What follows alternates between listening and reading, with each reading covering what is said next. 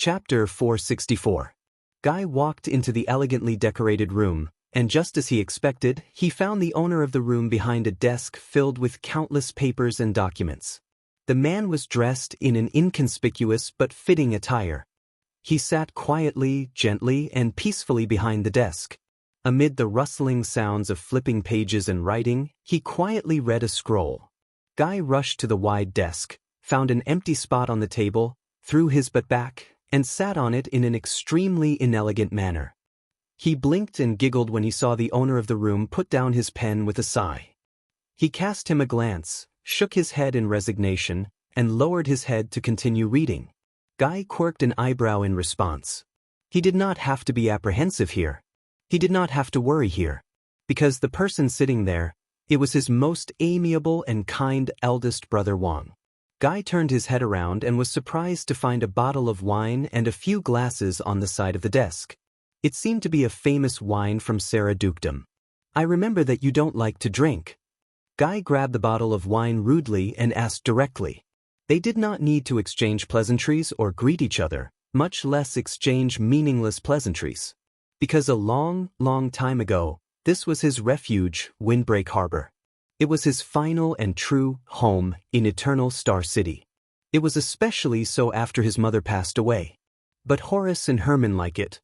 Eldest brother Wang did not raise his head, but his voice was as pleasant as ever. Even though it was not as pleasant as Herman's melodious voice, it had a different kind of gentle power to it. It made people unknowingly calm down and calm down. "You are the same." Guy grabbed the bottle of wine, filled a glass, and shrugged. Then, "Thank you for your hospitality." Eldest brother Wang snorted, flipped a page, and grabbed another scroll. Guy took a sip of wine. While he complained about his elder brother's taste in wine, he also reacted to the other two names. "So, is today some kind of special festival? A day of fresh air in the prison?" Guy walked to the window and took a look, but he did not see the two despicable figures who worked together with each other. They had probably already left. Muscleman, sissy, stupid fatty. Why, once the stubborn old man left, all the strange creatures in the capital came to your place. Eldest brother Wang chuckled. His laughter trembled in the air, and it was gentle but rather infectious. "Don't scold yourself like that." Guy understood the sarcasm in his brother's words a second later. He scratched his head in realization. Oh! If it was Hyman or Horace who had mocked him, Guy would definitely not hesitate to retort back. But this was eldest brother Wang's words. It was just a small joke. "They are different." They were different too. "Why are they looking for you?" His brother scribbled something and switched to the next page. "I'm looking for them. You know, when father goes on an inspection tour, he reports directly to me." Guy came to a realization. Oh, no wonder Horace has such a sour face. Damn it. Although he said so, he was very happy in his heart. But then Kia realized that he had used a foul word. He hurriedly covered his mouth and mouthed to brother Wang apologetically, "I'm sorry. I'm sorry." As usual, her brother did not get angry. His gaze was still fixed on the paper. He only curled up the corners of his mouth, revealing a slight smile. It was just like the look on Kai's face when he deliberately tore his brother's book when he was young. Gentle, peaceful, tolerant, bright. Guy guessed that no matter how much trouble he caused or how much trouble he caused, even if he killed the king of Extet, eldest brother Wang would probably only shake his head gently, smile faintly, and tell him, "I'm here. I'm here. Don't be afraid. Rest early." And he always has a way. He always has a way. When he thought of this, Guy realized that his red wine glass was empty.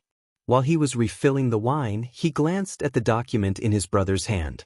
It looked like a letter from a foreign noble. He knew that it was a matter of state, but his brother did not seem to mind. "What's that?" Eldest brother Wang rubbed the space between his brows. "The land tax dispute between Wind Return Castle and Maolin Forest." Guy blinked. "Is it serious?" This involves the conflict between the traditional laws of Blade Edge Hill and the Succaitor Act during the era of the Virtuous King. I plan to let Banker mediate next season. On the surface, this is an imbalance between the taxes paid by the old and new nobles, but in reality, As eldest brother Wang spoke, he suddenly raised his head and revealed a gentle face.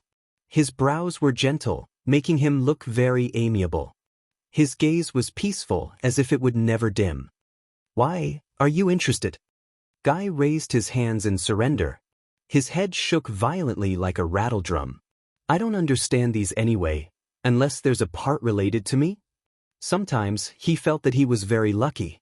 He never had to deal with these headache-inducing government affairs, and he had an omnipotent eldest brother Wang to shield him from trouble. What was even more fortunate was that eldest brother Wang was the crown prince, the heir, and the future master of Constellation. Just think, if someone else inherited the throne, such as a lunatic like Horus or an idiot like Herman. Oh sunset, Guy swore that he would rather rebel and be disgraced than see that happen. Well, except maybe Uncle John. Yes, I think there is. Eldest brother Wang frowned and thought about it in a serious manner. He revealed a worried expression. In the next 5 years, the young ladies from Wind Return Castle will be more anxious to get married than before. In an instant, Guy's expression changed drastically. My God, it seems like the problem is really serious.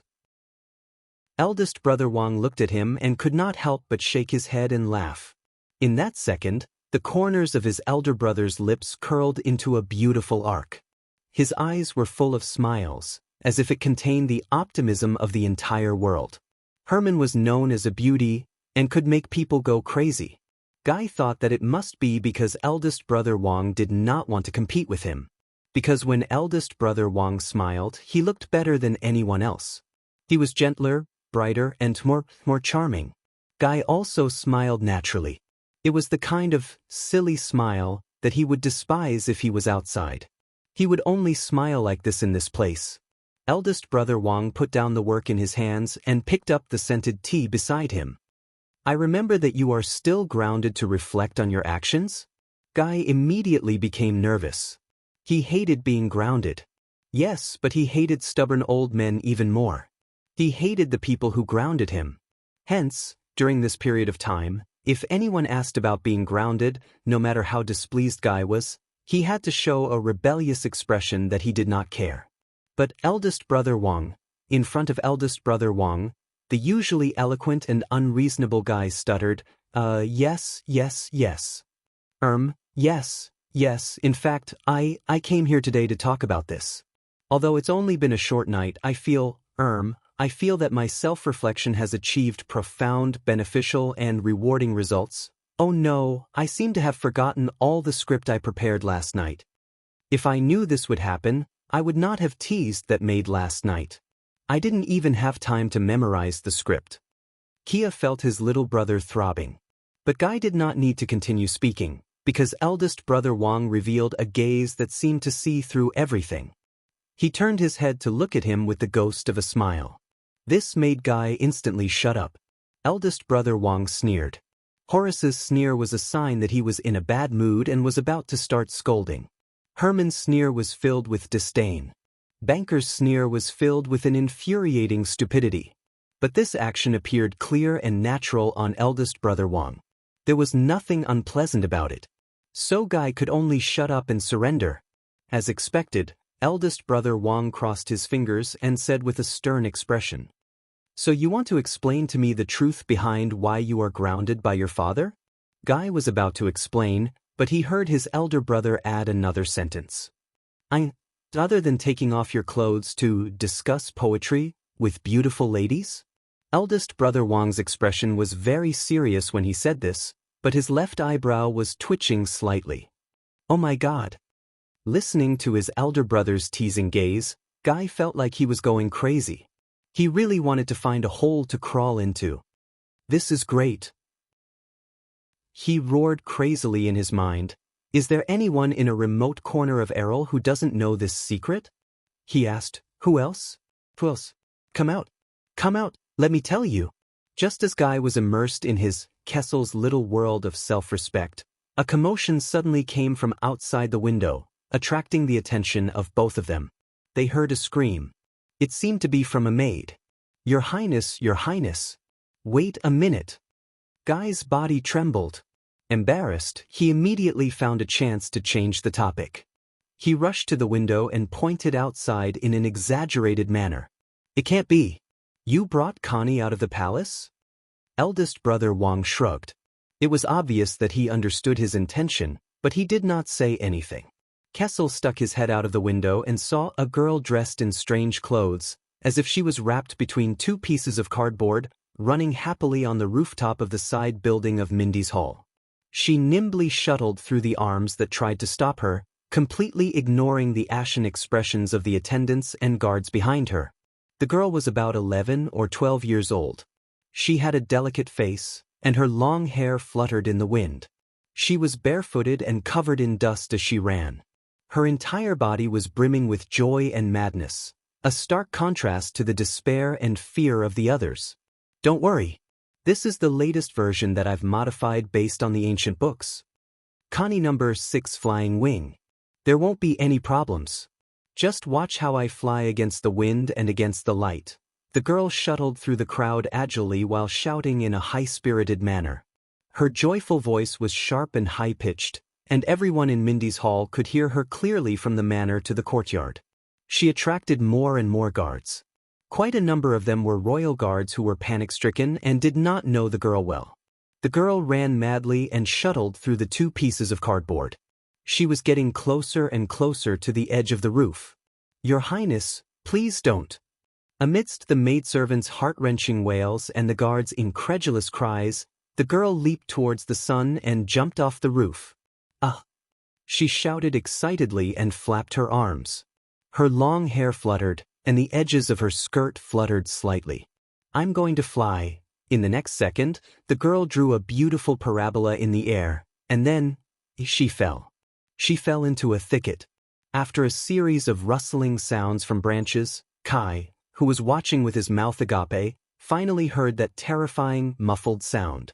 Asterisk thud. Asterisk Kai shuddered violently and retracted his head. His facial features scrunched up together. It looked like, it hurts. The maidservants' hysterical screams rang through Mindy's Hall again. But someone help.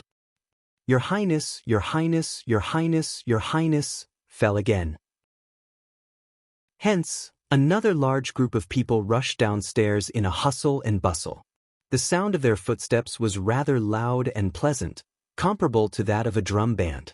After watching all this, Kai, who was still in a state of shock, retracted his head from the window with great difficulty. With great difficulty, he straightened his lips and revealed an ugly smile. Are you really not going to do anything about it?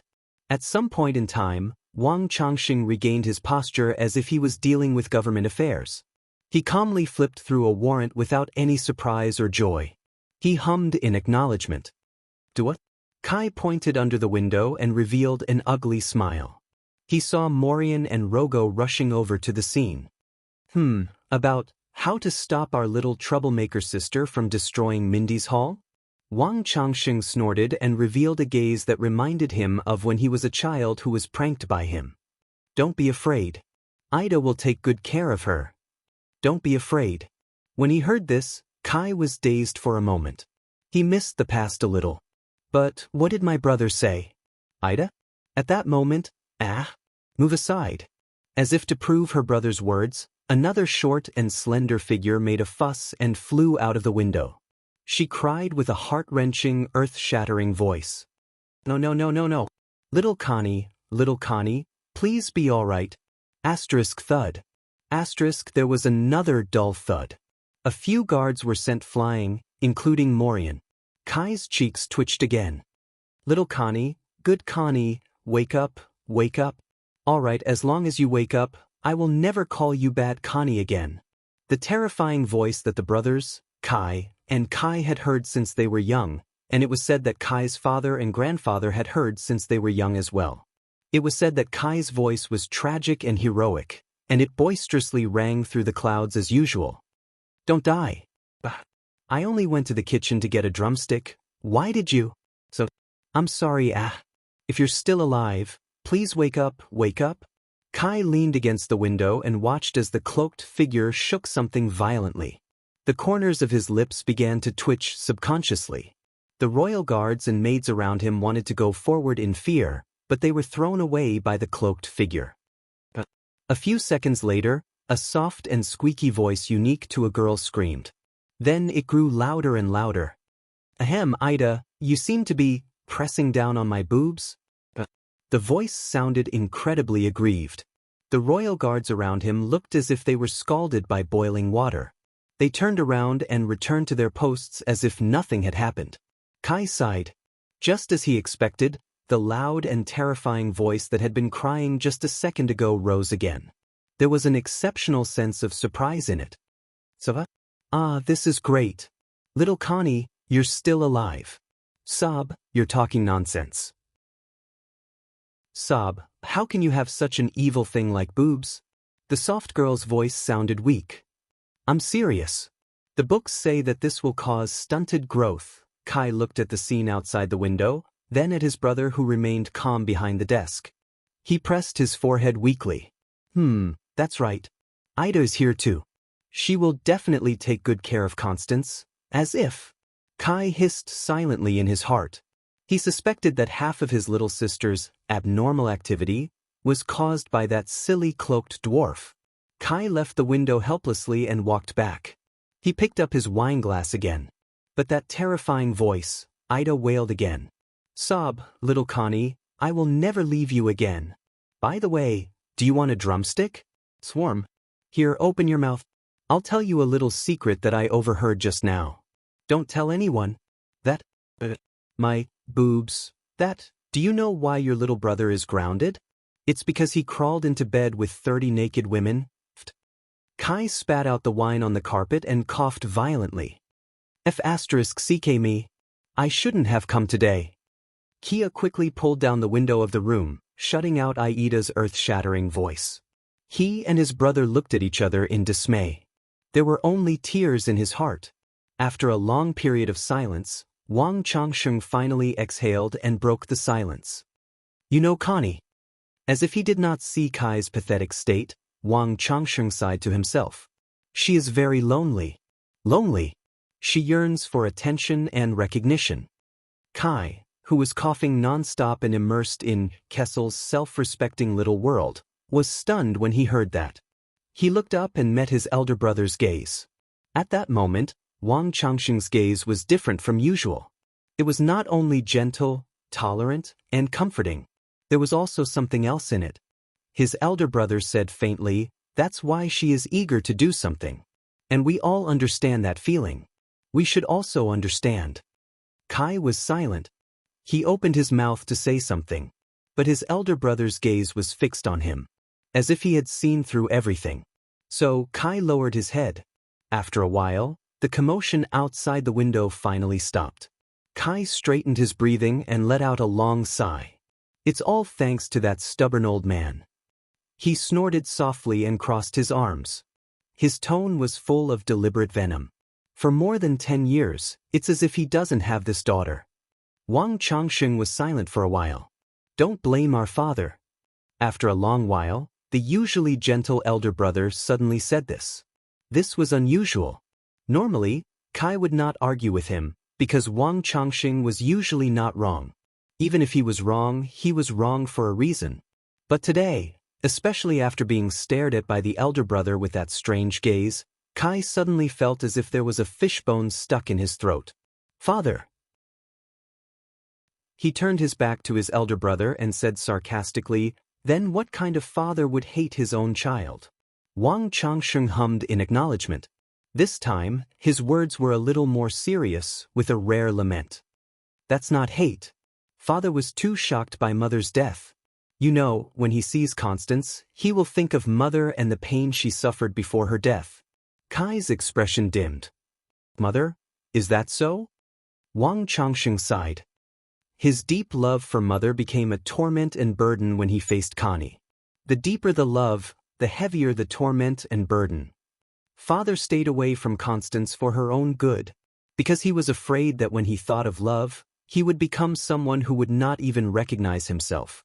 When he said the last few words, even his elder brother seemed to be in a daze. Kai clenched his teeth and shook his head. Nothing is more ridiculous than this. He knew that if Mother saw how he treated Connie, she would definitely fight him to the death. just like how she protected us, protected all her other children. Wang Changxing did not answer immediately. The room was quiet, even the sound of turning pages and writing was not heard. Yes, Kai heard his elder brother speak very slowly. She will. Kai suddenly thought, not only Connie, if mother saw her beloved sons end up in this state, hating each other and being wary of each other, what would she think? Every time he thought of this, Kai's heart clenched. Eldest brother Wang heaved a deep sigh before he resumed his gentle and cordial tone. So, the responsibility of caring for her sister can only be borne by her older brothers for now. Wang Changsheng patted the back of his neck, as if he was relaxing his muscles and bones. Kai also patted his head, pulling himself out of the abnormal state he was in just now. Forget about those naked women, forget about it. By the way, I found you a job.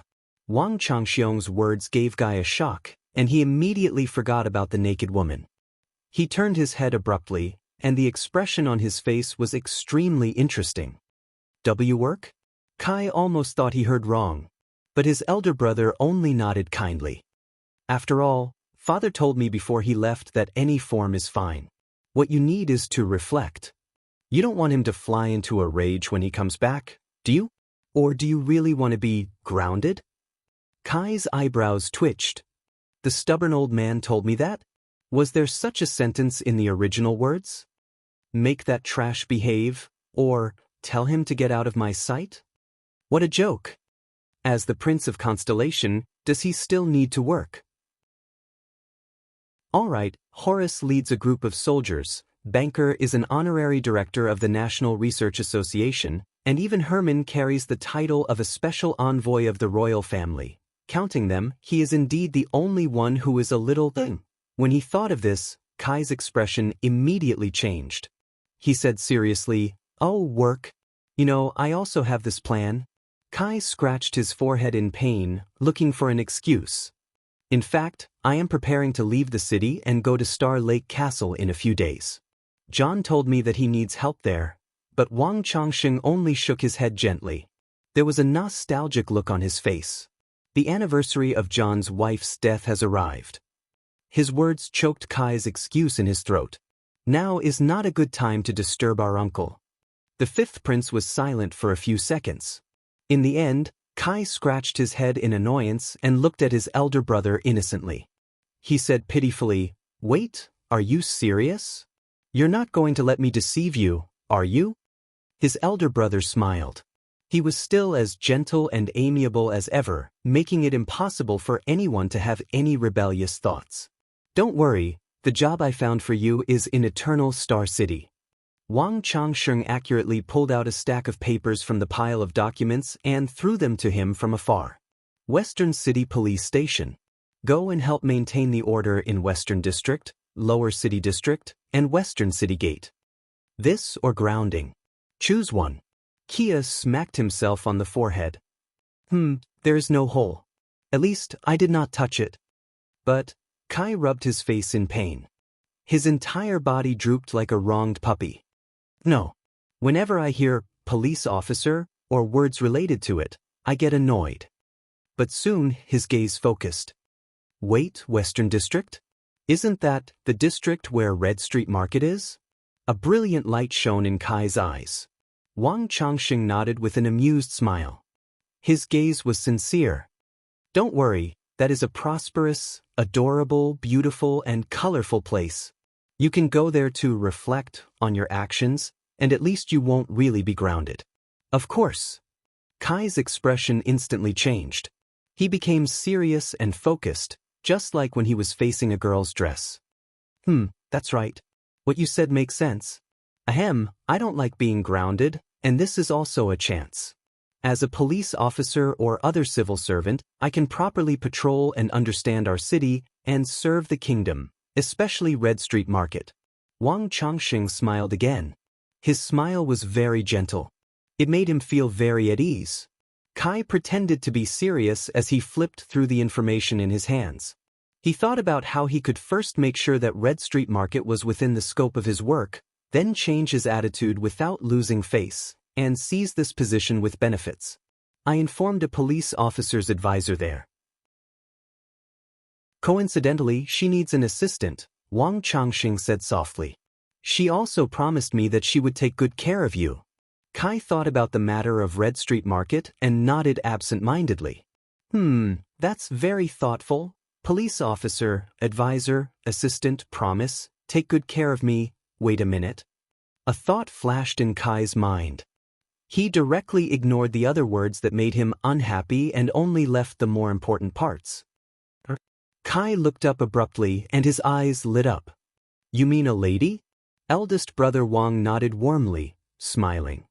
Miss, to be exact, unmarried, and her family have little power over her. Elder brother Wang knocked on the table with his fingers. His expression was complicated, with a hint that Guy couldn't understand. It didn't matter. Apart from eating, drinking, and playing, Guy usually didn't know much about anything that elder brother Wang knew. And his elder brother would definitely not harm him. Most important, Miss, it doesn't matter if we get married. Kai really wanted to say that. But he had to be reserved. Yes, reserved. Guy suppressed his excitement and told himself that he couldn't show his table manners too obviously. After all, elder brother Wang was a decent person. Therefore, it had to be done step by step. Is it beautiful? Is it beautiful? Isn't it beautiful? Kai's eyes twinkled. Eldest brother Wang smiled again. His eldest brother put his hand on his chin and pretended to recall something. He frowned slightly and then nodded slightly. Very beautiful. In that instant, Kai's eyes almost shone with the light of faith. Her brother was a man of his word and had never lied to her. That's right. Elder brother Wang's lips curled up. He continued to chuckle and added weight to his words. She's also smart and considerate. Oh my God. That's great. My respected, handsome, great crown prince, you are really my brother. If we weren't separated by a table, I would have kissed you. Kai's resistance and annoyance from a minute ago seemed to have disappeared. He felt as if he was immersed in the most wonderful hot spring. When do I start working? Can I go now? He blinked his sparkling eyes. Elder brother Wang smiled again, and his smile became even cuter. He tore off a note and wrote an address and a name. Western City Police Station. Look for Officer Jines Bajkovic directly. Don't bring any attendants. Of course. Kai was no longer pounding garlic. He was nodding like an avalanche. How can I let that boorish Val and that idiot Kana benefit from such a good thing? By the way, as elder brother Wang wrote, there was a nostalgic tone in his voice. That lady is extraordinarily charming. Don't fall in love with her. You will suffer. Fall in love with her? Kai took the note impatiently. He spun on the spot in a well-practiced dance before he faced Midir. You worry too much. I'm a veteran who has been with many women. Kai flashed a confident smile. He extended his finger and pointed at Midir while he walked backwards out of the door. You know I won't. Elder brother Wang still had that reassuring smile. He waved his hand, not knowing whether he should laugh or cry. Hurry up and go. Kai's figure disappeared. But a few seconds later, his palm reappeared by the door. Hey, Midir. Kai, who had returned, stood outside the door. He stuck his head out and grabbed the door frame so that his elder brother, who had his head buried in the table, could raise his head again. Kai patted the door frame gently and said hesitantly, Thank you. Midir raised his eyebrows while he sat at the study table. He put on a resigned expression and shrugged. This is my father's order. But Kai shook his head. No, Kai grabbed the door frame and fidgeted. He seemed to be a little embarrassed. Thank you. But in the end, he still took a deep breath and shook the note in his hand. He subconsciously pointed in all directions. Everything. Thank you. Thank you. Elder brother. Thank you for tolerating me when everyone hated me. Bear with me. Take care of me. Care for me. Understand me. Midir Jade Star. Thank you. Thank you for becoming my elder brother the moment I was born. Until eternity. After he finished speaking, even though most of it was in his heart, Kai lowered his head in embarrassment and rubbed his nose. He was not used to doing this. He did not even dare to look into Meteor's eyes.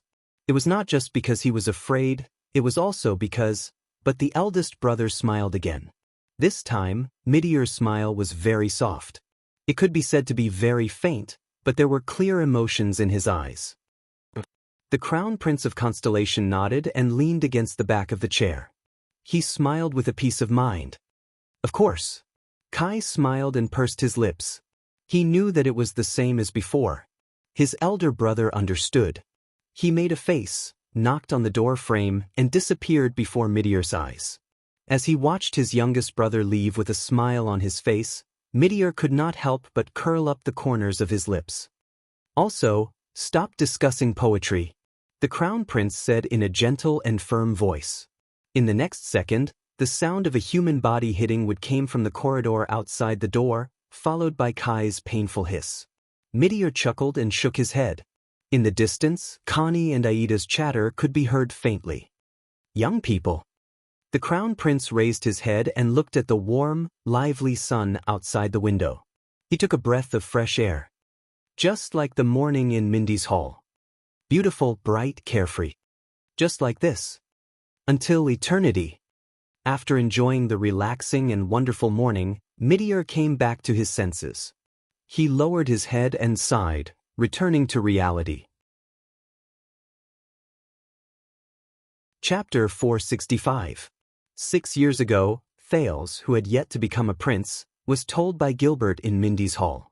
The history of Constellation has never lacked blood. Blood. Is this the real blood? Thales stared at the agitated Samuel. The man reminded him of the Duke of the Northern Territories' almost hopeless roars in Renaissance Palace a long time ago. The same hatred, the same pain, the same desolation. Similarly, he would stake everything on a single throw. The atmosphere in the storage room reached its peak. Even Belden, who stood in front of Thales, put down his weapon in a daze. Samuel's panting was filled with anger that had not subsided for a long time. Nalji bit his lower lip tightly. Barney Jr. was like a lost traveler who fell into the fog. He raised his head in confusion. As for Zacriel, he only pressed his hand against his forehead and lowered his head. He did not say a word. Even Quickrope, who tried his best to act as if it had nothing to do with him, inadvertently revealed a contemplative and surprised expression that a low-ranking mercenary would not have. He looked at Thales. "What do you want to do?" But Thales ignored him.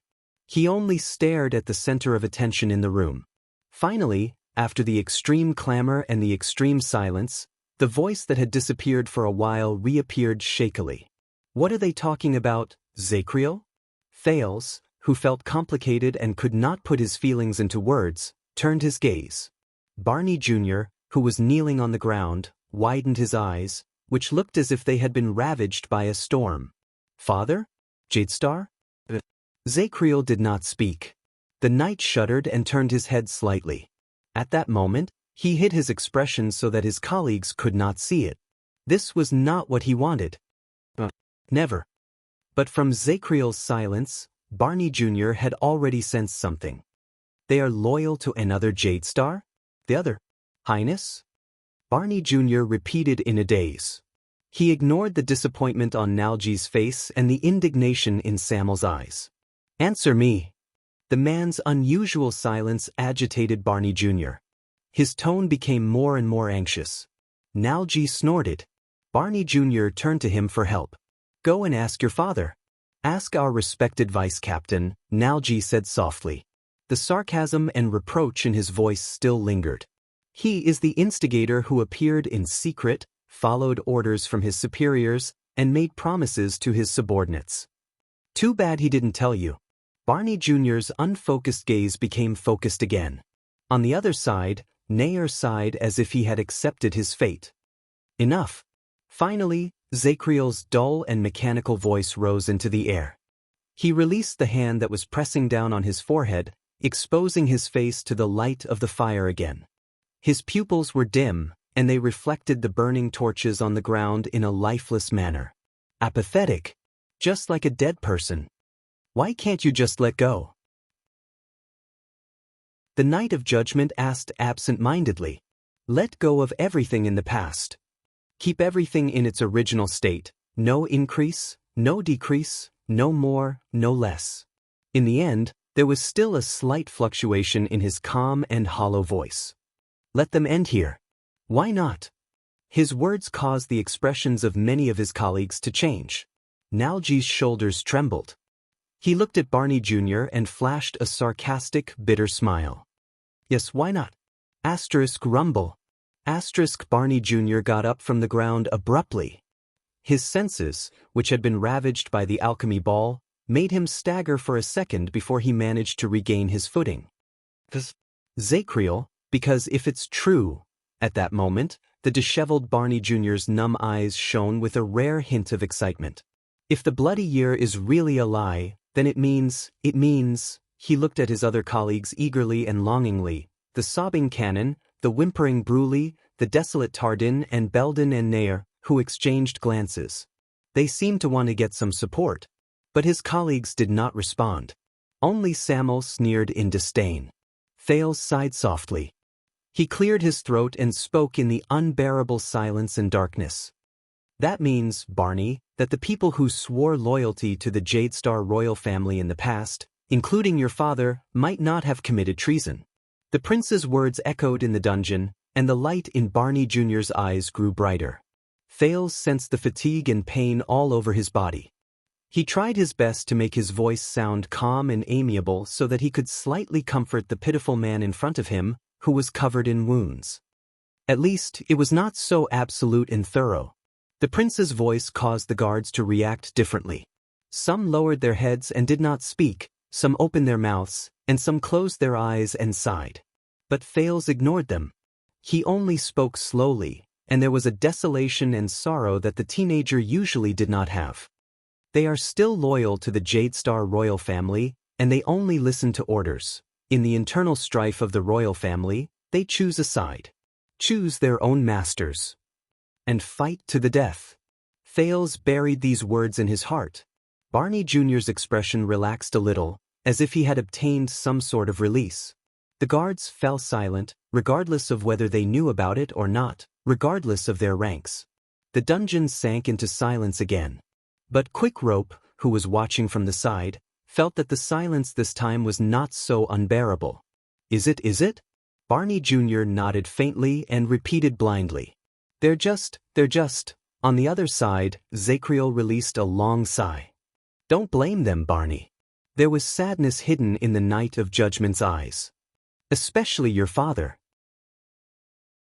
In that chaotic era, families, oaths, righteousness, loyalty, traditions, royal power, family, the kingdom, His Majesty, His Highness. They just don't know that among so many people. Zacriel paused for a moment, as if he was organizing his words. What should they be loyal to? After he finished speaking, the Knight of Judgment closed his eyes in desolation and unclenched his fists. Barney Jr. stared at the floor tiles in a daze. He was filled with conflict and realization, and he seemed to be unable to speak anymore. But at this moment, Nalji let out a disdainful sneer again. Everyone looked up. You're too optimistic, Zacriel. Nalji shook his head. His eyes shone with gloom. You've left out a part. For us, the worst part. Barney Jr. was stunned. Thales' expression tensed. There was a suffocating pain in Nalji's voice. If this is the truth of the bloody year, it means that we. Nalji paused, as if he could not continue speaking. Zacriel did not speak, but his numb facial muscles began to tremble. Samuel seemed to understand as well. He took over the conversation. I understand now. Samuel's resentment disappeared without a trace. What followed was gloominess. If the bloody year was a bloody internal strife in the family, and blood relatives killed each other, Barney, even if I did everything I could to escape from my imprisonment, and tirelessly sought help and revenge, even if you worked hard to atone for your crimes by sending this Jadestar prince back to the capital. A few seconds later, Barney figured something out. His face, which originally had some color in it, froze again. The relaxed look on his face disappeared, and what followed was fear that could not be dispelled. The reactions of the guards varied. Some looked relieved, some shook their heads numbly, and some furrowed their eyebrows. Even if we found out who the mastermind of the coup was and who the spy was, even if we proved that we and the rest of our colleagues were innocent and loyal, even if we— When he said this, Samuel choked a little. He lowered his head and spoke in a desolate tone. There is no meaning to it anymore. Barney Jr.'s body swayed violently, as if he had been hit by a heavy hammer. For the stability of the reign, for the reputation of the royal family, and even more so for the authority of Renaissance Palace, whether it is King Kessel or his successor, or all of Constellation, they will never allow the ugly truth of the bloody year to be revealed, let alone make it known to the world. Samuel glanced at Thales from afar. There were too many things contained in that glance: hatred, indignation, desolation, despair. It made Thales feel even heavier. On the contrary, the people we swore allegiance to will do everything in their power to bury the truth, conceal it, and distort justice. Because the people's impression of the noble and wise Jadestar family cannot be the ones responsible for the bloody year. The true culprit of that year will always be the rumored mysterious mortal enemy of the Jadestar royal family.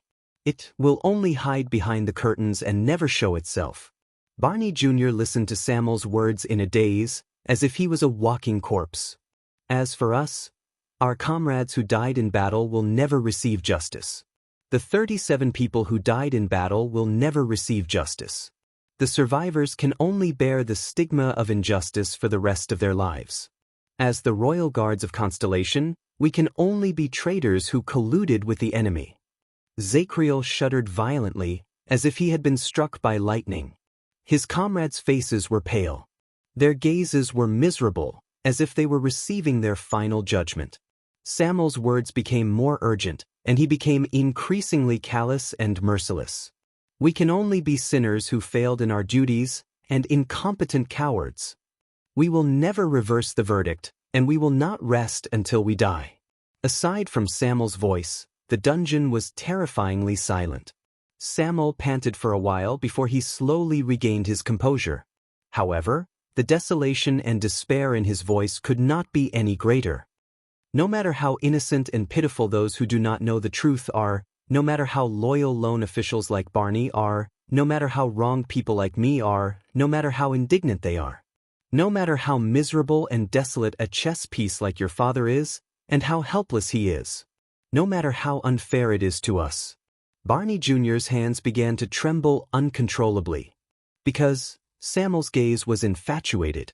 Because as the royal guards, we are destined to be sacrifices and scapegoats under the 9-pointed star emblem. Thales listened quietly.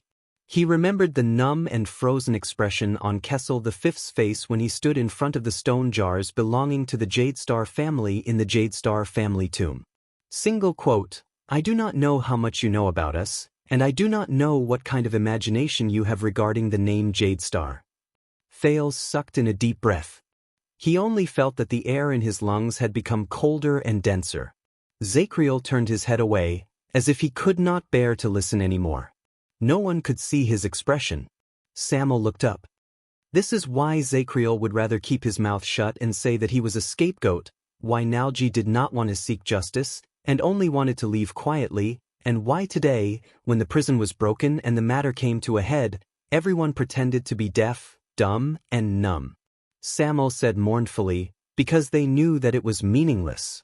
Barney Jr. looked at his other comrades in disbelief. Many of them lowered their heads in shame when they met his gaze. Zacriel still did not speak. Barney, for the past 18 years, the things that kept us alive, whether it was clearing our names of injustice, restoring justice, or even the laughable so-called revenge, were all fabricated. All the struggles we did, all the hopes we embraced, all the wishes we placed on ourselves, all the answers we sought, justice, justice, truth, innocence, freedom. Samuel's words were accompanied by panting. They were intermittent, and there was pain in his words that could not be resolved. All of it was in vain. Barney Jr. turned his head around mechanically. The expression in his eyes became more and more stiff and numb. Samuel sucked in a deep breath and stared at the dark, bottomless corridor. He smiled brokenly and ended his speech. In the corner of history, We, the former royal guards, are destined to be buried in dust and never see the light of day. Asterisk thud. Asterisk the few words were light, but they seemed to contain a great force that Barney Jr., who had just stood up, fell to the ground again. Nair exhaled softly. Belden did not move. Tardin, Bruley, and Cannon seemed to have sunk into an eternity of stiffness and silence. Silence returned to the underground prison. Nalji stared at a torch beside him with the ghost of a smile on his face. He turned his face away in an unaccustomed manner as the light from the torch shone on him. He made a muffled sound in his throat. "Do you know what I am most jealous of and hate about you, Barney?" Nalji said in a low voice. "For 18 years, even though you foolishly lived in a lie. But at least you still lived in the hope you weaved for yourself. In this bottomless underground prison shrouded in darkness, you lived in the only place where light shone." As a soft, muffled sound rose, the torch on the ground was extinguished. Nalji's figure was once again engulfed in the terrifying darkness.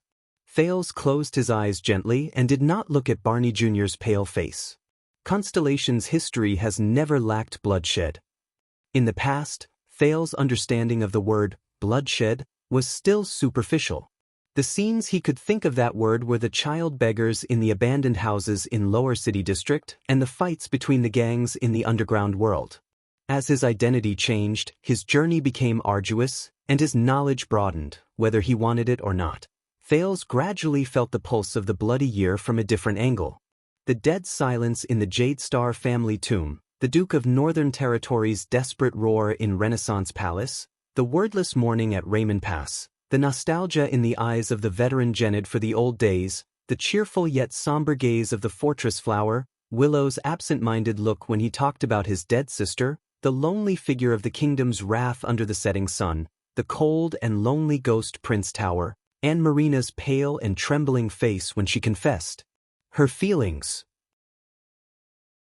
Too many people were trapped in it and could not extricate themselves. Thales thought that he was beginning to understand the cruel side of the bloody year. Until now.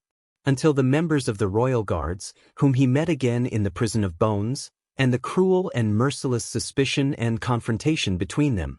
This was the true bloody year. It was an eternal nightmare that engulfed everything, and it was as if he could never wake up from it. Barney Jr.'s forlorn laughter broke Thales' heavy thoughts. Unexpectedly, Barney Jr.'s face was no longer gloomy and sad. Only a smile remained. A numb, still, fake and cold smile. Just like a clown in a circus. Just like the smiling faces they painted on with paint. A smiling face that made people feel slightly uneasy. No one knew what was hidden under the curve of that smile. Thales felt a stab of pain in his heart when he saw it. "I see," Barney Jr. said loudly and desolately as he laughed. Alan, Walker, Bobby, Morian, Larray, King, Skeleton, Rogo. He mumbled the names that Thales found unfamiliar in a neurotic manner. He did not even spare a glance at the people beside him. He only extended his arms towards the dark ceiling and laughed madly. 18 years of imprisonment, so much bloodshed, so much persistence. It was all meaningless. Barney Jr. laughed so hard that the brand on his face curled up a little. What exactly did we fight for? What did we live for? What did we die for? No one could answer him. Nalji stared at him coldly. Samuel snorted softly through his nose. Zacriel seemed to have turned into a statue. He remained silent during Nalji's accusation, Samuel's confession, and Barney Jr.'s questioning. Tardin and the others looked dispirited. They lost hope. Thales shook his head and gave a negative answer to Quick Rope's questioning gaze. Barney Jr.'s laughter slowly became sluggish and difficult to understand. He fell to the ground again. For what? Belden stared at his former chief vanguard with a dumbfounded expression. "Barney," he spoke in a troubled manner, as if he wanted to comfort Barney Jr., who seemed to have completely lost his composure. But when the words reached his mouth, he found it hard to speak. But in the next moment, Barney Jr.'s actions caused his heart to tremble violently. Asterisk clatter. Asterisk Barney Jr., who had had his fill of laughing, stopped smiling and grabbed the long sword he dropped on the ground. Everyone was shocked. Even Zacriel looked up. Barney Jr.'s eyes were bloodshot, and his entire body was trembling. He placed the blade on his palm. He stared at the blade, which had gone through several battles, and had a curl and a chipped edge. Then he turned the blade towards his neck. Chapter 466. Barney! Belden was the first to cry out involuntarily. What do you want to do? While everyone was in disbelief, Barney Jr. laughed bitterly. He looked at everyone as if he had been freed and resigned to his fate. What do I want to do? Nothing. Barney Jr.'s gaze slowly calmed down, and he looked even more ominous. My father, you and all of you, Barney Jr. snorted and shook his head slowly. Samuel was right. Everything we did was meaningless. Samuel lowered his head in anguish. Nalji was also right. We already belong here. We can't leave. Nalji snorted coldly. Even Zacriel was right. Some things should never be mentioned. Zacriel's expression was complicated. In this prison, the only person who is wrong and stupid has always been me. Under everyone's horrified gazes, Barney Jr. laughed coldly and said loudly, I should be buried in the ground for all eternity. Once he finished speaking, his arm moved. Thales sucked in a sharp breath. However, before everyone could cry out in surprise, a figure pounced on him and seized Barney Jr.'s sword-wielding wrist. No. Under Thales' astonished gaze, Nair, the former second logistics officer, grabbed Barney Jr.'s chest and wrestled with him while his arm trembled. No, Barney. Nair pursed his lips and shook his head fiercely. He struggled to speak through gritted teeth. Barney Jr. pushed against Nair, who refused to budge an inch. Let go, Nair. I don't want to hurt you. Belden gritted his teeth and took the chance to sneak behind Barney Jr. I am the logistics officer of the guards, you know. Nair seemed to be trying to be humorous, but his gaze was almost pleading. Non-combat casualties are my responsibility. Many people reacted to his words. Barney Jr. was stunned for a moment before he chuckled. Logistics officer, what? You don't even care about what little dignity I have left. In the next second, Barney Jr.'s expression changed, and he shouted angrily, Are you going to take it all away? With hell senses, Thales saw Barney Jr.'s power of eradication surge. Nair's hand was instantly released, and his opponent turned around and threw him away. Nair crashed into Belden, who intended to seize the opportunity to launch a sneak attack and snatch the sword. He coughed up a mouthful of blood and grunted in pain. But the moment Barney Jr. grabbed his sword again, a third figure pounced on him and pressed down on his arm. This time, Barney Jr. stared at the person who stopped him in surprise. It's not that simple, Barney. Nalji sneered before Barney Jr.'s eyes. He seized Barney Jr.'s right arm from an ingenious angle. After such a long period of torture, you want to escape just like that? Like your coward father? Nalji said hatefully, No way. Barney Jr. furrowed his eyebrows at first, then his anger surged. But Nalji interrupted him. At least, not in front of me. In the next second, against everyone's expectations, Nalji raised Barney Jr.'s arm with a cold smile. He faced the edge of the sword himself. There was a ripping sound. It was the sound of steel tearing through flesh, a sound that Thales had heard countless times. Thales cried out in surprise with his eyes wide open. It shouldn't be like this. It shouldn't be. He was not the only one who reacted this way. Most of the royal guards cried out in surprise. Asterisk clang. Asterisk the long sword fell to the ground. Asterisk thud. Asterisk with a languid smile that he had not shown for a long time, Nalji slowly let go of Barney Jr.'s arm.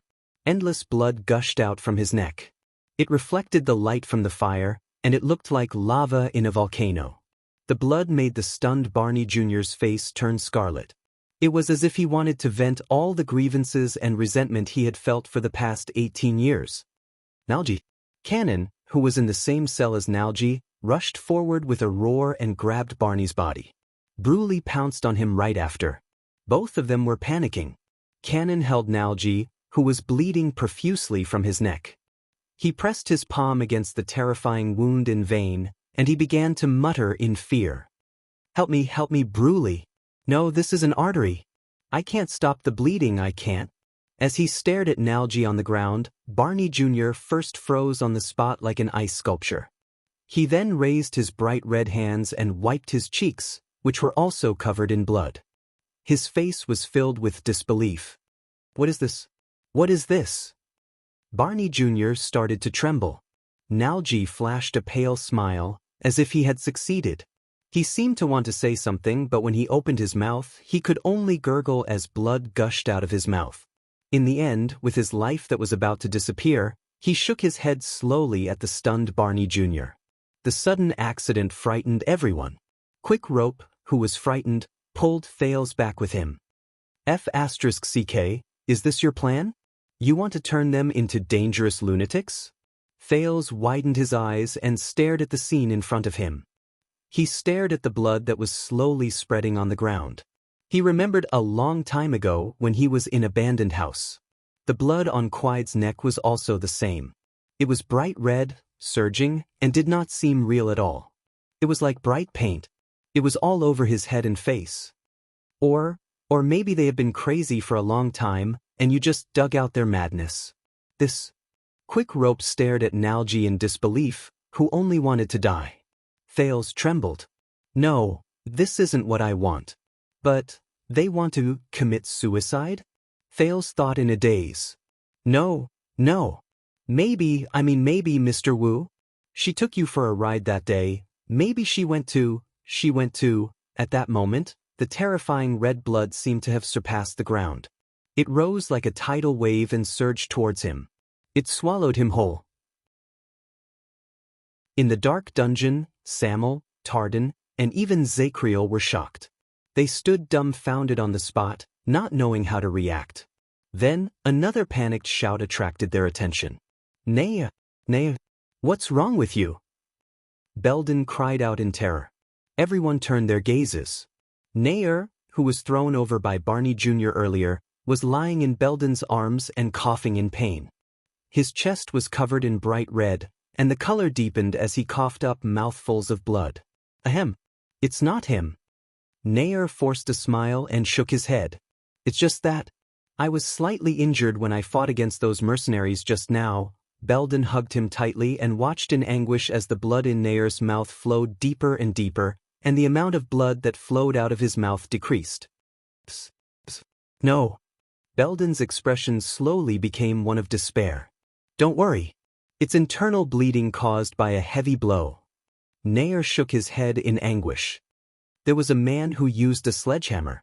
I couldn't dodge it. At that time, I felt that something was wrong. Tardan walked forward in disbelief and knelt down beside Nair. Thales' mind was blank. He could only stare at the two lives that were about to disappear before his eyes. No, Nair, Nalji. Why? Barney Jr. looked at Nalji, who was lying in a pool of blood on the other side, then at Nair.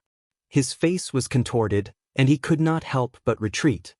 His words were filled with sobs. Why? Nair smiled bitterly and coughed up another mouthful of blood. You know, after all, we are not like before. Not like before. Before. Barney Jr. groaned in pain. He bent down and held his head in his hands. Now. On the other side, Nalji, whose life was continuously draining away, tried his best to speak. With a languid smile, he could only mutter a few words.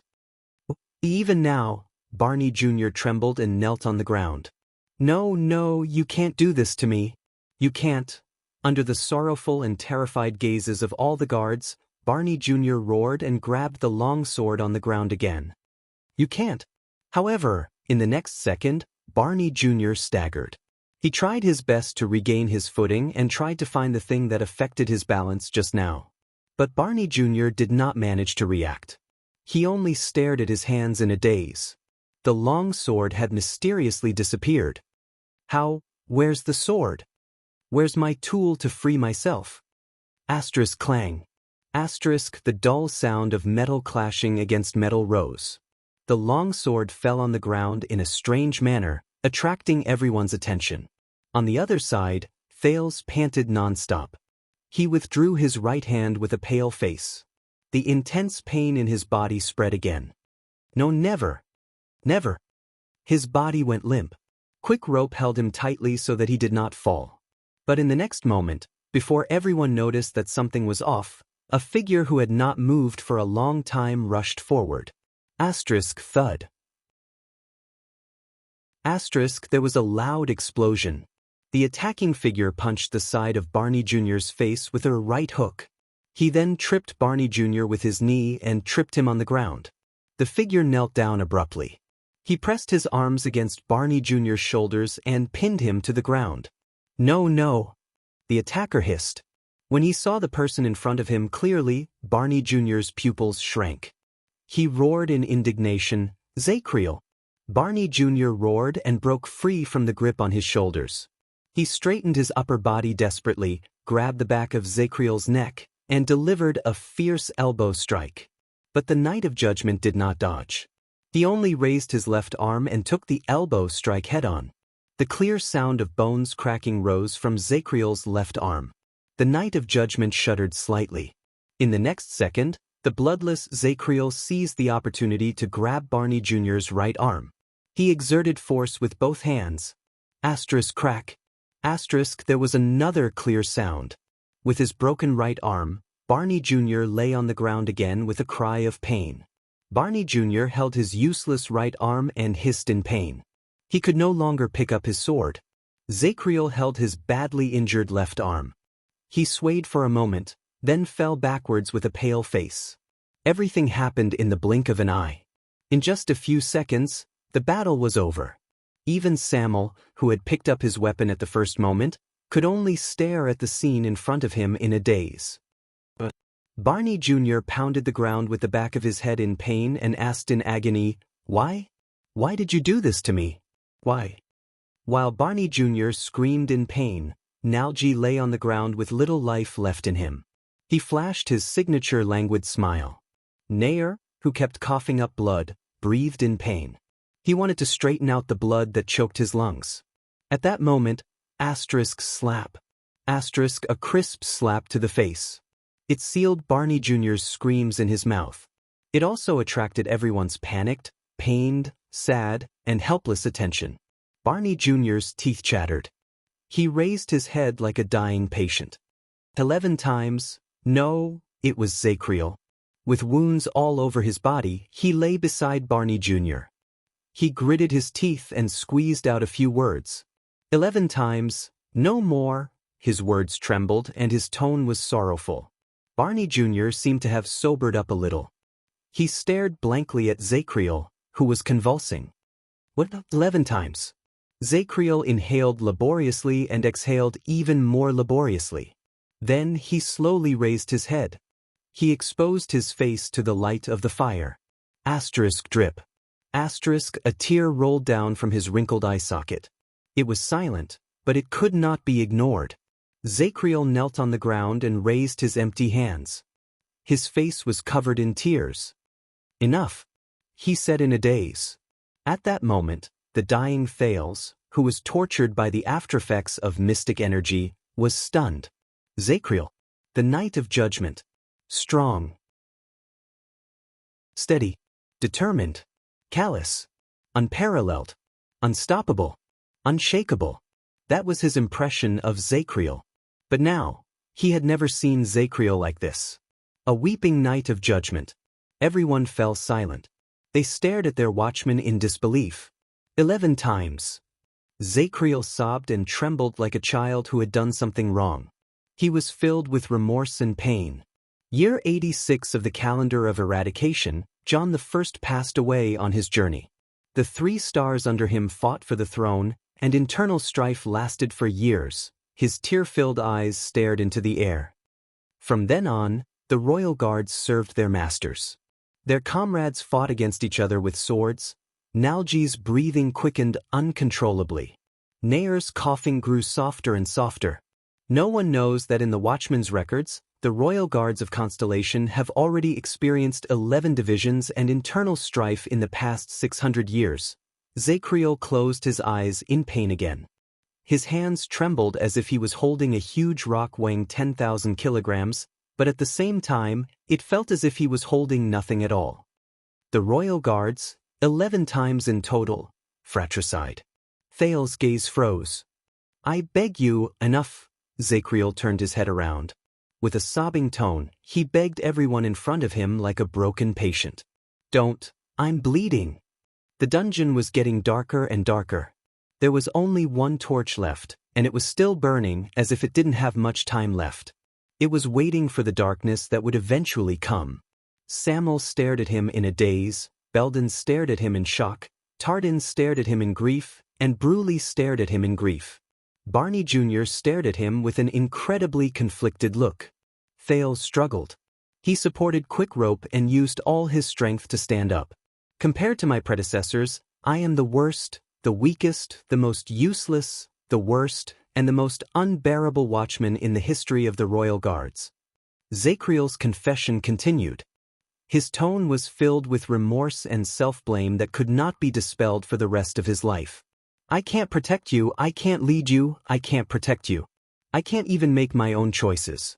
I can only watch everything happen, powerless and helpless." With tears in his eyes, he swept his gaze over his wounded teammates in a daze. In the end, his gaze stopped in the air, and he stared at the non-existent people. "I'm sorry, Your Majesty. I'm sorry, Captain. I'm sorry, everyone." The lonely and desolate night of judgment swayed a little. His injuries were not light to begin with, and he seemed to have used up all his strength to support his knees. He slid weakly to the ground.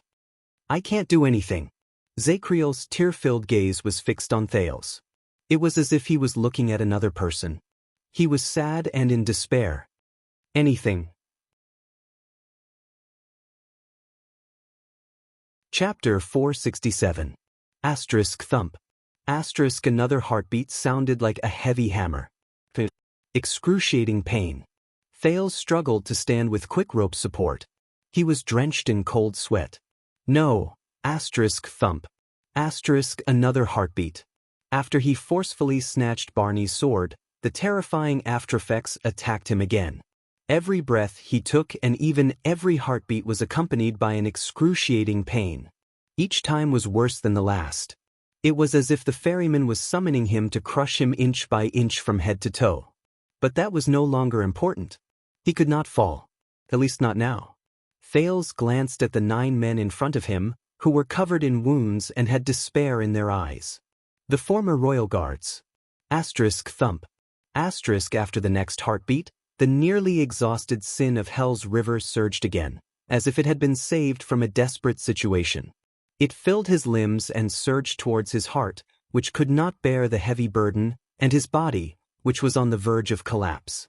An unfamiliar yet familiar fluctuation attacked him, and the scene of him fighting against the Star Killer on the night of Dragon's Blood appeared again.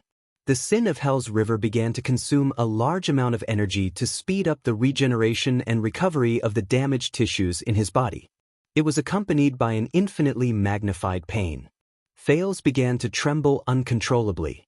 But unlike before, when he listened to Zacriel's confession, Barney Jr.'s sobs, the sound of Nalji gulping down blood, and Nayer's increasingly chaotic breathing, Thales suddenly realized that he could ignore the pain that had once made him wish he was dead. Zacriel's words rang in his ears like it was a lifetime ago, but they were incredibly clear. The royal guards served their masters and comrades fought each other with swords. A total of 11 times, they fought against each other. Thump. The night of judgment stared blankly into the darkness in Thales' increasingly dim vision. "I can only watch as everything happens, powerless and helpless." "I'm sorry," Zacriel said emptily. "I can't do anything." Thales subconsciously tightened his grip on Quick Rope's arm and closed his eyes. The sin of Hell's River was like a beast that had found its prey. It continued to roar in his body. But at that moment, Thales seemed to have returned to that night in the abandoned house. He lay powerlessly on the dilapidated floor. He heard Quide's maniacal laughter. Kellett, Ned, Ursula, and the deceased child beggars floated in the air, looking at him expressionlessly. He watched as Quide walked past Thales and walked towards the weak and trembling Coria. And he could only watch helplessly as everything happened. Nothing could be done. Thales clenched his fists. Can't do anything? There seemed to be a voice whispering in his heart. As if he was ordering his body, Thales trembled and let go of quick rope. He stood up straight in pain. The chaos and blood in Dragon Cloud City that night flashed across his mind. Do anything. No, do it. He suddenly understood. What he learned from Taurus teachings was not just the use of mystic energy, the mystics, contactor, or the thing, stage. It was something more important. Thales' eyes flew open. No. The youth's calm and resolute voice attracted everyone's attention. Quick Rope stared in surprise at the Prince of Constellation, who had relied on him to stand steadily just a second ago. At that moment, he was drenched in cold sweat as he walked forward.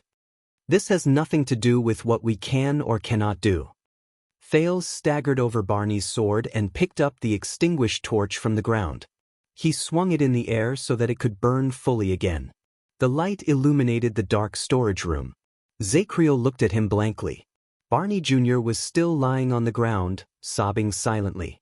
Nalji, who was hovering at the edge of death, gradually lost focus. Nair's coughs became soft and silent. Instead, it depends on whether we have made the right choice when the time comes. Thales inhaled with all his might and forced himself to lock the aftereffects of mystic energy and the pain from the sin of Hell's River's treatment outside of his consciousness. He held the torch and walked towards the dark pool of blood in front of him. No matter what you plan to do now, it's too late. Samuel snorted softly. His tone was filled with endless sorrow and mockery. This is the truth. Thales shook his head and continued walking forward. Blood from Nalji's neck stained the soles of his shoes. It was just like that night when he stepped into the pool of blood in the abandoned house. Everyone's gazes were focused on the prince. Thales gasped as he stepped into the pool of blood. In the next second, the pain in his body suddenly increased. The teenager slipped. He could no longer support his weak body and knelt on one knee in front of Nalji and Cannon. Thales! Quick Rope cried out in surprise, but he was stopped by the prince, who raised his hand resolutely. Now at least. Thales panted and took a few steps forward on his knees to get closer to Nalji. He met the man's almost dry gaze. We can still do one last thing. One last thing? Quick Rope was stunned for a moment. Idler, Nalji of the Defense Division, right? Thales endured the waves of pain and looked at the man in front of him, whose life was slipping away. With Cannon's support, Nalji glanced at Thales with a blank expression. Blood from his neck gushed out continuously through the gaps between Cannon's trembling fingers. Then, Nalji shifted his gaze away while trembling. He avoided Cannon's gaze and looked weak, as if he did not dare to face the teenager with the surname Jadestar. I know what you've done. Nalji shuddered slightly. The light from the fire illuminated Nalji's face, which was about to leave. His face was sallow and dry, and it was wrinkled with despair and pain. Thales gritted his teeth and squeezed out a calm smile as he watched Nalji's neck bleed profusely. He tried his best to make his words sound calmer. You participated in the conspiracy and civil strife. During the chaotic era, you wavered between your family and the royal power. In the end, you chose to deny the late king and pledge your loyalty to another Jadestar. You chose the future he represented. You were stained with a blood debt that cannot be washed clean, including that of your fellow guards. Nalji began to tremble while he lay in Cannon's arms. His eyes, which were already dark and gloomy, swept over Thales. They were filled with regret and pain. Thales watched him calmly. The sorrow in his heart momentarily overshadowed the pain in his body. You paid the price for this. You were tortured by your conscience. You wore the brand of sin on your face amid guilt, indignation, and resentment. You struggled for half your life. The teenager sighed. You wasted your time. Nalji opened his mouth in pain, but he could only make gurgling sounds as blood flowed from his throat. His gaze as he stared at Thales became more and more desperate. The guards stared at the prince with different gazes. Some of them were desperate, some were miserable, some were indifferent, and some were empty. But Thales ignored them. He only smelled the stench of blood that filled his nostrils. He stared at Nalji, who lay in a pool of blood, as though he wanted to stare at his only remaining soul. But I also know. Thales forced out a weak smile. I know that you refused to plead guilty and were imprisoned because of your own selfishness, but because you wanted to carry out your choice and cover up the Jade Star royal family scandal. That might have been a sad but respectable choice. When he finished speaking, the guard's expressions changed slightly. Cannon, who was still holding Nalji, even raised his head in surprise. Nalji's dirt-covered face struggled for a moment. He looked at Thales in disbelief and clenched his fingers into a fist. In the next second, Thales sighed. But those are not important anymore. The teenager stared at Nalji seriously. His bruised and disheveled face was calm and indifferent in the firelight. Because 18 years later, at the moment when you were about to escape from prison, when freedom and relief were within your reach, you chose to give up on hypocrisy and luck. You faced the nightmare, the pain, and the ugliness head-on. You faced your past self. Zacriel, who was listening quietly, swayed a little. Barney Jr. also calmed down. As he listened to Thales' words, Nalji's breathing, which had worsened due to his bleeding, started to become chaotic. Perhaps what I'm saying now is insignificant, and I came too late. The weak Thales extended his left hand while trembling. He gently caressed the ugly brand of sin on Nalji's face. It was carved with the letters of the ancient empire. His touch seemed to have some sort of magic that made Nalji gradually calm down. Thales clenched his teeth gently. But at least I want you to know. Even if the world does not know, even if the kingdom refuses to admit it, even if it will never be cleared up, at least I know in my heart. Thales took a deep breath and smiled. I don't think you are a bad person, Nalji. At that moment, Nalji's pupils shrank abruptly. The way he looked at the prince changed, just like his expression. You are not a selfish, simple, and evil traitor. The teenager's voice was very soft, and it could only cause the dust to tremble. But it traveled in the dungeon, and it was incredibly clear. It traveled into everyone's ears.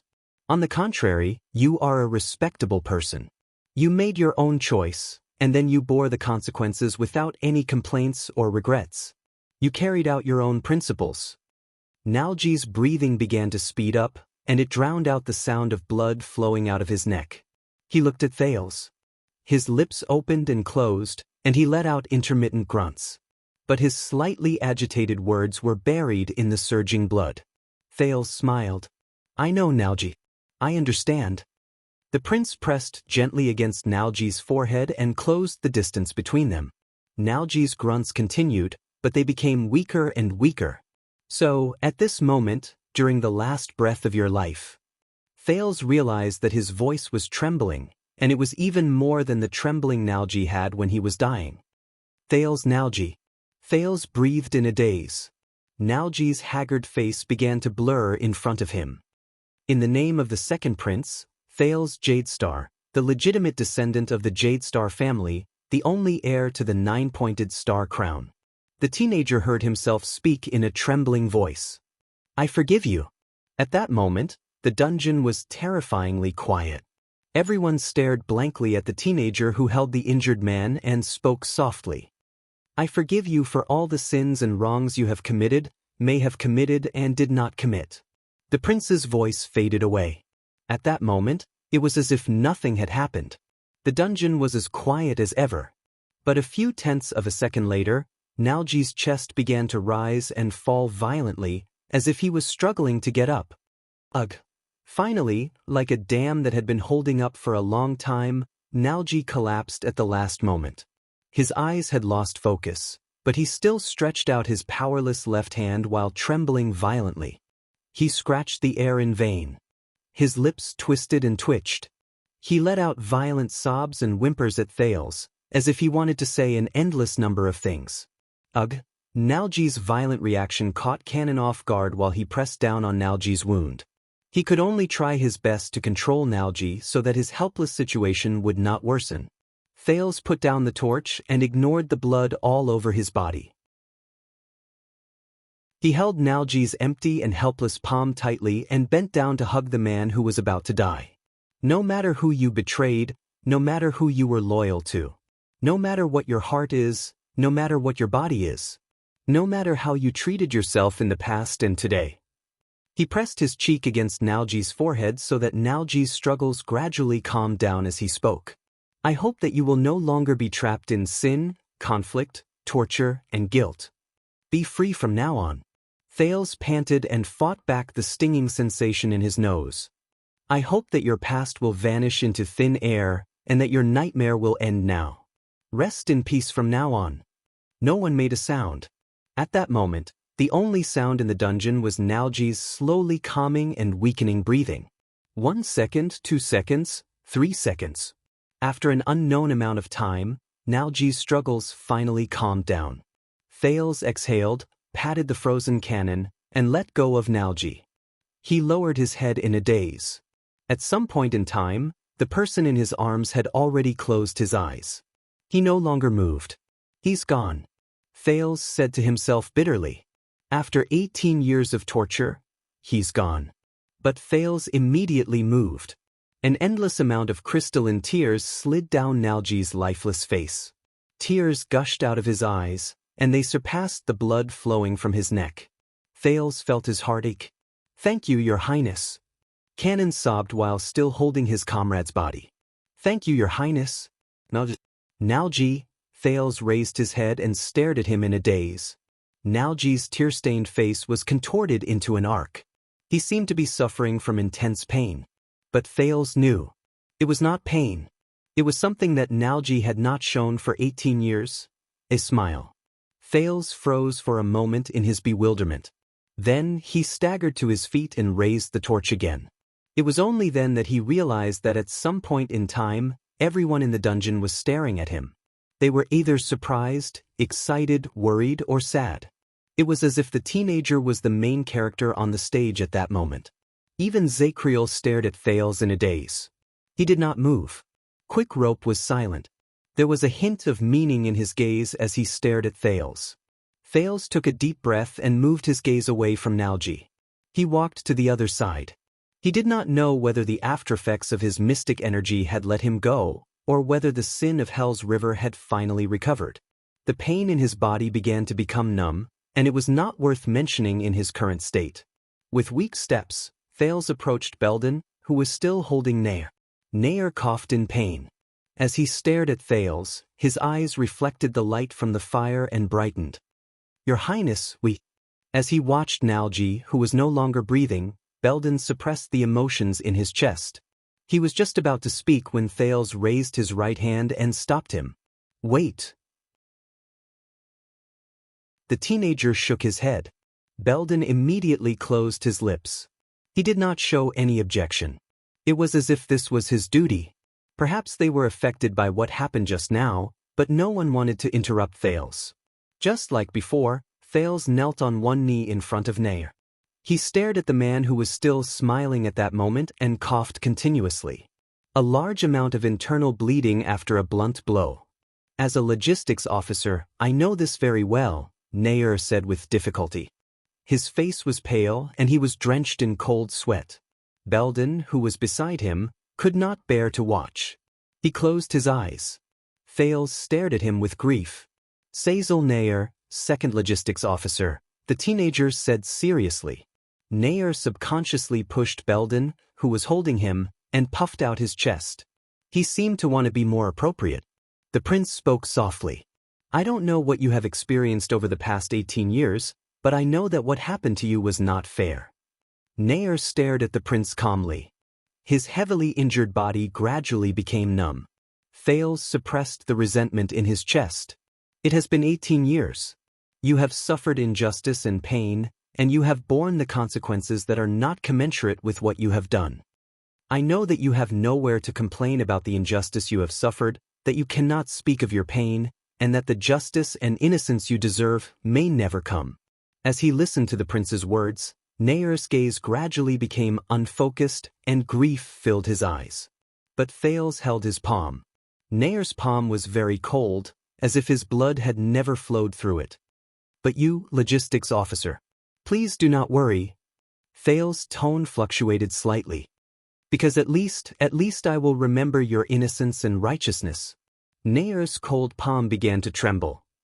I will remember that there was a person who, no matter how much pain and injustice he suffered, whether it was in the past or now, whether he was alive or dead, believed and cherished his comrades from the beginning until the end, and never wavered. Nair's vision was already very blurry, but he tried his best to smile at the prince. This made Thales feel rather gratified, and it made his heavy heart slightly ease after he experienced Nalji's death.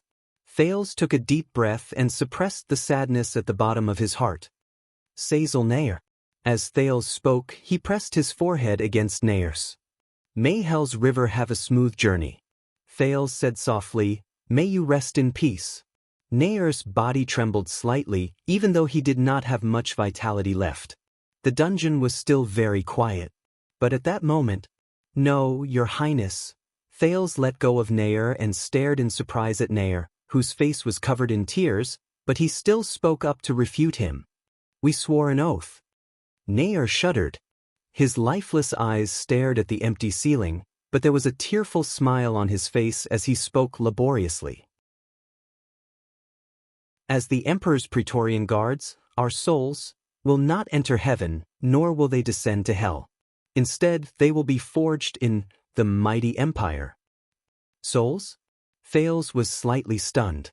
Nair's smile became even brighter as tears fell from his eyes. Thales felt a pang in his heart. Just like my brothers in the past, Nair could no longer see the scene in front of him clearly, but he still used what little strength he had left to turn in everyone's direction while trembling. Sazel Nair, 2nd Logistics Officer of the Royal Guards. Thud. He laboriously clenched his right fist and punched his chest. He did not care about the heavy burden and pain this action brought to him. Thales looked at him in surprise. He suddenly realized that the guards around him, be it Zacriel, Barney Jr., Belden, or Samuel, had subconsciously puffed out their chests and put on stern expressions. It was as if they were attending the most solemn occasion. Everyone. Nair widened his eyes, which only served to reflect the darkness, and spoke hoarsely. My sword is broken. My mission is complete.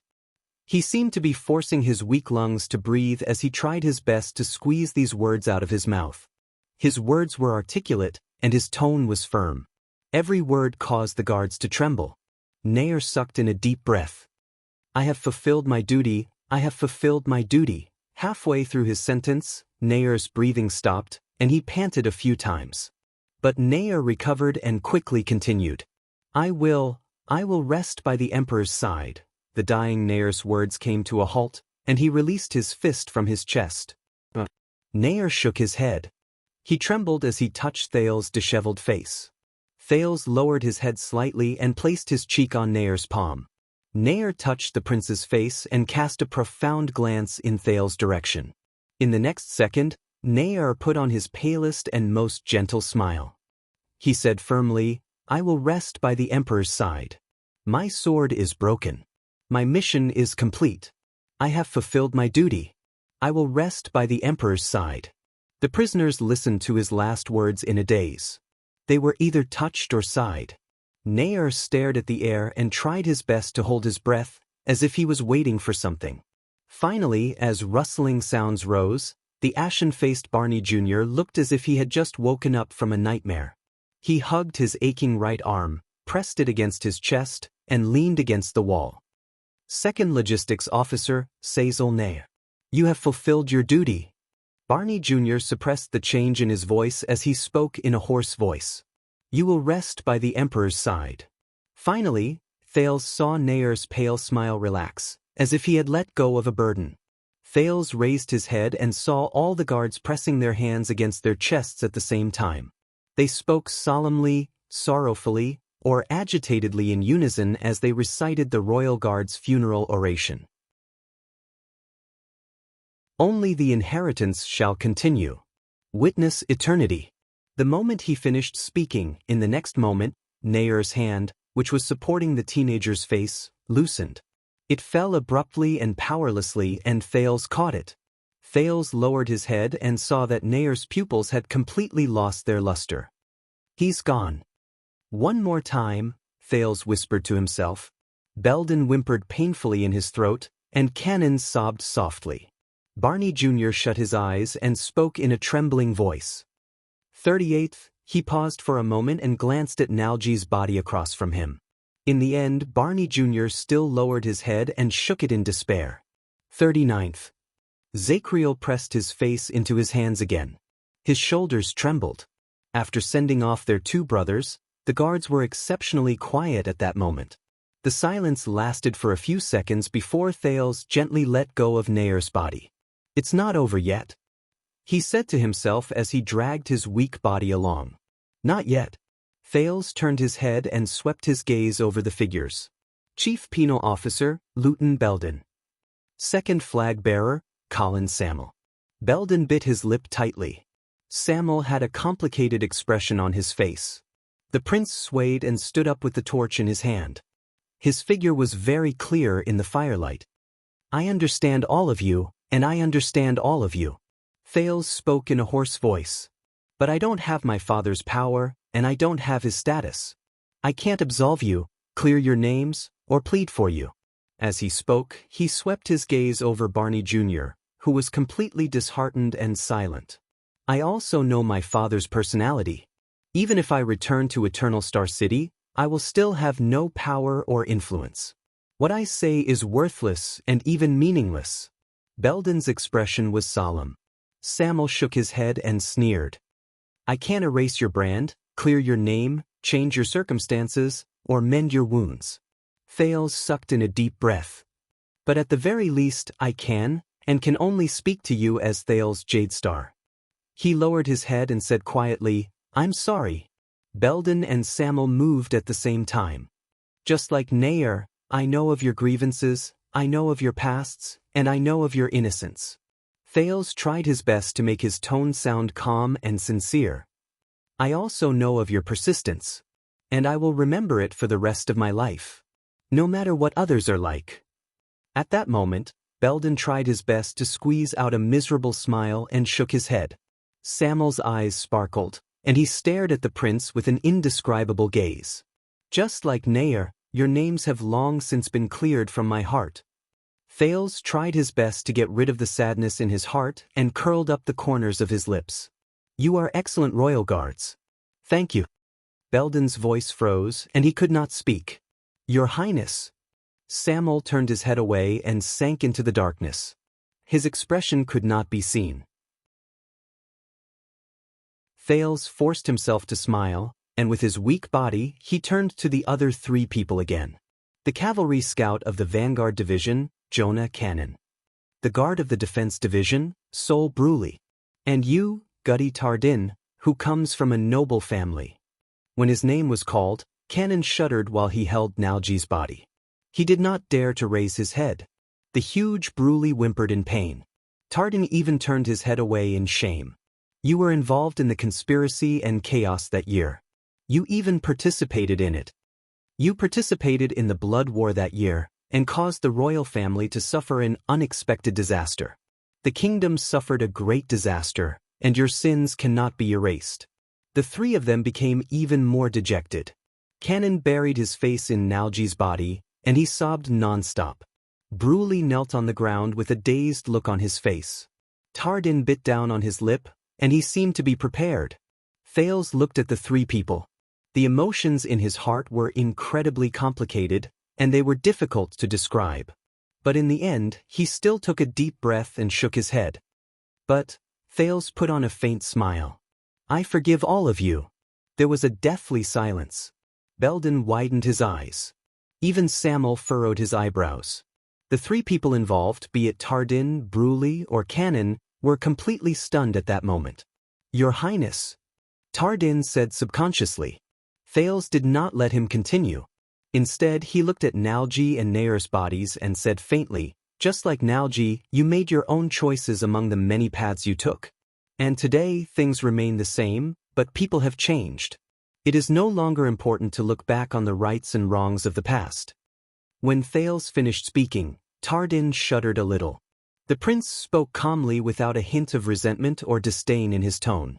More importantly, you have already paid the price, be it the death of your brothers and sisters, the punishment of your conscience, or the guilt and nightmares that will accompany you for eternity.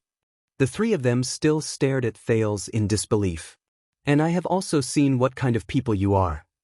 No matter what choice you made in the past, today, you did not let Zacriel bear the sin alone. Instead, you faced your past, stood up, and admitted what happened in the past.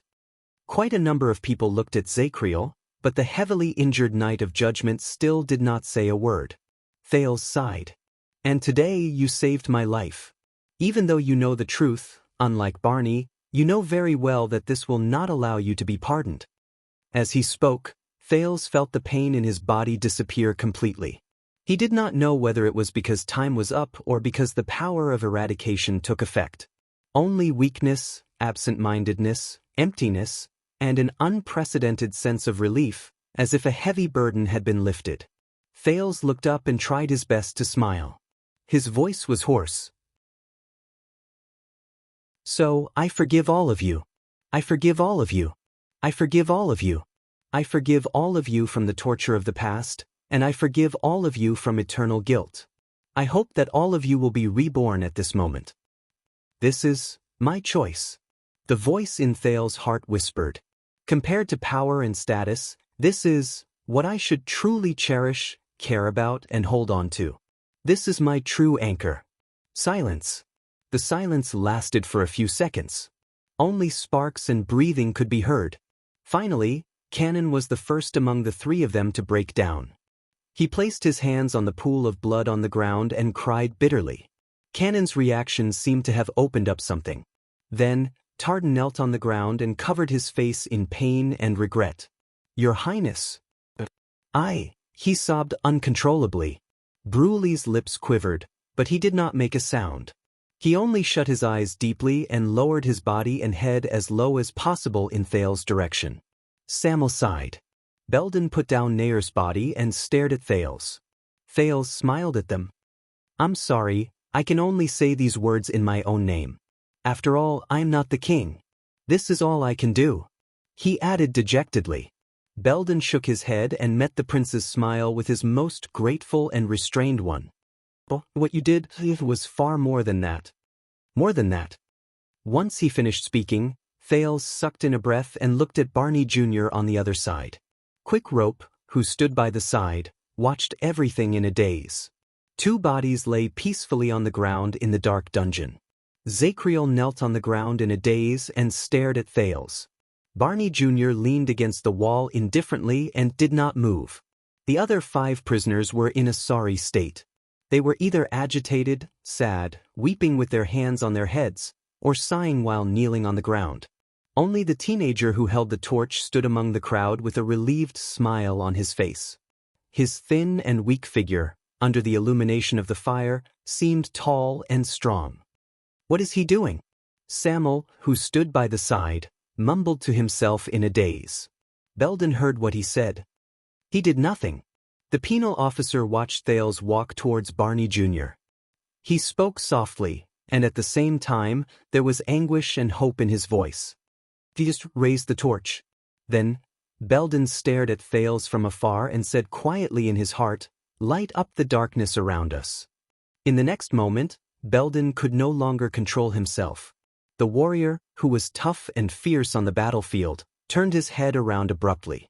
He covered the tears that gushed out of his eyes. End of this chapter.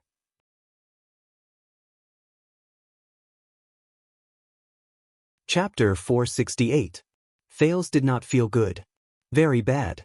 The rising and falling soreness in his body, the cold that caused his joints to tremble, the hunger that seemed to burn through his stomach, the pain and numbness from his old and new wounds, and the dizziness and fatigue that caused him to use up all his energy, all sorts of negative feelings assaulted him like a flood. The royal guard's sobs and gasps seemed to echo faintly in his ears. It was so stimulating that Thales' vision began to fluctuate. The sin of Hell's River, which had always been restless and unruly, was now lying dormant like a seriously ill beast, refusing to give him any more help. Thales knew that this might be the side effect of the sin of Hell's River's recovery ability, or the side effect of abusing mystic energy, or even the alchemy ball exploding. He had already tortured this young body too much. But he had no choice. Under Quick Rope's worried voice and Belden's nervous gaze, the teenager used all his strength to stand firm. But he could not fall down. In his daze, Thales, whose body and mind were equally heavy, waved his hand and rejected the other's help. Not yet. He bit down hard on the tip of his tongue a few times, causing himself to shiver. It was as if he could absorb enough strength from the almost numb pain and focus his mind. In a different kind of silence, Thales turned around laboriously with the torch in his hand. He looked at the man who sat against the wall with a desolate and dejected look on his face while he held his injured arm. Following Thales' gaze, the others also turned to the pitiful man who did not say a word and only stared blankly at the two corpses. Belden's bloodshot eyes were fixed on the man, as if he was expecting something. Cannon and Tardan's expressions were filled with shame, as if they did not dare face the man. Samuel's gaze contained an indescribable meaning. But the closer Thales got to the torch in his hand, the more the man shrank back. He even turned his head to avoid it, as if he was filled with fear towards the light. Quill Barney, Chief Vanguard. Thales' tired sigh rose. I know that you have been through a lot today. The indifferent figure seemed to have felt something and subconsciously shrank back. Thales stopped moving. In the teenager's blurry vision, Barney Jr.'s figure gradually became clear. Not long ago, it was this man who extended his rough, calloused palm to him. But at this moment, the vigor in his eyes was long gone. Instead, it was replaced by darkness. It was filled with despair, self-blame, pain, and perplexity. No, Your Highness. Barney Jr.'s head was pressed against his shoulder and the wall. Half of his face was immersed in the darkness and could not be seen clearly. No. His words were filled with hatred, which made the brand on his face even more obvious. Don't use those emotional tricks on me, don't comfort me, and don't forgive me, Barney Jr. did not continue. He hugged his injured arm and curled up in the corner, hiding from the light. He was like a trapped beast that had lost its vitality. It was a dead end. Only the walking dead remained. What took him away?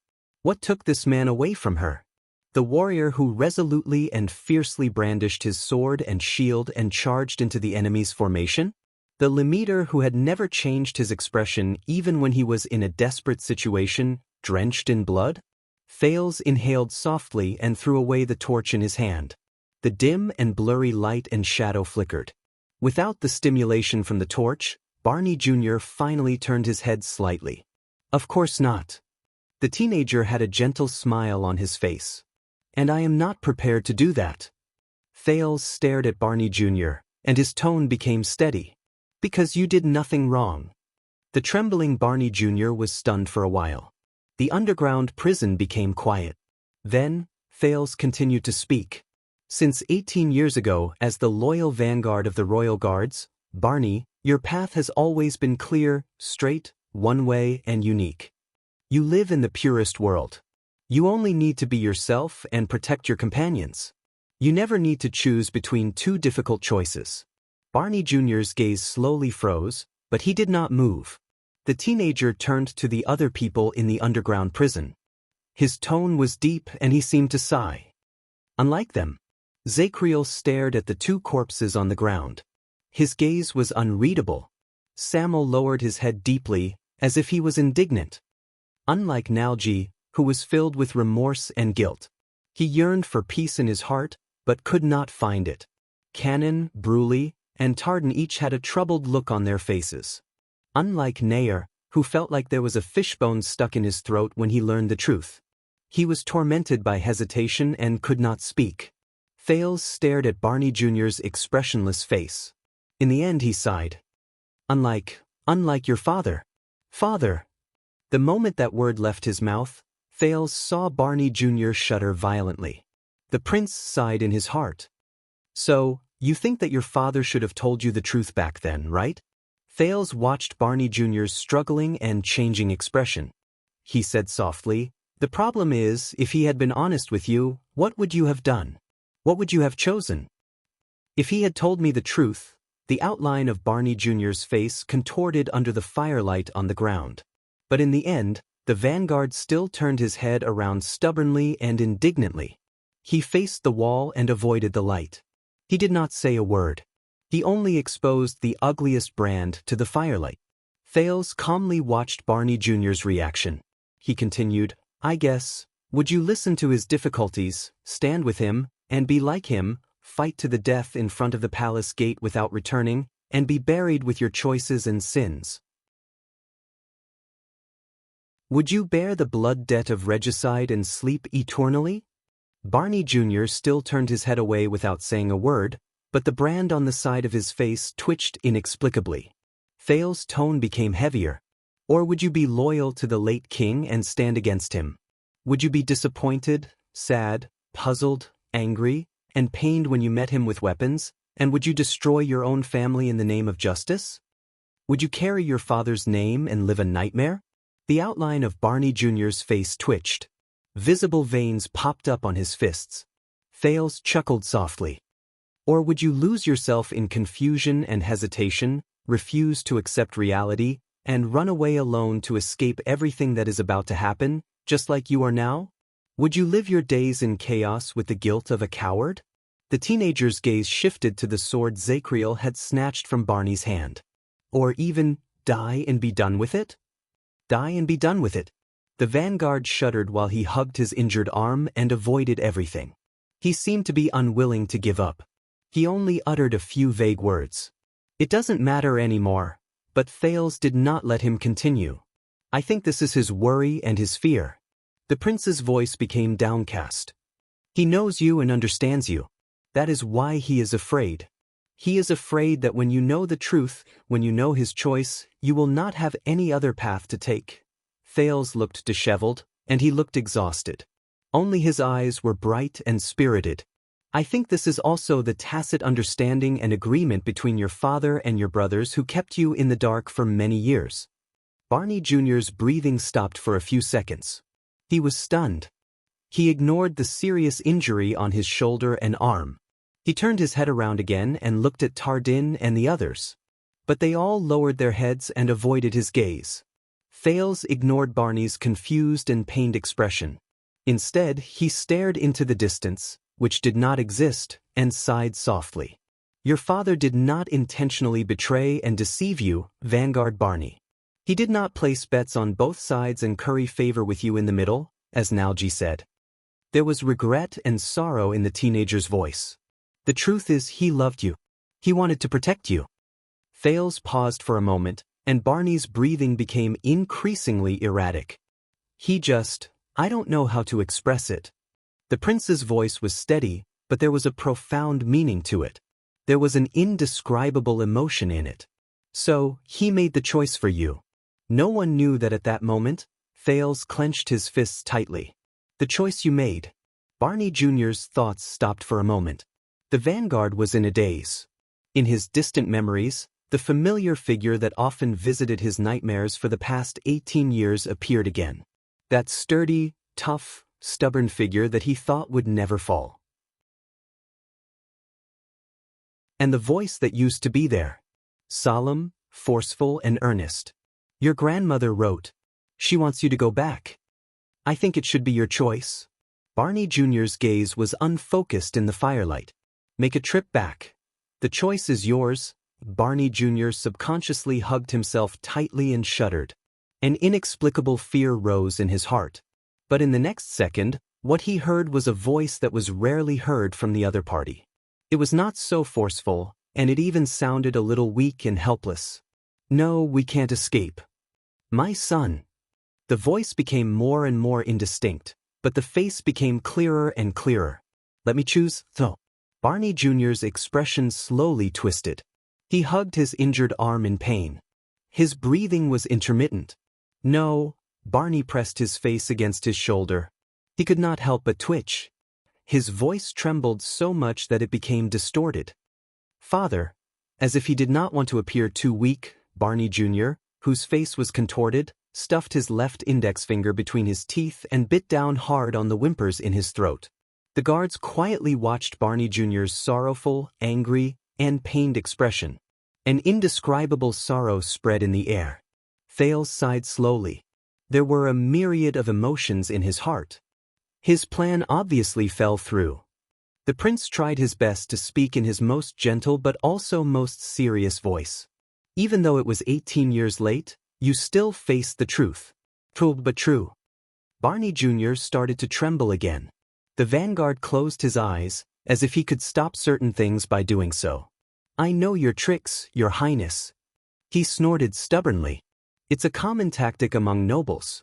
Just like how you dealt with the others just now, you took advantage of their weakness and gave them conditions they could not refuse in exchange for what you wanted the most. On the other side, the expressions of Cannon, Bruley, Tardin, and even Belden and the others changed slightly. Barney Jr. snorted and said to Thales, "Right now, you are taking advantage of my feelings towards my father." Thales paused for a moment, as if he could not bear to do so. But in the end, he still took a deep breath and slowly enunciated his words. "So that's your weakness? Your father? When he deprived you of the chance to make your own choice, so that you could avoid making a painful choice, and even avoid the consequences of your choice." Father. Barney Jr.'s arms began to tighten.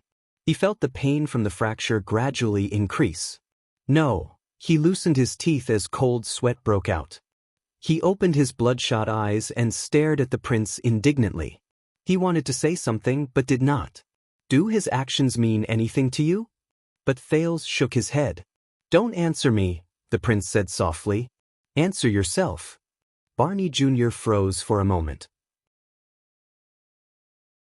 Thales turned his head and swept his gaze over Samuel, who had a complicated expression on his face, Belden, who had hope in his eyes, Tardin and the other two, who had an indecipherable expression on their faces, and Zacriel, who had gone through a huge change and was in a daze. The prince took a deep breath to relieve his dizziness. "For example, will you be like what you were doing just now?" Thales turned around, stretched out his hand with great difficulty, and picked up the long sword on the ground. "Just like what your father envisioned, worried, and feared? Will you become that cowardly veteran, Quill Barney, who lost his life, sank into despair, and only wished for death after he learned the truth?" Barney Jr.'s gaze was fixed on the long sword in Thales' hand. His whimpers gradually became softer, and his trembling stopped. Thales sighed softly. "Will you?" The prince lowered his head. His voice was low, and there was sadness in his voice. "If you do that, then it will only mean one thing, that your father is right." Barney Jr. shuddered violently. "Because regardless of whether you admit it or not, you have confirmed your father's worries and confirmed his judgment. You will not be able to withstand everything he faces." Thales took a step forward. He endured his dizziness, inhaled, and spoke. "You have acknowledged your father's idea, agreed to the choice he made for you, and followed the path he paved for you." The vanguard gritted his teeth. His expression became more pained, and his face became more contorted. His gaze moved back and forth between the prince, who was determined and could not be refuted, and the long sword on the ground, which was covered in blood. "You used your actions to prove that your father should never have told you the truth, that he should never have shared his choice with you, and that you, who are weak, should never have known this secret." Thales' words were tough, and his gaze was fierce. Belden and the others behind him looked at each other at a loss for words. But Thales continued speaking, and his tone became stronger. "Because of you, Vanguard Quill Barney, because you cannot endure that kind of pain, and you cannot bear the consequences. You do not have the right to make your own choice." Barney Jr. clenched his fists subconsciously, and his breathing quickened. The vanguard and the prince stared at each other in silence. One of them struggled and hesitated, while the other was firm and cold. Unexpectedly, in the next second, the prince's tone became softer, and he became tired again. "But, are you?" Thales sucked in a deep breath, turned the long sword upside down, and handed the hilt to Barney Jr. while trembling. "Are you?" Barney Jr. froze. "Your grandmother sent you a letter. She wants you to go back." A familiar voice echoed in his ears. "Very well, then I will not go back." His gaze, which was fixed on the sword, changed back and forth between confusion, pain, and indignation. Then, Thales gently lowered the hilt that no one took from him. The underground prison became quiet again. Only the sound of breathing could be heard. It felt as if a century had passed. Finally, Barney Jr. opened his mouth and took a deep breath in the dull underground prison. He tried his best to calm down. But what if? Barney Jr.'s next sentence was filled with sarcasm and disappointment. What if I am the one? The one who cannot bear the truth after it was shattered? Barney Jr.'s voice was nasal, dull, and hoarse. What if I am that kind of coward and do not have the right to choose for myself? But Thales smiled. He gently threw the long sword away and let it whine on the ground. You said it before, Barney. The prince's voice was gentle and hoarse, as if he was afraid of waking up a person who was asleep. Those brothers that you cherish, they are the reason why you have been struggling in the darkness and persisting until now, aren't they? When they heard this, the breathing of the guards became disorderly. Barney Jr.'s body trembled slightly under the firelight. The man followed Thales' gaze and swept his gaze past the two corpses of his comrades in a dazed and numb manner. The prince looked at Nalji and Nair's bodies, which were gradually turning cold, with sorrow. Thales sighed softly. But I feel that it is the exact opposite. Barney Jr.'s fingers tightened slightly, and his breathing became more erratic. Thales raised his gaze and glanced at the underground storage room in the prison of bones. It was covered in dust and a mess. The guards noticed that the prince's expression became unfocused and perplexed. Nalji said that in this dark, bottomless dungeon, everyone has been tortured. But there is one and only one person. He lives in the only place where light shines. Barney Jr.'s gaze froze for a moment. All the royal guards were stunned. Thales' voice was very soft and careful. In there, he has what they have lost, and what they desire the most. The disheveled teenager with a bruised and swollen face lowered his head and flashed a relaxed and light smile at Barney. Barney Jr. was stunned. Compared to the others who have a tacit understanding or have their own secrets, you are able to maintain the purest persistence, the purest loyalty, and the purest sincerity. Belden lowered his eyes in a daze, Tardin lowered his head in pain, Sam'el placed his hand on the hilt of his sword, and Cannon and Bruley did not say a word. Thales spoke in his brightest and most regretful voice. This is what they have lost a long time ago. This is what they envy the most, are jealous of the most, look up to the most, desire the most, but are unable to touch the most, and the most precious thing.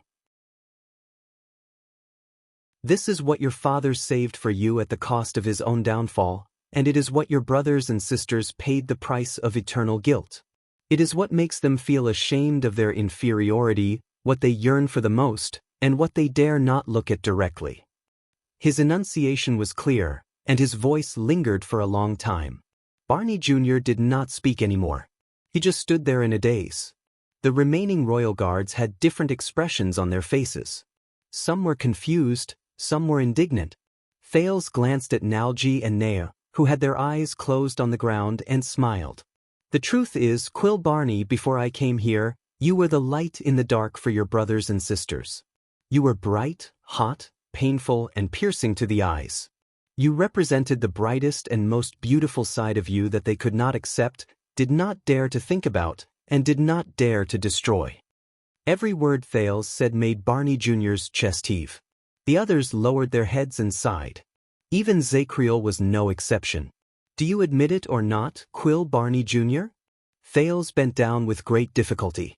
His palm stopped above the blood-stained, broken sword for a second before he slowly moved it horizontally. He picked up the torch beside him. You are the only existence that they still hope to remain loyal to in this despairing world where betrayal is everywhere. You are the only coordinate that they can see when they are immersed in self-blame and guilt, and when they doubt themselves in a meaningless future. You are the only light that they can see when they raise their heads and are covered in wounds while they struggle in the darkness that reeks of blood. You are the only existence that they can respect, love, envy, and be jealous of. You are the only existence that they can look up to without reservation or apprehension. You are the last bit of comfort that they have when they look back at the past in the bitter, cold, and lightless lives. Thales could be heard sighing. For 18 years, you were the reason that kept them alive. And after all that happened, are you? But Barney Jr. interrupted the prince. It's fake. He was a little embarrassed and angry, but his limbs and expression showed that he was at a loss. It's fake. It's all an illusion. It's something they created through despicable and betrayal. Barney Jr. shook his head absent-mindedly and clenched his fists, as if he could clear his mind by doing so. It never existed. He growled in a hoarse and weak voice. It doesn't matter whether it's my father or the others. Back then, they didn't give me a choice at all. Barney Jr. was a little agitated. His words made most of the guards avert their gazes in shame. They did not dare to look him in the eye. At this moment, Thales suddenly took a step forward. He raised the torch in his hand high. The light from the torch approached him and flickered continuously, causing Barney Jr. to subconsciously raise his hand to avoid it. No, they didn't give you a choice, the teenager said airily. But your life was given to you. Thales spoke very slowly, and the agitated Barney Jr. subconsciously calmed down as well. Thales sighed softly again. However, compared to the others, your choice came later, but it was more crucial and important than theirs. At this moment, right here. 18 years later. Thales turned around and looked at everyone, including Zacriel, who was also immersed in darkness. Yes, Barney, when the truth comes to light, when all pretenses are torn apart, and when a brutal confrontation occurs, Thales said faintly, you will understand that everything you've experienced before is for today, and what kind of choice you will make. Thales turned his head around and stared resolutely at Barney, who was dodging his attacks. And this choice is, he said softly, when you face all the darkness in this world, when you are angry because of betrayal, resentment because of deception, pain because of hatred, despair because of failure, when everything you have fought for has left you. What kind of person will you choose to become? No one spoke. Another indescribable silence ensued. But Barney Jr.'s gaze was no longer ethereal. He just stared at the prince with a complicated expression. His meaning was difficult to understand. He sneered through his nose, desolate and helpless. That's easy for you to say. Barney Jr. gritted his teeth and leaned his chest forward, as though he was resisting something with all his might. Because you weren't there. He gritted his teeth fiercely. If it was you, if you had experienced all this, betrayal, deception, hatred, failure, Barney Jr. raised his voice and said to the prince resentfully, what kind of choice can you make? What kind of choice can you make? What kind of person can you become? But he was quickly interrupted. It's simple. Thales sighed. The teacher who taught me swordsmanship in Constellation told me on the first day. The next moment, Thales moved his arm. Barney Jr. was startled, but he reacted quickly and caught the thing Thales threw at him. It was a torch. It was the torch Thales picked up from the ground. The flame burned stubbornly in front of Barney Jr.'s eyes. It illuminated his entire body, from the bleeding, scars, holes, to the marks and brands. It chased away the darkness. She said to me, raise your shield. Thales was calm, but his words left no room for doubt. There are only two situations in which you can put it down. At that moment, Barney Jr. shuddered as he held the torch. The flame flickered violently in his hand and swayed back and forth. But in the end it did not fall. No matter how F***ed up this world is, Barney, no matter what kind of facts they try to use to convince you, deceive you, tempt you to open up to hatred, to fight hatred with an eye for an eye, to surrender to anger, to bow down to despair, to become a captive and slave under their rules. Quick Rope, who had been watching quietly from the side, was the first to sense Thales' emotions change. No matter what reality does to you, no matter how others attack you, hurt you, or torture you, no matter how limited and painful the choices life gives you are, no matter how many times the damn world betrays you, hurts you, or forces you, under the light of the fire, Prince Thales, who had been adventuring with Quick Rope over the past few days, showed a rare and complicated emotion. Pain, sorrow, numbness, and vulnerability. These were the things Quick Rope thought he would never have a chance with the optimistic, humorous, strong, and resourceful Thales. After a few seconds of pause, Thales took a deep breath. There is only one thing that matters. Before Barney Jr.'s dazed expression, Thales flashed a faint smile, but it was hard to tell if it was more of resignation or melancholy. They can't change you. They can't make you put down your shield. In the silent, dreary, and dim dungeon, Barney Jr. stared at Thales with a dumbfounded expression. A scene from a long time ago suddenly flashed before his eyes. It was when he had just joined the Royal Guards. At that time, he was young, complacent, proud, and confident. On that day, he swung the wooden sword in his hand at the country girl, who was in a sorry state after falling on the sand, and whose face was filled with pain. She was a vain girl who he once thought had climbed up the royal family's high branch and obtained the crown prince's favor, which was why His Highness jokingly shoved her into his hands to learn some martial arts. Believe me, my lady, I hate this mission as much as you hate me right now. He still remembered how he endured the judgmental gazes of his colleagues in the training field. He said to the training target, appointed by the crown prince in contempt and disdain, "Now, Honorable Lady Gines, raise your shield." He still remembered the girl's gaze when she gritted her teeth and got up from the ground. There are only two situations where you can put it down. He remembered the sweat on her face, which was mixed with dust and blood. He also remembered that no matter how badly the girl was beaten up by him, she still held the shield tightly in her hands and never let go. You die or the enemy dies. Barney Jr.'s vision became blurry. You don't need comfort or forgiveness, Vanguard. Thales raised his voice. You only need to face yourself. A few seconds later, Barney Jr. seemed to be unable to withstand the prince's bright and hopeful gaze. He subconsciously lowered his head and avoided Thales' gaze.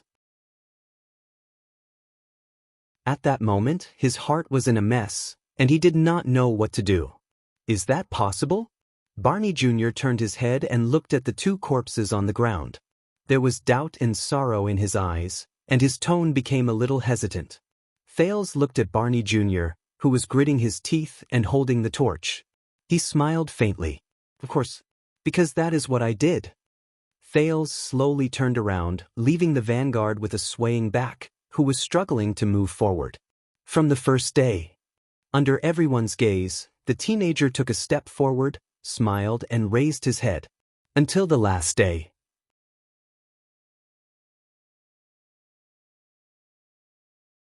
Chapter 469. The remaining torches grew weaker, and the prison grew darker. However, he felt that the dungeon was experiencing an unprecedented peace and brightness. Even though Barney Jr. was still in a daze behind him, Thales knew that he no longer needed to worry about the former vanguard's condition. And the only problem he had left was, Thales shook his head. He endured the pain and walked towards the last figure. It was the long-faced man who had been kneeling on the ground. His body was covered in wounds, and there was despair on his face, as if he had lost his soul. The Knight of Judgment's silhouette slowly appeared in his dim vision. His left arm, which had been badly injured by Barney, hung stiffly and powerlessly on his shoulder like a snake shedding its skin. So, you're the only one left, Thales said softly. The moment he finished speaking, the Knight of Judgment seemed to still be immersed in his own world.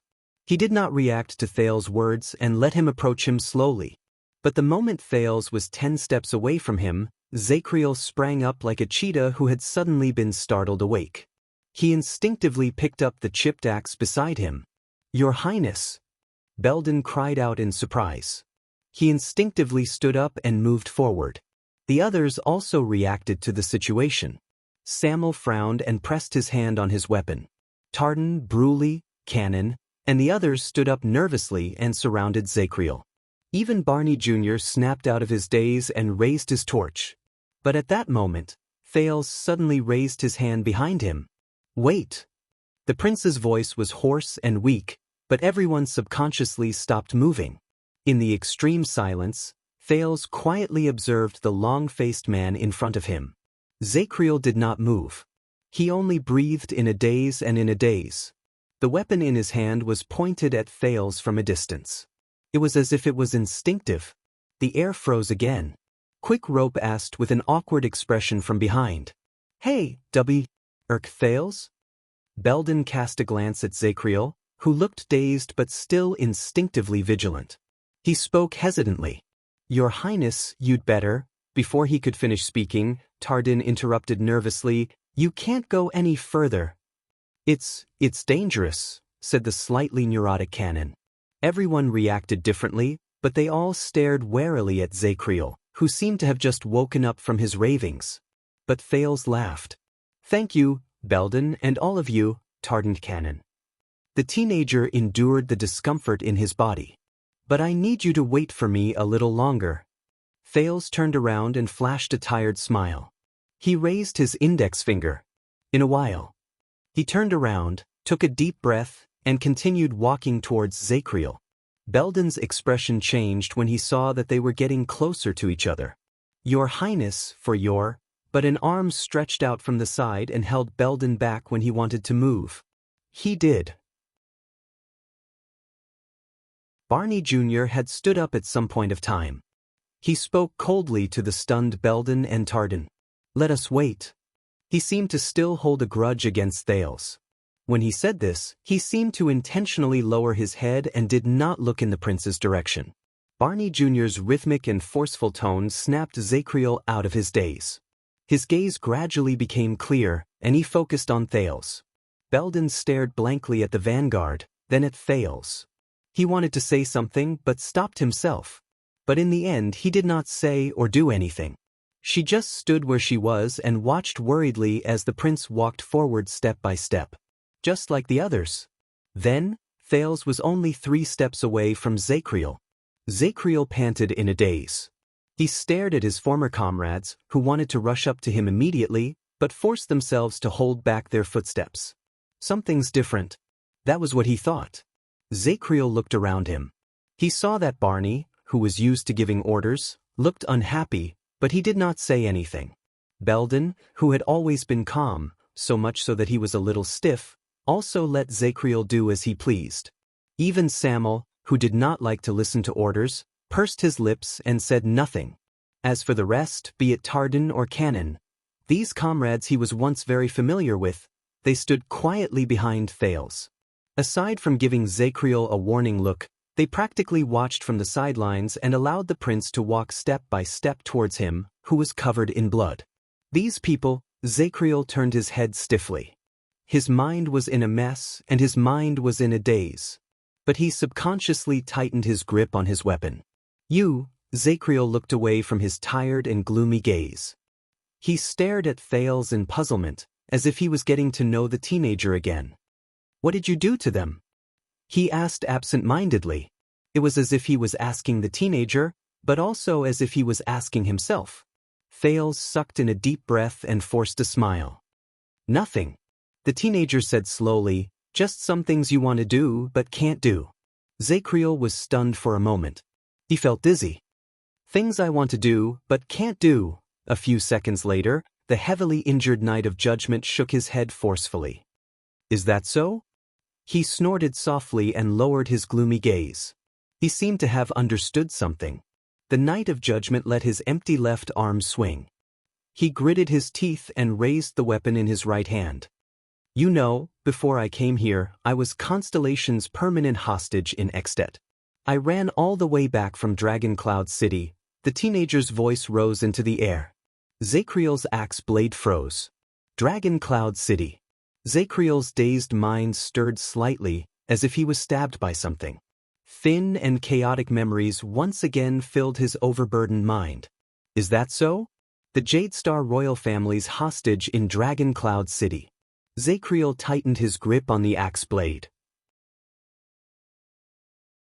"So, in the years after that tragedy, the kingdom has... I met a lot of people on the way." Thales' tone was very calm, as if he was talking about family matters. "One of them especially touched me deeply. He said that after more than 10 years of disguise, when he looked at the mirror again, he no longer recognized the person in it." Zacriel's axe blade trembled slightly. Thales averted his gaze from the crossbow of time in Quick Rope's hand and sighed. He has forgotten why he put on that mask in the first place. He let the mask capture him, occupy him, and control him. Thales stared at the man in front of him seriously. Just like a warrior who forgot his duty to protect and became a slave to victory. Just like a king who forgot his duty to rule and succumbed to the vanity of achievements. The Knight of Judgment's body began to sway slightly. Thales stared straight into Zacriel's eyes. He had seen this gaze before. More than once. In Vine Manor, when the Phantom Wind follower dragged his crippled body and struggled in pain. In Renaissance Palace, when Valarund shook his head desolately and revealed the conspiracy. In the Hall of Heroes, when Administrator Merc picked up his daughter's body absent-mindedly. In the Land of Barren Rocks, when the dying Raven of Death laughed madly and admitted everything. They were equally gloomy, equally despairing, and equally. Those were the gazes of a person who had lost the thing he treasured the most. And the Zacriel in front of him, what is the thing he treasured the most? When he thought of this, Thales' chest sank and he sighed softly. But, Zacriel, when and why did you put on this mask? Zacriel froze. He stood where he was, and there was a complicated look on his face. The silence lasted for a few seconds. I am very sorry, Your Highness. After a long while, he squeezed out these words with great difficulty. But we have to end this. The moment Zacriel finished speaking, the weapon in his hand swayed slightly, as if he had once again confirmed his determination. Thales raised his eyebrows. Ah, I know. You still want to kill me. The teenager's tone was light, but it made the royal guards behind him tense up again. And none of us can stop you. Zacriel frowned and did not speak. But he seemed to have a talent. His silence alone was enough to make the atmosphere around him turn cold and solid. However, the prince immediately broke into a smile. I have to admit, when you were still the heinous traitor who hunted me down, I could at least feel at ease when I faced you. But now, Thales sighed. The stories you told me, you discovered the truth, so you were dissatisfied with the late king, so you planned the rebellion in the palace alone, and framed everyone. You were the traitor and the culprit for 18 years, he sneered and shook his head. At least half of it was fake. The Knight of Judgment's cheeks twitched slightly. Thales looked straight at him. That was the mask you wore for others to see. Zacriel pursed his lips tightly. His face was stiff and gloomy. You made it up to hide the truth, to protect both the dead and the living. So that your royal guards would no longer have internal strife and division, so that the survivors would no longer have to suffer, and so that your old friends who sleep underground would no longer be unable to rest in peace. For this, you are willing to be the sinner and traitor who created something out of nothing, and bear the resentment that should not be directed at you. Is it better for them to hate you than for them to hate each other? The Knight of Judgment closed his eyes and took a deep breath. Barney Jr. stared at Zacriel. His gaze was a mixture of hatred, resentment, confusion, and helplessness. The others sighed one after another. Only Samuel shook his head in disdain. Thales curled up the corners of his lips and continued. It was only when I saw what you did that I finally understood that this is the real Zacriel. Zacriel's eyebrows twitched violently. But Thales continued. 18 years ago, as the watchman who protected the legacy, you could not bear to choose a side. You could only watch as your comrades turned against each other, killed each other, and blood flowed like rivers. After the tragedy, for the sake of the royal family's reputation and dignity, you could not speak of the truth. You could only watch as the innocent royal guards were imprisoned. But in the face of their misfortune and tragedy, you could not forgive yourself for not doing anything and keeping your mouth shut.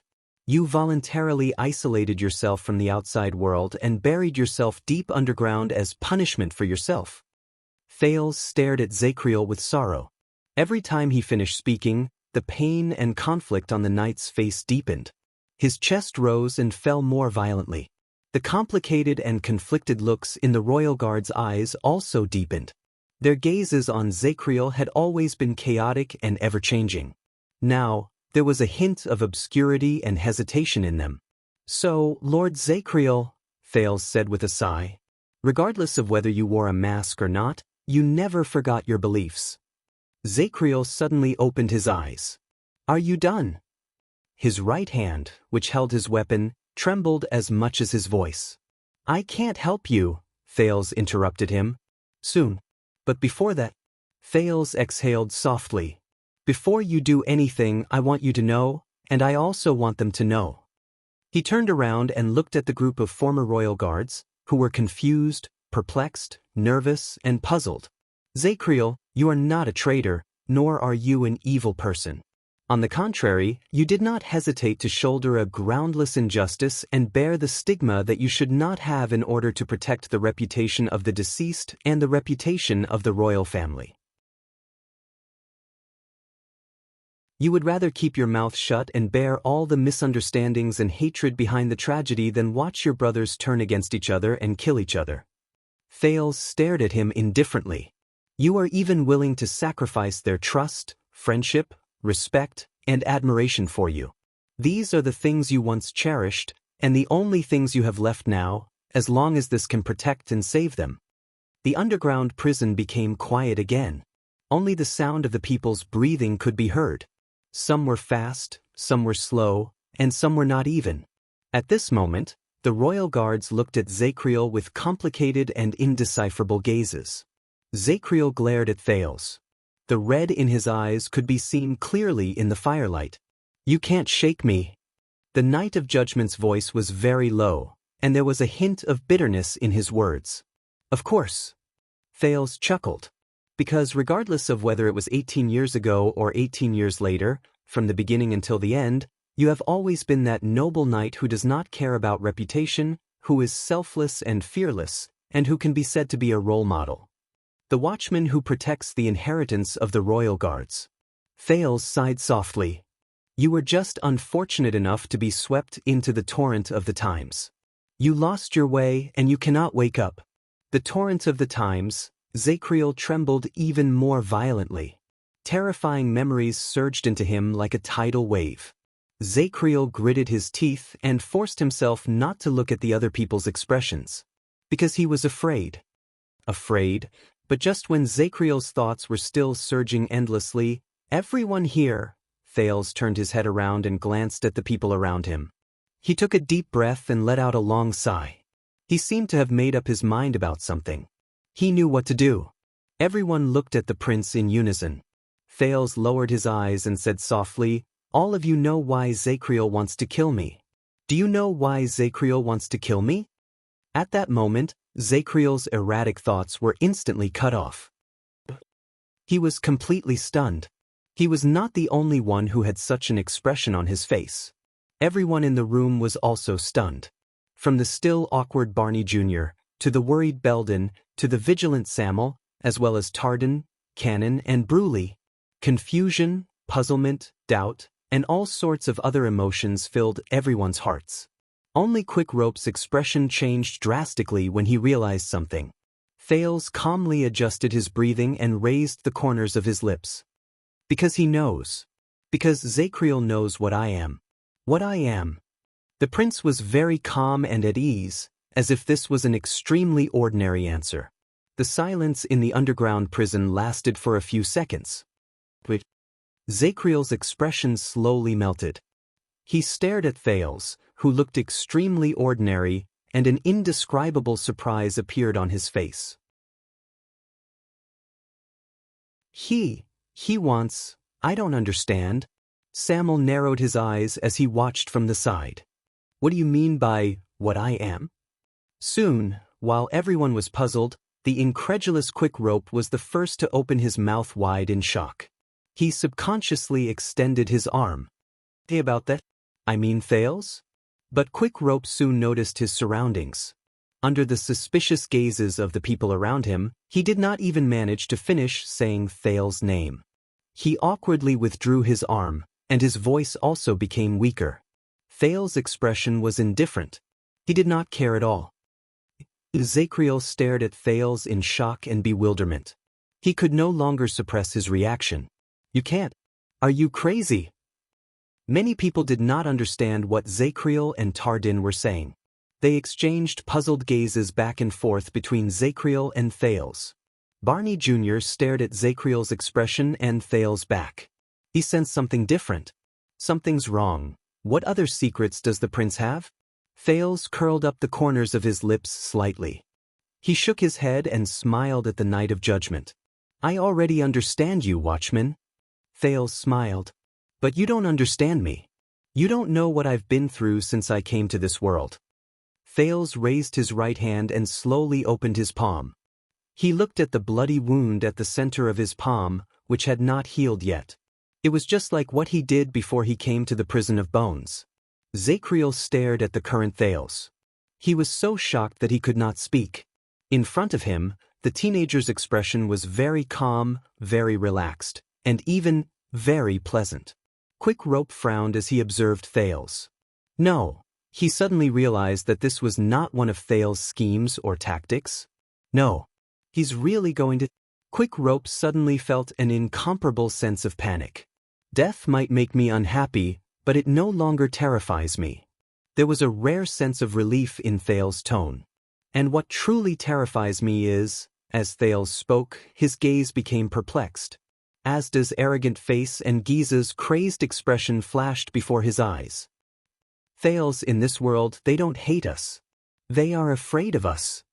What they are unwilling to forgive and find difficult to accept is not our actions, but our very existence. Taurus, mysterious figure. Thales sighed softly. What terrifies me is the fear, anxiety, and anxiety I cannot shake off when I carry that secret. Even my nightmares are filled with its shadow, and I cannot escape from it. I'm terrified of the moment when this secret is discovered. I'm nervous about the fate and the unknown that I'm about to face. I'm nervous about how the world will treat me. I'm terrified that everything I'm familiar with might leave me.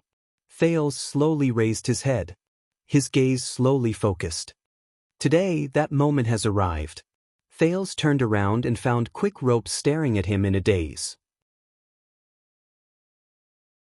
The young man smiled back at him, and then let out a long sigh. Thank you. And that is not that bad. As he stared at Quick Rope's dazed expression, Thales clenched his fists tightly and felt the pain in his palms. On the contrary, the moment I truly face it and face the consequences, I truly understand. Thales turned around and calmly raised his gaze. The only thing that is pestering me, torturing me, punishing me, and refusing to let me go is not that secret, not my impending fate, not the unknown that I cannot grasp, and not anything else. And it is me. What I need is not to trap myself in shackles. Thales clenched his fists and pressed them against the spot on his chest that was once burned by the silver coin. I need to let go of my past self. To be reborn from the ashes. Zacriel was completely dumbfounded. Your Highness? Belden seemed to have realized that something was wrong. His face was filled with worry and puzzlement. He spoke as a reminder and a warning at the same time. In the face of the group's puzzlement, Thales only smiled in relief. That's right, everyone. He closed his eyes and tried not to look at the reactions of the people around him. The prince's voice echoed in the dungeon, accompanied by Zacriel's almost frozen expression and Quick Rope's uncontrollable breathing. I, Thales Jadestar, am one of the greatest taboos in this world, which has been passed down by word of mouth for generations. I am the same as the culprit who Zacriel believes caused trouble in the kingdom in the past. In the next moment, Thales took a deep breath in the dead silence and opened his eyes. I am a mystic. The teenager used the calmest, most indifferent tone in his life to say the answer that made Zacriel, Quick Rope, Barney, and everyone else suck in a sharp breath. A calamity. I know that I have not finished writing Rebirth, but I promise you that the next chapter will really be the last. End of this chapter.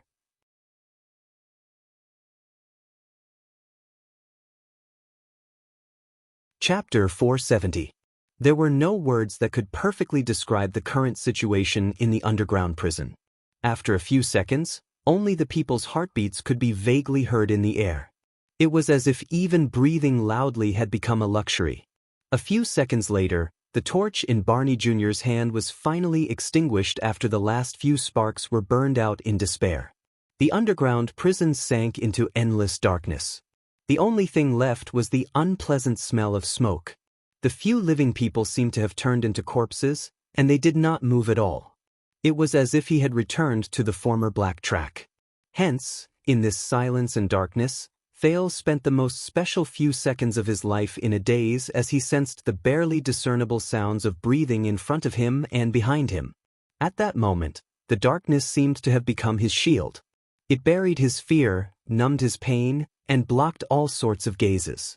Finally, with a few rustling sounds, someone in the guards fumbled around with his trembling hands and lit another torch while the sound of flint was heard.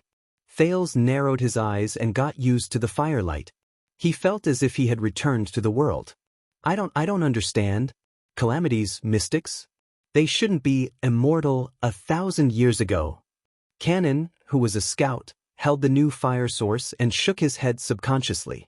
His lips trembled, but he could not form a complete sentence. His gaze never left Thales. Bruley, who was by his side, was completely stunned. But as Cannon reacted, the crowd began to boil like the surface of a hot spring. Your Highness, this joke. Penal Officer Belden could not digest the latest news at all. He stared at Zacriel and spoke incoherently. Watchman, commanding officer. He said that he will. This is another lie, isn't it? Tardan's eyes were filled with shock and bewilderment as he stared at Thales. What the hell? The prince is a calamity? The Jade Star royal family. Damn it, what did they do this time? Thales quietly stared at the wound on his palm and ignored the uproar around him. Strangely, Thales felt that he was incredibly calm at that moment. It was not the calmness he felt when he knocked on the door, which was so indifferent that it scared him. It was also not the calmness he felt when he was in danger due to the sin of Hell's River. Instead, it was the calmness of a chess player staring at a chessboard. My God. Samuel's gaze shifted back and forth between Thales and Zacriel. Zacriel, what you said earlier, about how Queen Phiosa is a calamity and how you are determined to complete your mission. Those weren't all lies, were they? Zacriel did not say a word. He only stared blankly at the composed Thales. His eyes were filled with grief and puzzlement. Samuel gritted his teeth and tried his best to maintain his composure between shock and anger. Impossible, his age.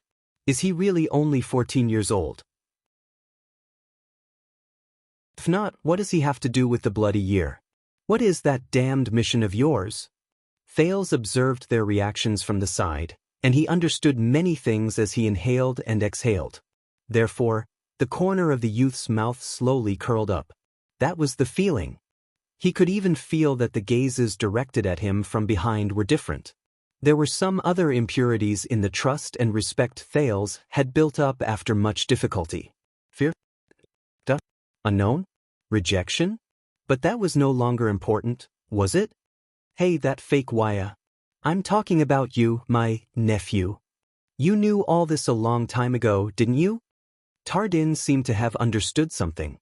He turned around and looked at Quick Rope, who lowered his head and hunched his chest, trying his best to eliminate his presence. Wuxia? Nephew? Quick Rope, who was staring at Thales in shock, shuddered. He hugged his crossbow tightly in embarrassment and forced an innocent smile. I know it's my first time too. Just when the underground prison was about to descend into chaos, a muffled sound exploded out of nowhere. Asterisk thud. Asterisk silence. The sound traveled very far in the empty storage room. Everyone immediately fell silent. It was Barney Jr. He had just thrown away the extinguished torch in his hand, and he attracted everyone's attention. The vanguard's face was ashen. He swept his sternest gaze over everyone before he finally turned to Thales.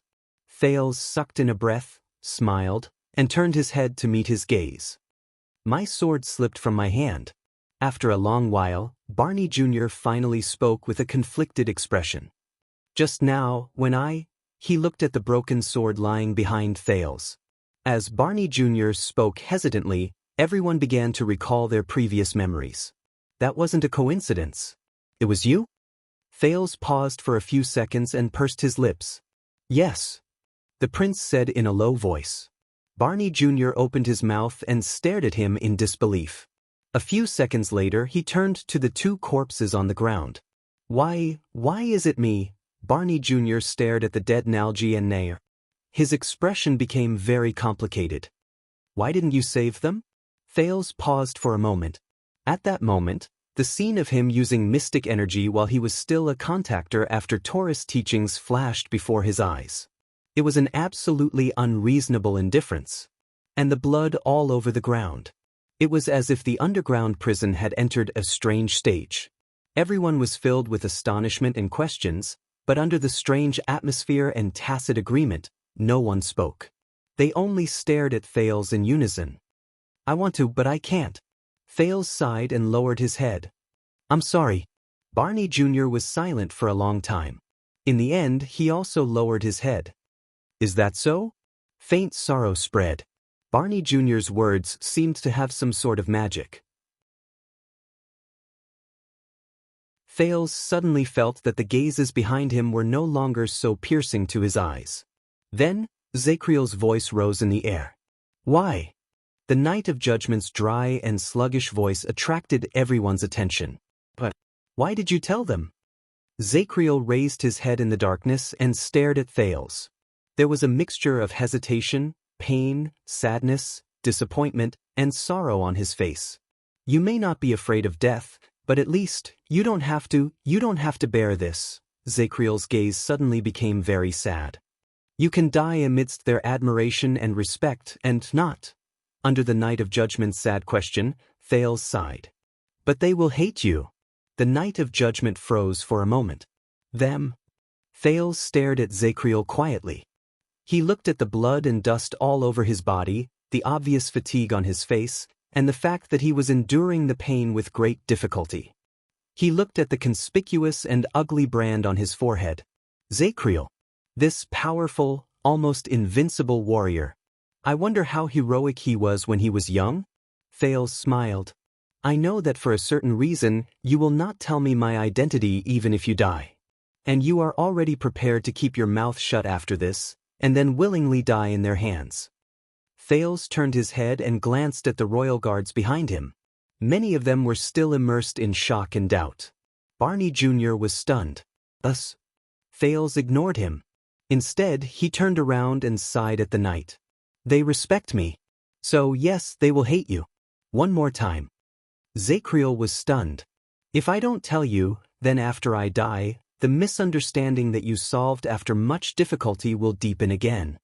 Thales' expression was a little gloomy when he said this. Once again, you will be abandoned by the companions you once valued the most. You will hate them, and you will be seen as a madman and a traitor. You will die with their hatred. Barney Jr. and the others watched the conversation between the two in shock and bewilderment. Zacriel was completely frozen on the spot. After a while, he panted and said, I don't understand. Thales snorted softly as if he had figured something out. Zacriel, in order to serve the kingdom, protect the royal family, protect your companions, and protect your beliefs, Thales said sadly with a heavy heart. Over the past 18 years, you have shouldered so many things in the past and paid such a heavy price. Thales raised his head and stared at the air.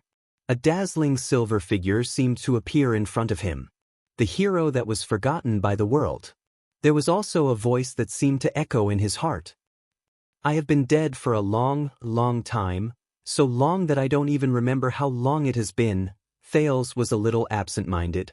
The silver figure stood in the bottomless darkness and faced countless souls of the deceased alone. The scene of him shining with a light that was both great and small seemed to appear in front of him again. That figure was alone for countless years. He sacrificed himself and shouldered the greatest and most selfless mission to protect the people and things he once loved the most. But no one knew about it and no one understood it. But he still smiled. He held no grudges, did not ask for help, and remained calm. May the mountains tolerate your footsteps, and may the earth bless your journey. Thales took a deep breath and pulled his spirit out of the empty past. He tried his best to return to the present. He returned to the Night of Judgment. But you have never been understood. Never. It has been 18 years. From the beginning to the end, you can only bear the burden alone and face the price alone. Thales's heart sank, and his expression became a little gloomy. He was just like that lone hero who no one knew about. Even if he was buried deep underground, he did not hesitate to ignite himself to dispel the darkness in a place where there was no light and hope. Even if he could not get up, he tried his best to reach upwards and help those who fell and drowned to see the light again. Even if the past was gone, he was still stubborn and persistent. He kept to his initial promise to the past. No one knew. No one cared. There was no end. There was no forgiveness. Thank you for bringing her greetings. He looked at Zacriel seriously and watched as his eyes trembled slightly. The worst thing is that in the end, the Night of Judgment was still misunderstood, hated, detested, and ignored by the people he cared about the most and cherished the most. He was misunderstood as a traitor, a lunatic, and a villain by the people he wanted to protect the most, Thales said in a low voice. As Thales spoke in a low voice, the royal guards behind him reacted one after another, and their expressions varied. But all of them fixed their dazed gazes on Zacriel. Zacriel breathed in a daze. The story of your life is about other people, Zacriel, the kingdom, the royal guards, your brothers and sisters, responsibility, mission. You carry everything on your shoulders. When Thales said this, he paused for a moment. There was fatigue and sorrow in his voice that could not be hidden. But you are not the only one. Zacriel's right hand, which held the weapon, trembled slightly. Thales let out a long sigh and said dejectedly, "No one knows what you have done, and no one is grateful to you. You can only sit alone in the countless cold nights and recount the past. The only comfort you have is the belief in your heart. Even the final fall and death." Thales' voice was very soft. "Although you do not care about it," Thales said faintly, "this makes me a little sad." Zacriel gasped in a daze and stared at the teenager before him in disbelief. "Zacriel." Thales paused for a moment before he said slowly, "You have already shouldered too much. You should not continue to be misunderstood and hated." A few seconds later, "It is meaningless." Zacriel's trembling and hoarse voice traveled into the air. "Do you think you have done something smart? Pity me? Influence me? Sway me?" The Night of Judgment lowered his head slightly. His gaze was hidden in the darkness between his eyebrows. He tightened his grip on the handle of his axe and gritted his teeth. "You are wrong." Zacriel suppressed his tone, but he could not stop his arms from trembling. He did not know whether it was because of pain or his emotions. "Everything you're doing right now is meaningless to me." Thales exhaled and looked at the darkness between Zacriel's eyebrows. "But it is meaningful to me." He lowered his head. There was sadness and lament in his voice. "To us." Zacriel was stunned again. "You?" Thales nodded. His smile was a little bitter. "My family, Jadestar." A second later, Zacriel's chest began to visibly rise and fall. Thales raised his head again.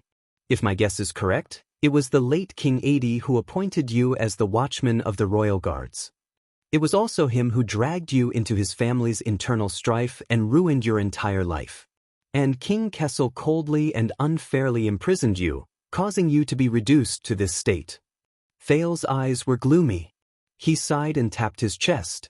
"As for 18 years later, another Jadestar suddenly barged in and broke your peace, bringing back the nightmare you had 18 years ago." Thales tried to look at Zacriel with the most indifferent gaze.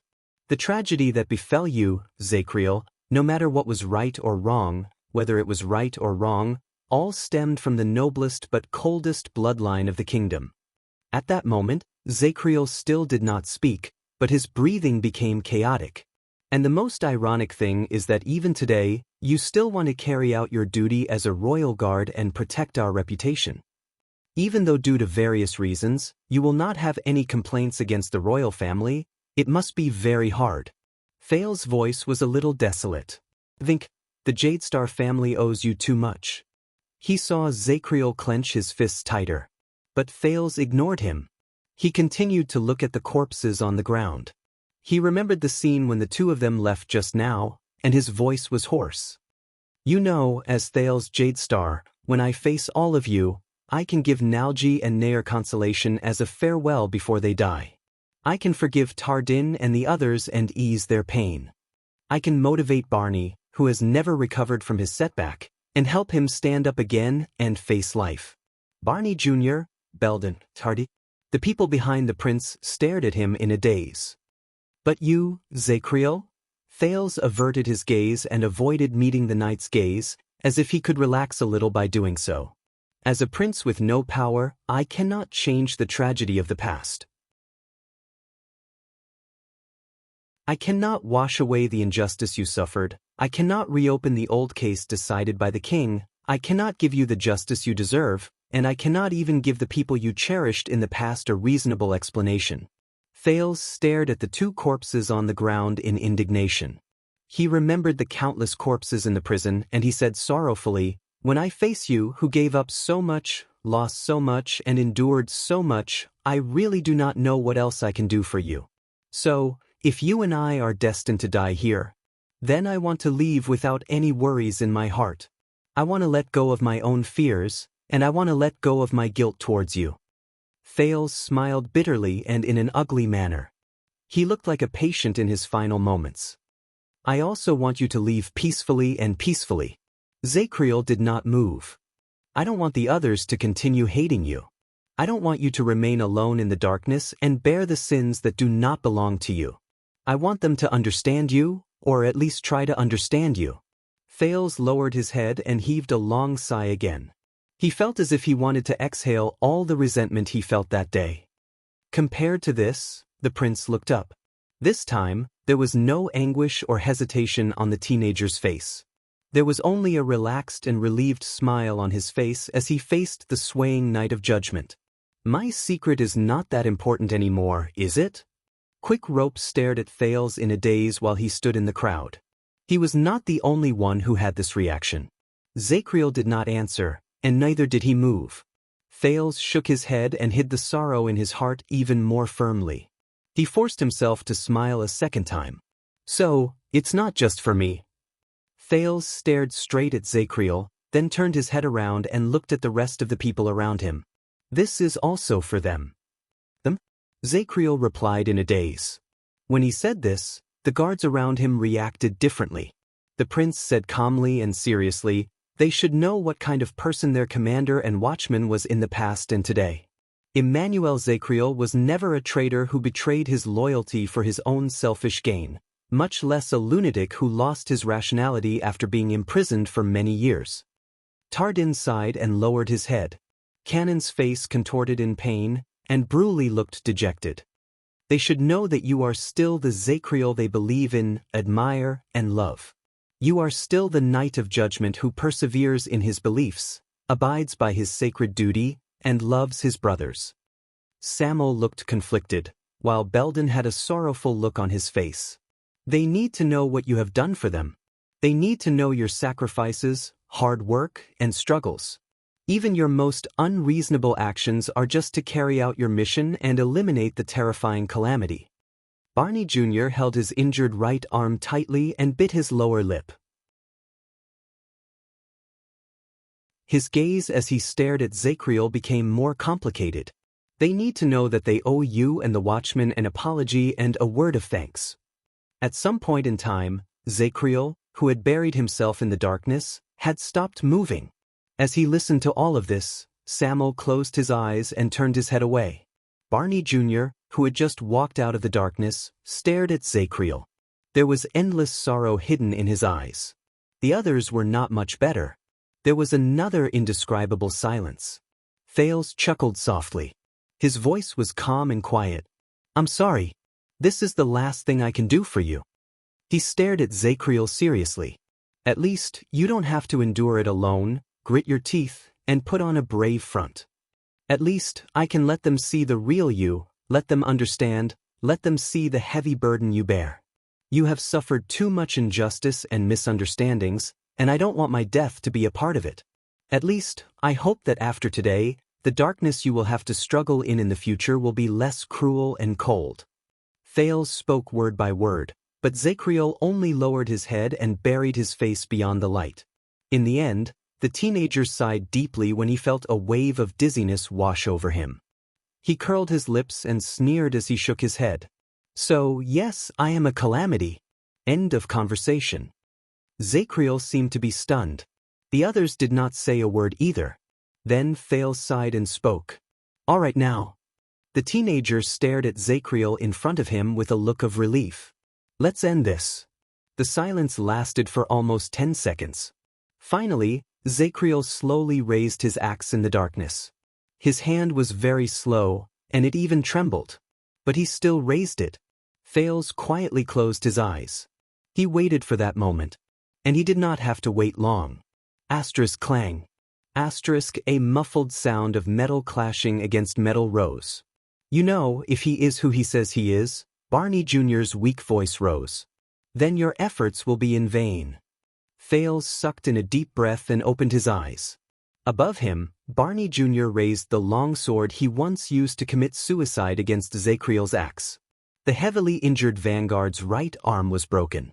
He was holding the sword with his uninjured left arm, and it looked like he was having a hard time. Across him, Zacriel had also lost his left arm. By the looks of it, they were evenly matched. Barney Jr. cast a glance at Thales, who was as calm as ever, and sneered. You can't kill him without a legendary anti-mystic equipment? In a corner where no one was paying attention to, Quick Rope, who was drenched in cold sweat, subconsciously tugged at his clothes to cover the bow in his bosom. Zacriel still lowered his head and hid his eyes in the darkness. He gritted his teeth and spoke laboriously. He's not a qualified calamity. There are records in the Secret Intelligence Department that he can still be stopped before the final step leads to a great disaster. Thales curled up the corners of his lips. He sighed and nodded. He might be right. However, Barney Jr. replied bluntly, That's right. I didn't ask you, young prince. Thales' expression froze. Barney Jr. turned to face Zacriel and shook his head. Records in the Secret Intelligence Department? Qualified? So what? Do you need to take a test to be a calamity? Zacriel's axe began to tremble. His tone was already unstable, and at that moment he became unhappy. This is not a joke. Move aside, you already know who he is. But Barney Jr. suddenly shouted. So what? Based on what you said, the late king had sex with another one. Thales watched Barney Jr.'s actions in silence. He gritted his teeth and felt his chest sink slightly. The vanguard shook his arm. The sword and axe, which were intertwined with each other, separated in the air. Zacriel fell silent. After he saw Barney Jr., Belden and Tardan, who had already rearmed themselves at some point in time, walked behind Thales. Cannon and Bruley followed closely behind them. They stared at him with faces filled with relief. The knight's axe trembled slightly. You don't understand. Zacriel's words were filled with conflicting emotions. The Empire, the kingdom cannot fall into the same trap. Barney Jr. snorted. He seemed to have returned to being the chief vanguard of the royal guards who found Zacriel an eyesore. I know that even if you are heavily injured, I still can't stop you.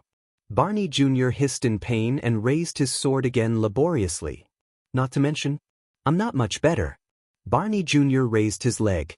His eyes were burning with anger. He walked towards Zacriel with difficulty until the two of them were face to face. But listen to me, Zacriel. In the darkness, Zacriel did not move. He tightened his grip on the axe in his hand. But unexpectedly, when Barney Jr. stood in front of him, his expression suddenly relaxed. He sighed dejectedly. I'm sorry.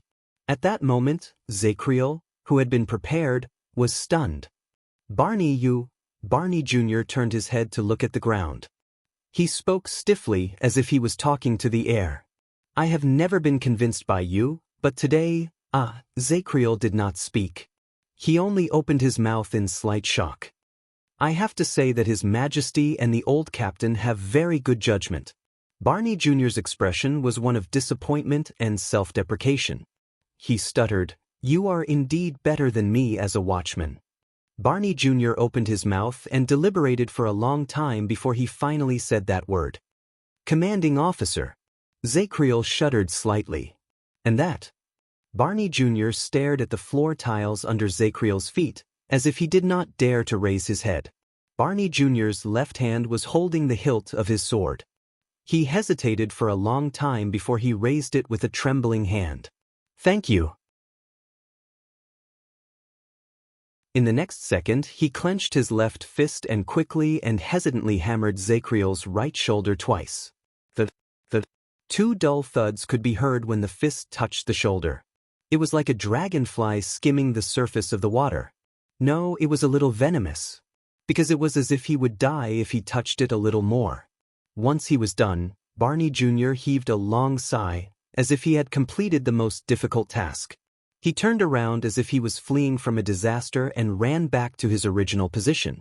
The corners of Thales's lips curled up slightly. "All right, the debt has been repaid." Barney Jr.'s bashful and awkward expression disappeared. He looked at Zacriel coldly again. "Let's fight." But Zacriel stayed where he was and did not move.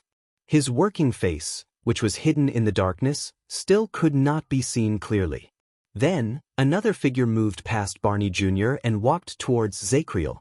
What was surprising was that this person actually pressed his body against Zacriel's right shoulder, extended his left hand, and gently grabbed Zacriel's back. "This might be the last time we hug, commanding officer." The blade of Zacriel's axe swayed slightly. Belden pressed his body against Zacriel's right shoulder and patted his back gently. He said in a choked voice, "Sunset, I really missed the time when I was under you in the punishment division." At that moment, Zacriel's shoulders trembled slightly. He took a deep breath and exhaled. The knight's breathing grew louder. "You shouldn't have made me the penal officer." Belden laughed brokenly. His voice trembled as he turned his head away. He tried his best not to look at Zacriel. I'm terrible. I've never done a good job." He patted Zacriel's back forcefully, and the latter swayed even more violently. Belden closed his eyes, turned around, and returned to Barney's side. He did not dare to look at Zacriel. "I'm sorry, commanding officer." Cannon did not move forward. The scout sobbed and lowered his head. I'm sorry, it's us. We messed up everything, it's our fault." Zacriel exhaled in pain. Sob. Bruley, who was beside Cannon, made a muffled sound. Sob. He's probably saying that he regrets it. Tardin sighed and ignored Bruley's protests. He flashed a pale smile for the last time. "But we're the ones who dragged you and the others into this, commanding officer Zacriel." Tardin stared at the corpses on the ground in a daze. "But at least we can rest at the Emperor's side in peace, just like those 30 or so idiots. We will be reunited." Zacriel's axe trembled even more violently. "It was Sam'l. Even though I'm no longer a guard. But I owe you a word of thanks, commanding officer." The disaster sword snorted softly as if he did not care, but he did not realize that his attitude was exactly the same as Barney Jr.'s. "It was all thanks to you that I escaped." For the first time, Zacriel opened his mouth. He wanted to say something, but he hesitated. Sam'l sighed, and his voice became softer. "And if I hadn't escaped, you wouldn't have had to suffer the punishment of solitary confinement. In any case, I still owe you an apology." Sam'l looked elsewhere, gritted his teeth, closed his eyes, and said, "I'm sorry. I don't have any sense of duty as a guard anymore, but this child can't die, so." Sam'l shrugged and did not say anything else. Zacriel did not react, but the veins on his hands twitched slightly. As Sam'l's voice faded, the guards sighed in unison as though they had accomplished a great task. But Zacriel remained silent. The corners of Barney Jr.'s lips curled up. He stared at Zacriel and said in a tone of relief, "Let's fight to the death." "However, wait." A rather discordant sob rose faintly. "I'm sorry too." Thales turned his head around. He saw Quick Rope wiping his eyes and speaking in a dejected manner. A second later, under the strange gazes of the people asking, "Why are you crying?" Quick Rope suddenly reacted, and his expression froze. His mournful expression disappeared in an instant. He subconsciously took a step back and smiled awkwardly. That the atmosphere, the atmosphere, the atmosphere, but this time, no one scolded him, no one rolled their eyes at him, and no one stopped him. On the contrary, Barney Jr., Tardin, and Belden turned around at the same time. They dragged their weakest bodies and stood beside Thales with the deepest resolution. They raised their weapons at Zacriel. They faced their final battle head-on. I know that I was wrong. I haven't even finished writing Rebirth, and the word count has already exceeded the limit. It's fine. There's still the next chapter. After midnight, it will be published next year. End of chapter.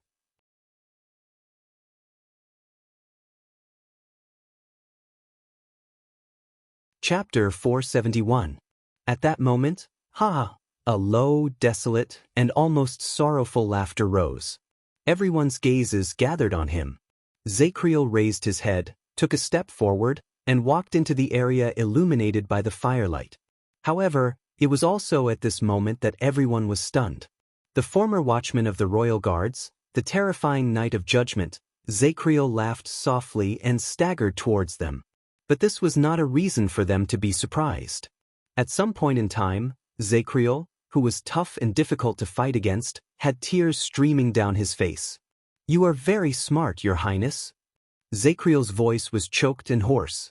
His chest trembled non-stop, and he stared at Thales with bloodshot eyes. "You are even too smart." He slowly raised his axe.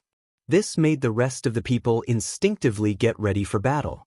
"You knew that you would not be lucky if I targeted you in this gloomy dungeon, so you gave up on using force, stopped running, and stopped using your forbidden power. Instead, you resorted to political tactics." Thales was slightly shocked. Zacriel's voice was very hoarse. It was filled with despair and sorrow, like a wounded person who had lost his last hope.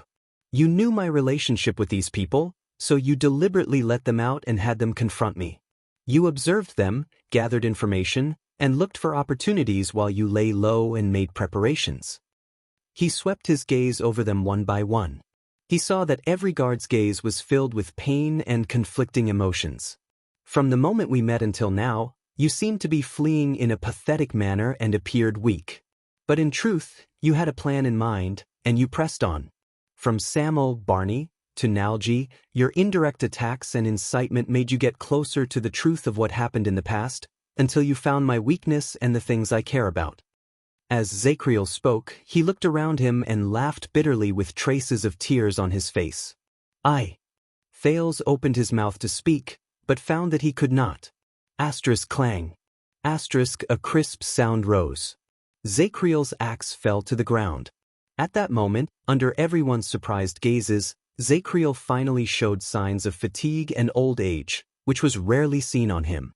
Just like before, he was still alone, and he stood against everyone else. 1 against 8. But now, Zacriel raised his gaze. But now, the numerous figures in front of him gradually blurred, and finally focused on the young and disheveled figure at the very front, but inexplicably steady. Zacriel stared at Thales quietly. Through his tears, there was a hint of bitterness and melancholy in his smile. He did not know when it started, it had become a one-on-one battle. Zacriel sighed softly in his heart and averted his gaze from his former colleague. They were no longer criminals who had lived in prison for a long time or were on the run. Instead, he became the proudest existence in the world again. Constellations, Royal Guard. At that moment, Zacriel did not know why he could not hold back the tears in his eyes. He also did not know why he could not fill the hole in his heart. He only stared at Thales in a daze. If he wasn't such a taboo existence, that's good. Zacriel's figure swayed in the air, but he did his best to stabilize himself. You interrogated them for the truth sincerely and mercilessly, forcing them to reveal their true nature and dig out the details that were most valuable to you. The more Zacriel spoke, the more anxious he became. His expression became more solemn and desperate. Then, like a saint who saved the world, you used your special status as a Jade Star to forgive them and relieve them of their burdens. More importantly, you've become their spiritual pillar. You've completely tied yourself to them. Thales felt bitter in his heart. He could only force himself not to look at the expressions of the people around him. Zacriel sucked in a deep breath and stared at Thales, who had a complicated expression on his face at that moment, in despair. To them, you are no longer just a prince they met for the first time. The Knight of Judgment continued to speak dejectedly. You are Nalji and Nair's mourner, the pardoner of criminals, the comforter of those serving their sentences, the Jade Star Prince they acknowledge, and the noble person who was willing to take the risk to clear up the misunderstanding for me. If I kill you, it will be the same as destroying all of them, both physically and mentally. Zacriel covered his tears and laughed bitterly as he trembled uncontrollably. But all of this seems so logical and I can't find any fault with it. Ha! Thales sighed. Zacriel? But the Knight of Judgment did not give him the chance to speak. Just now, when I was still an evil person, I could have broken their bones and torn their tendons without hesitation and then killed you. Zacriel lowered his arm. When he said these words, there was a ruthlessness that made the others nervous. After the fact, I could bear their hatred as an evil person. I could live like that and I could die like that. I have already lived like that for 18 years. 18 years. Zacriel growled in a low voice. His swaying body seemed to be unable to support itself anymore. He fell backwards and leaned against the wall. There was a sad silence in the dungeon. Zacriel's expression slowly turned gloomy. But the words you said just now, the words you said to defend me, were not for me to hear. You said them to hear. Zacriel raised his head and looked at each of his colleagues. For some reason, those who met his gaze felt an indescribable pain. You cleansed me of my sins. You made them respect me again. More importantly, you turned their feelings into weapons against me. The Knight of Judgment's voice became more anguished. He sounded as if he was pleading. Because you know, from this moment onwards, when I no longer see hatred for traitors on their faces, but regret and respect for their officers, Zacriel leaned against the wall and pointed at his chest, then at his head. His breathing was intermittent. And you know that this is my greatest weakness. Zacriel stared at the axe under his feet in sorrow. He lifted his head and opened his mouth. He let out a pained roar from his throat. You know, when I face them like this, I can no longer do it. Thales stared at the man in a daze. He was speechless. But why? The dying Knight of Judgment sucked in a sharp breath, as if he had regained his energy. If you don't expose all this, if you don't pursue the truth, then perhaps. At that moment, Zacriel looked at the bodies on the ground, at Barney Jr. Endless sorrow appeared on his face. Perhaps Nalji and Nair will still be alive and breathing. As for Barney, the one he hates is still me, not his father, not the late king. Zacriel closed his eyes. Barney Jr. turned his head away, trying his best not to look at him. Cannon sucked in a pained breath and threw down his weapon as well. The atmosphere became rather unbearable. Thales felt a heavy pressure on his chest that he had never felt before. If he did not say anything, he would explode. I'm sorry about Nalji and Nair, but the moment the teenager finished speaking, he was interrupted again. Zacriel held his forehead tightly with one hand. His face contorted in pain. I don't know, I really don't know. The words you said to them, the words you comforted them, the words you said to me when you were willing to reveal your identity, and even the words you revealed yourself as if you were telling the truth from the bottom of your heart, or was it a lie with ulterior motives? Did you do it to save them, or to save yourself? Thales was stunned. Sincerity? Hypocrisy? Saving others? Saving himself? Thales was lost in thought for a while. Perhaps. For some reason, the teenager felt an indescribable loneliness. Perhaps a little of both. Zacriel's breathing became more intense. It was as if he was having an attack again. Lurking in the dark, probing for weaknesses, and finally striking the vitals, killing them with one strike. The Knight of Judgment's laughter became faster. The scariest thing is that I already know what you're up to, but I still can't fight back. I don't have Lord Hansen's talent. I can't even tell whether your words are sincere or not. Sincere? Thales stared at him, conflicted. He opened his mouth a few times, but in the end, he could only say in a desolate manner. A long time ago, I heard something from a one-eyed man. Thales sighed.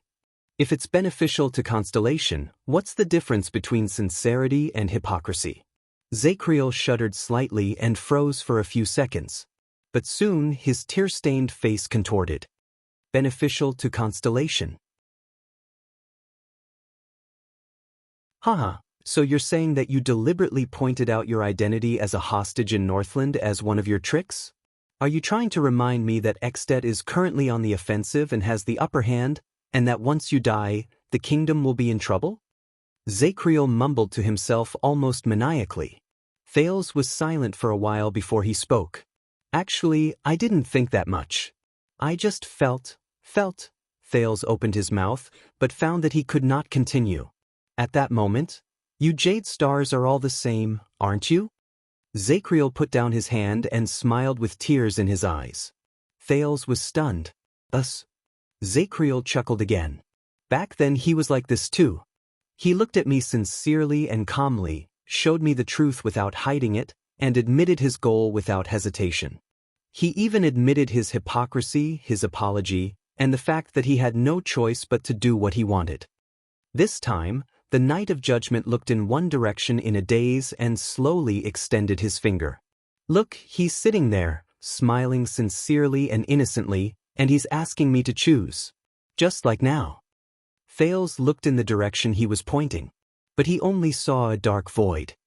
He turned his head worriedly and found that the guards around him were looking at the deranged Zacriel with sorrowful expressions. Their gazes were sorrowful. He melted his true feelings and hypocrisy together and carved out a chessboard that others have no choice but to walk on. At that moment, Zacriel looked like a withered old man. He no longer had the grace of a warrior. This made Thales' heart ache.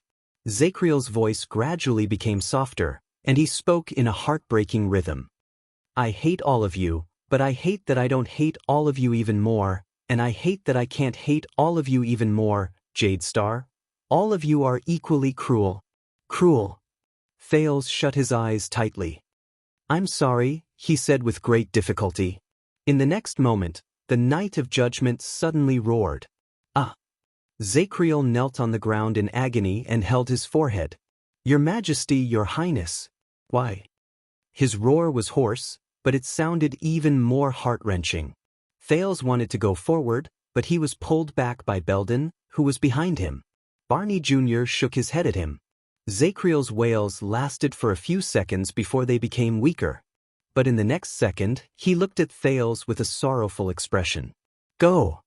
This time, Zacriel's words were simple. Go, Your Highness, leave. He held his head and crouched in front of the wall. His tone was almost pleading. Don't ever come back here. Just pretend that you never saw me. Thales stared at the Knight of Judgment in a daze. I'm safe. But this is not what I want. He felt sad as he watched Zacriel, who was on the verge of breaking down and had been hysterical just a moment ago. No, Thales sucked in a deep breath. You can come with us and leave the prison of bones. You might not be able to return to the capital openly, but unexpectedly, Zacriel suddenly exploded and roared in the air. Go! Thales jumped in fright until Belden pressed down on his shoulder. Zacriel fell back to the ground dejectedly. His voice became low and he began to sob. Go, before I lose control. I'm begging you. Jade Star. Thales looked at him and was silent for a few seconds. Then, Barney Jr. coughed softly behind him. I understand. Thales sighed, turned around and walked away. It's over. That was what he told himself. But for some reason, there was no joy in his heart. There was only a faint sadness. Everyone turned their gazes and saw Samuel looking in Zacriel's direction. He said loudly, Zacriel, do you intend to stay in the prison of bones and rot here for the rest of your life? The Knight of Judgment did not answer. Samuel frowned. All right, if you like it here, you can live and die on your own. But before that, you have to tell me. Samuel gritted his teeth. Who was it? Who was the Jade Star who tried to usurp the throne 18 years ago? This sensitive question made everyone tense up again. But Zacriel only chuckled in a daze and shook his head nervously. It's not important anymore. It's not important anymore. Samuel's frown deepened. He was obviously indignant. He took a step forward. But another hand held him down. He's right, Samuel. Barney Jr. exhaled. His tone was filled with disgust towards the past and lies. No matter who did it, the result can no longer be changed. Samuel was silent for a while. In the end, he snorted angrily and flung Barney Jr.'s arm away. He no longer looked at Zacriel. Very well, then now we... Barney Jr. sighed. But just when everyone breathed a sigh of relief, Thales exhaled deeply. As if he had made up his mind about something, he suddenly turned around and walked back. Without turning back, he walked towards Zacriel again. Barney Jr., who only had one arm left, could not catch him in time. His expression immediately changed. Your Highness. Belden even instinctively wanted to stop Thales. But Thales calmly raised a hand and stopped everyone from moving. I know what I'm doing. The teenager exhaled and slowly walked towards Zacriel, who was trembling non-stop with his hands over his head and mumbling to himself. He then squatted down. Do you know Knight? Thales revealed a friendly but sad smile. During my journey, there was a period of darkness that made people despair the most. Zacriel stopped trembling. He put down his arm and stared at the teenager in a daze and perplexity. At that time, there was a lonely and selfless hero behind the scenes who gave me the most generous and sincere blessing. In the next moment, Thales did something that caused everyone to turn pale with fright. He extended his hand and gently held Zacriel's head. And now, in the name of Thales Jadestar, Thales said the most sincere words in his calmest and softest voice. I pass on his blessing to you. Blessing? Zacriel seemed to be stunned. He stared at Thales and did not move. Thales leaned forward and leaned against the knight's forehead. May darkness cleanse your soul, and may the torch guide your way. Thales' voice was hoarse, but there was an inexplicable emptiness to it. It made the onlooker's anxiety subconsciously disappear. The lonely watchman, Zacriel. Thales closed his eyes and used his forehead to lean against the ugly brand on the man's forehead. May you never lose your way. At the moment of contact, Zacriel trembled slightly. Thales was incredibly calm. After doing all this, he had a feeling that he had become different. But, he suddenly heard the people behind him exclaim in unison. But Thales ignored them. He knew that they were worried, but he also knew that he was safe now.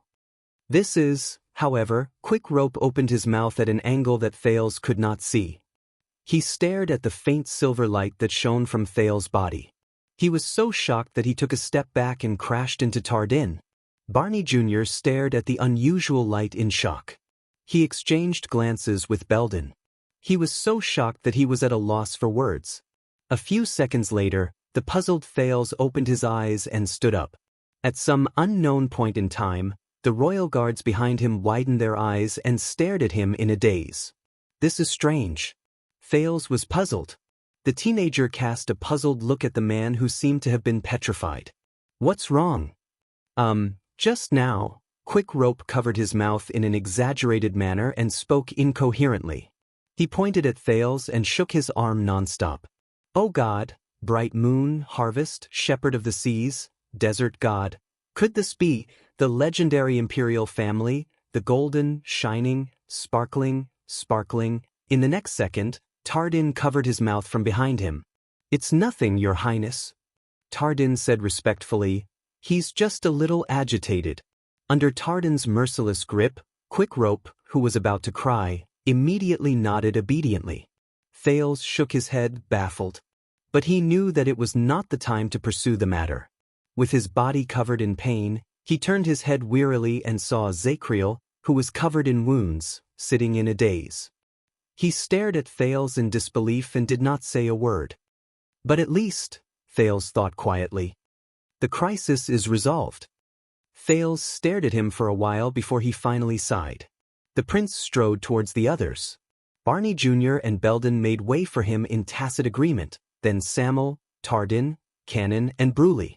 Quick Rope stood where he was in a daze, and Tardin pulled him away. Thales staggered through the path. They made way for him respectfully. He suddenly had the illusion that he was walking in Renaissance Palace. He smiled in a self-deprecating manner. He did not know why, but he felt that these people's attitudes were different. They were more respectful than when they first met, but less cordial than when they forgave and comforted them. Thales did not think too much about it. He walked through the path the people made for him and went to Nalji and Nayer's bodies. What are you going to do with their bodies? Barney Jr. paused for a moment. His expression was sorrowful. One day, he said softly and carefully, we will come back and retrieve everyone's remains. We will come back and retrieve everyone's remains. Thales nodded. These people's bloody year. It ends here. The teenager sighed. He endured the pain in his waist and bent down to pick up the green crystal key on the ground. The key to the prison of bones. Thales grimaced in pain and rubbed his waist, which was probably a muscle strain. He looked at the people in front of him. Are you ready to get out of prison? Everyone looked at Barney Jr. Barney Jr. was silent for a while before he averted his gaze from the bodies on the ground. He quietly picked up the long sword and walked to Belden's side, allowing the latter to support his body. Cannon tidied up Nalji and Nayer's remains one last time. He sobbed, gritted his teeth, and nodded. Bree kissed the forehead of the deceased and stood up. Tardin released Quick Rope and tidied up his sword. Quick Rope flashed his white teeth, hugged the crossbow of time, and gave Thales an exaggerated "you're awesome" gesture. Samuel quietly pulled out the silver longsword left behind by Thales from the ground and walked behind the group. The group of wounded soldiers silently assembled. Barney Jr. looked around and snorted softly. He nodded at Thales. Anytime. Thales lifted the corners of his lips, and his gaze suddenly froze. Oh, one last thing. While all of you are still here, the prince turned around and rubbed the key in his hand. He looked at each of the unkempt and wounded royal guards, and he seemed to be deep in thought. Varangiranna. Does this name ring a bell? Everyone was taken aback. Thales swept his gaze over everyone's expressions. He didn't notice anything unusual. The youth frowned and asked, what I mean is 18 years ago, and especially before the bloody year? The others looked at each other at a loss, and all of them looked stunned. Finally, Belden asked in puzzlement, Varangiranna? Who is that? Thales looked at their expressions and could only sigh in disappointment. My mother. He shook his head and finally gave up on the idea of looking for witnesses from many years ago. It is said that she is. The group looked at each other in shock. It's okay, I was just trying to ask. But since you don't know. Thales did not hesitate. He walked straight to Samuel and raised the key in his hand. With the most complicated and strange emotions, he sized up the ancient but lonely, dark dungeon for the last time. Come, find your secret exit. We have stayed enough in this stupid dungeon. Samuel extended his hand, but he did not take the key immediately. Are you sure you want to go out? Thales was slightly stunned. What do you mean? Samuel shook his head. I don't know what you're capable of, but if the calamity is outside, and it is leaked through us, Samuel's gaze turned cold. Whether you are a prince or not, there are plenty of people who want you dead. Samuel. Belden cast a glance at Zakriel, who sat in a shadowy corner, and said sternly, don't forget, His Highness saved your life and all our lives. Samuel snorted softly. Thales looked at him, then at the people around him. In their eyes he did not just see respect for the prince, but also fear and reverence towards the unknown. Of course, there was only one heartless person who was an exception. Thales smiled. Yes, if my identity is exposed, many people will want my life. The prince said calmly, but you don't want it. That's enough. At that moment, Samuel was stunned. His gaze lingered on Thales for a long time. A few pairs of eyes moved slightly. Thales snorted softly and shook the key in his hand. And we really should go. Samuel stared at the key in Thales' hand, then at him. He was a little absent-minded. It's time to go. Samuel nodded coldly, but he pulled his hand back and ignored the key. Under Thale's puzzled gaze, Samuel took 10 steps forward and walked to an inconspicuous corner. He first used his long sword to pry open a floor tile, then he bent down and stretched out his hand to pull something inside. Samuel? The key? Just when everyone was puzzled, a change occurred. Asterisk rumble. Asterisk the ground trembled slightly, and the dust that fell from above made Thale's and the others' expressions change. What is this? Before Barney Jr. could finish speaking, Thales, who had covered his mouth and nose, discovered the key. As the dust continued to fall, a dark hole suddenly appeared in front of them, where the ceiling was connected to the wall. Asterisk rumble. Asterisk while everyone was in shock and bewilderment, the tremors continued, and the area of the hole above them continued to expand. It looked as if the bricks on the wall that were connected to the ceiling were retreating piece by piece, slowly revealing the wide, rectangular hole. What was even more amazing was that the bricks seemed to have agreed to it. They retreated from the top to the bottom at different distances. When they retreated to the bottom, they formed a stone staircase that led upwards. It was the width of 8 to 9 people, and it led to the dark, unknown hole. Cold wind continuously surged in through the expanding hole, causing Thales to shiver. More than 10 seconds passed. When the tremors completely disappeared and the hole above them was completely revealed, everyone was already dumbfounded. This is... Thales stared at the stone staircase that seemed to move backwards on its own and went upwards step by step. I know, it's very shocking, right? Samuel stood by the newly formed stone staircase and sighed. The miracles of the wizards. When I first saw it, I was just like all of you. Thales took a deep breath and snapped out of his daze. He tried to convince himself that he did not need to be so shocked. The teenager took a step forward. All right then, Thales' grip tightened. Wait. In an instant he suddenly realized that something was wrong. Samuel. Thales stared blankly at Samuel, who stood by the stone staircase. You opened the exit without looking for it? You know where it is? The prince's question attracted most people's attention. Samuel snorted softly.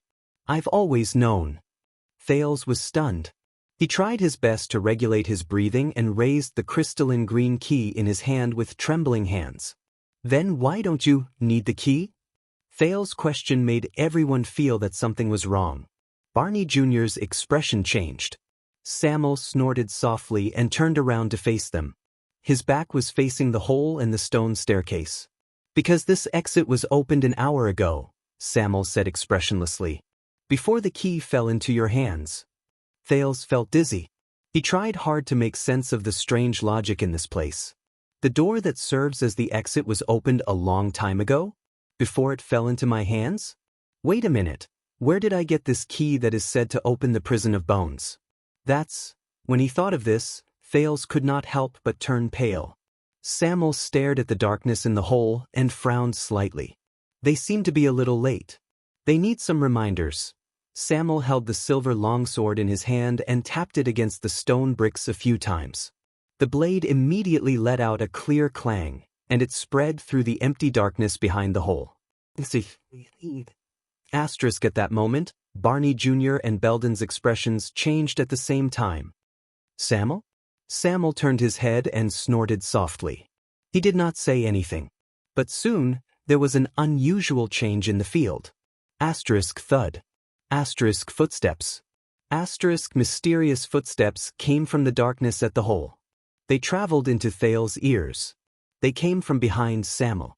Barney Jr. instinctively took a step forward and formed the truth formation with Belden. They protected the surprised and bewildered Thales behind them while they faced Samuel, who did not look quite right. Asterisk thud, thud, thud. Asterisk multiple footsteps could be heard. More and more footsteps could be heard. They grew from weak to strong, from soft to loud, and from far to near. They could be heard faintly, but they became clear. Everyone became nervous. Samuel, what did you do? Barney Jr. stared at his former colleague in disbelief. But Samuel only stared at him coldly. Asterisk thud, thud, thud. Asterisk finally, a pair of sand boots appeared at the top of the stone stairs. With a leisurely rhythm, They walked out of the darkness and went down. Well done, Samuel. A voice so unfamiliar that Thales had almost forgotten it, but immediately remembered it the moment he heard it came from above his boots. I waited for so long, I almost thought you were dead. The voice was calm, but cold and indifferent. Samuel snorted coldly and did not answer. Barney Jr. and the others looked at each other in puzzlement. They did not get an answer. But they noticed that Prince Thales' expression suddenly became unpleasant. He was incredibly shocked. Impossible. So, all of our troubles. The pair of sand boots slowly walked down the stone stairs, and their owner's figure was gradually revealed. The calm voice continued to rise. Shadow Shield, Northlanders, the kingdom's secret intelligence department, your prisoner friends, and that damn mask. You've almost killed each other, right? Samuel nodded. He did not care about the others' puzzled and disappointed gazes. Of course, everyone here is basically injured. They are no longer a threat. Samuel swept his gaze over his fellow guards and said coldly, "Of course." But Sonny didn't survive. The owner of the desert boots froze for a moment. Oh, what a pity. But we will remember him. Barney Jr. held his sword with one arm and raised his guard to the highest. Belden protected Thales' flank with all his might, while the others solemnly rearranged their formation. But Thales was completely frozen on the spot. Impossible. The owner of the sand boots finally stepped down the stone stairs and revealed himself in the firelight. No. Thales stared blankly at the newcomer. I saw it with my own eyes. You were clearly pierced through, the person in sand boots sighed slowly. He did not seem to be in a good mood. Yes, I know. He was like a librarian who had explained the library rules to people countless times but still encountered violations every day. His words were filled with laziness and impatience. You saw it with your own eyes, I died. While the guards were in shock and bewilderment, Thales glared at the person who should not be here. Impossible. So, why don't you take a guess, Prince Thales? The person spread his arms in a relaxed manner. With the same polite smile as before, he revealed his undamaged neck and chin to Thales. Just what kind of existence is there in the world? The person paused for a moment, as if he enjoyed Thales' reaction. Unkillable, he chuckled and continued. Every time you are reborn? The person's laughter seemed to contain magic, and it brought out the deepest fear in Thales' heart. Unkillable. Every time you are reborn. Thales stared at the person on the stone stairs stiffly. He felt as if his thoughts were about to come to a halt. In this world, an existence that cannot be killed, that is, by the way, thank you for keeping everlasting truth safe for me. Under Thales' shocked gaze, which was almost frozen, the person calmly and politely took the silver longsword from Samuel. But I remember that you did not understand the inscription on it. It's Ricky. Thales said to himself in a daze. It's him. The person who should have died under Yodel's sword a long time ago, the leader of Blood Whistle's mercenary group, Disaster Swords Crassus. The ever-calm Ricky stood on the stone stairs and gently revealed the 2 rows of inscriptions on the streamlined blade. Truth is eternal and inextinguishable. As he stared at the stunned Thales, a cold glare shone in Ricky's eyes, as if he had been reborn from the dead. He said in the most soothing tone, "We struggle endlessly."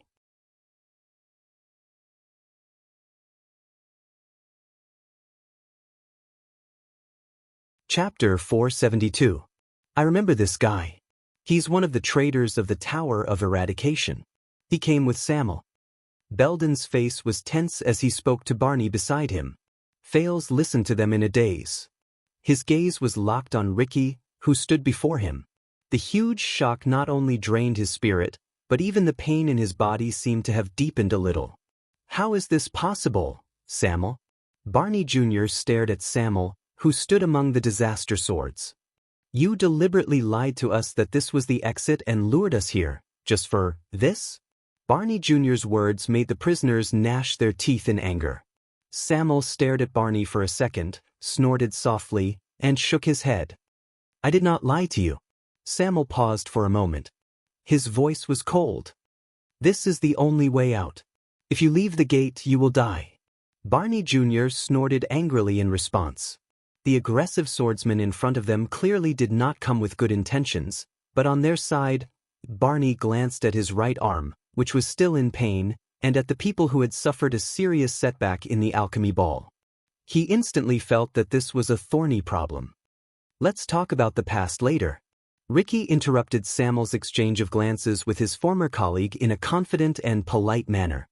"Now, everyone, we should go home." As Ricky's voice faded away, the people beside him, the Northlander swordsman Klein, who wielded an incredibly fast sword, and Joseph, who was sent here as a spy, slowly reached for the sword hilts at their waists. The prisoners of the royal guards tensed up. Not in their best condition, they raised their weapons with great effort and got into a fighting stance. "We are in a bad condition. We cannot fall into a chaotic battle or encirclement. There is a problem with their power of eradication, and we cannot be entangled with them for too long." Barney Jr. stared at Ricky, who was right in front of him. He whispered to the people beside him, "Belden, I can only use one hand, and there is no room for me to test the waters." "I understand," Belden replied softly with a solemn expression. "Wait for your signal." Barney Jr. nodded, raised his head, and raised his voice at Ricky. "What is your goal?" Ricky smiled faintly and was about to speak. "Don't worry, But Thales, who was trying his best to calm himself down, changed his expression. He suddenly understood what Barney Jr. wanted to do. The teenager instinctively raised a hand. "Wait." But before he finished speaking, Barney Jr. and Belden pounced on him like an avalanche. The battle instantly broke out. It seemed like it was because of his injuries, but this time, Barney Jr. did not take the lead. Instead, Belden roared and took the lead. The two of them stood in front of Ricky, one at the back, and the other at the front with an axe and a sword. Perhaps it was too sudden, but Klein and Joseph, who were standing behind Ricky, unsheathed their swords subconsciously, but they were still unable to catch up. They could only watch as the two of them approached Ricky first. At the same time, Ricky's silver longsword, Everlasting Truth, drew a beautiful arc in the air, bringing with it the sound of wind as it enveloped the two attackers. Ding! With a soft sound, Everlasting Truth hit Belden's axe in midair. He was in the lead. At that moment, Belden suddenly had the illusion that he was trapped in an endless, scorching vortex, and he was about to suffocate. What was worse was that even though he had expected it, the disaster sword's power of eradication still affected his arm, making it even more unstoppable than before. Scorching, oppressive, heavy. The mercenary axe in his hand, which was rather heavy, began to tremble uncontrollably. As Ricky smiled, Belden could only watch helplessly as his attack deviated by more than an inch. It barely grazed past Ricky's wrist. Ricky sneered in his heart. He knew that Belden's attack was no longer a threat. He turned his long sword around and charged at the other person. But at that moment, Barney Jr., who was one step behind, finally arrived. What surprised Ricky was that Barney Jr., who only had one usable arm left, did not attack him. Instead, he straightened his body and charged at Belden. Thud. A muffled sound rose. Belden grunted and let go of the axe handle, which seemed to be out of his control. He used Barney Jr.'s charge to change his direction. He wrapped his fist in his palm, bent his elbow, and charged at Ricky. Ricky, who had been calm and composed, finally changed his expression. The axe is just bait? But Belden, who seemed to have lost control, had already arrived in front of Thales. Thales suddenly came to a realization. This was a variant of the Northland military sword style. Countered. However, Barney Jr. used his comrade as a shield. He was secretly shocked. What kind of tacit understanding do they need to work together to execute this style from a shield in their hands to a living person beside them? Thales did not have time to think about it in detail. Ricky had no choice but to crouch and move, but he could not withdraw his longsword in time. He could only use the hilt of his sword as a shield. He struck Belden's abdomen violently and deflected his attack. As Belden grunted, Barney Jr. used this opening to finally thrust his long sword, which he had been preparing for a long time, straight at Ricky's abdomen. The sound of flesh being torn rose. "Eha!" Ricky's enraged roar echoed through the underground prison. At that moment, it was as if the air around them had been compressed. Barney Jr. and Belden, who were already confident in their victory, shuddered at the same time. Thud. Before Thales could react, Barney Jr. and Belden staggered around Ricky like drunkards who could not control themselves. They fell to the ground in a disheveled manner. Clang. The axe and sword fell to the ground. Thales sighed in anguish. "No!" Tardin, who had taken over his duty to protect Thales, cried out in alarm. His eyes widened so much that they looked like they were about to pop out of their sockets. In the next second, the disaster swords reacted. Joseph and Klein caught up to them at the same time. They pressed their long swords against their necks and firmly suppressed the two men who had failed in their ambush. Ricky's body swayed. He stabbed his long sword into the ground and tried his best to maintain his balance. He lowered his head with a pained expression. Blood seeped out from the gaps between the fingers of his left hand, which was pressed against his abdomen. In just a few seconds, back and forth, the dangerous battle ended just like that. The people around them watched with their mouths agape. "Damn it." Klein, the Northlander swordsman, stared at Barney Jr. by his feet in exasperation. "How many times have we been ambushed tonight?" But just as he was about to continue speaking, Ricky stopped him. "No, they are very powerful." Ricky panted and waved his hand to reject Samuel's kind offer to help him up. "They have been imprisoned for many years and are heavily injured, but they still managed to find such an opportunity." Ricky stared at the bloody wound on his waist and sighed. As Barney Jr. and Belden failed and were captured, Thales' heart became increasingly heavy and bitter. "Quill Barney, right?" Ricky's face was pale. He watched Barney Jr., who was dragged up from the ground by his subordinates. Barney Jr. was in a pathetic, if not tragic, state. He looked at the man's indignant and resentful expression. "Samuel mentioned you to me before. He said it was very ridiculous." Ricky's eyebrows furrowed back and forth, as if he was enduring pain. "He told me that no matter how bad Barney Jr.'s condition is, as long as you are alive, even if you only use your teeth, you can still deal the most fatal blow." Ricky stared at his waist and laughed brokenly. "I believe him now." As a response, Barney Jr. only spat. His gaze never left the serious wound on Ricky's waist. "Damn it. Almost. Normally, you would definitely be a worthy opponent. But not today." Ricky's panting gradually subsided. He turned to Thales, whose expression was incredibly unpleasant. "I am very surprised and also very impressed. Your Highness, in such a short time, you found yourself a team of top-notch guards. Now we can wrap things up, right?" As he spoke, a few mercenaries tightened their grip on the hostages' swords, as if they were demonstrating their strength. Thales' expression tensed. Ricky waved his hand with a tired expression. "Take down the others. We are going out." The mercenaries, led by Klein and Joseph, received their orders and moved forward. "Your Highness." Tardin watched the disaster swords who surrounded them nervously. "Please stand back." But at that moment, Thales suddenly stepped forward. "Wait." Under Tardin's worried and puzzled gaze, the prince walked past them with an unpleasant expression and stood at the forefront of the team. "I have a question." Klein and Joseph frowned slightly as they held their swords in their hands. Knowing the teenager's importance, they turned around to look at Ricky. Ricky took a deep breath, pulled out his saber from the ground, and stood firmly. He took a step forward with his saber in hand. "Come, Your Highness. I believe that you are very tired. Let's talk after we get out of here." Thales ignored Ricky's words. He only stared at him, trying to find out the difference in every detail of Ricky's body. But he was disappointed. Although Ricky was heavily injured at that moment and looked tired, compared to the corpse that was once submerged in a pool of blood, he looked like a brand new person. Thales took a deep breath. He felt the pain and fatigue in his body become more obvious. Even his thinking seemed to have slowed down by half a beat. But he had to persevere. Especially when he was facing, "I saw it with my own eyes. Your head was pierced through."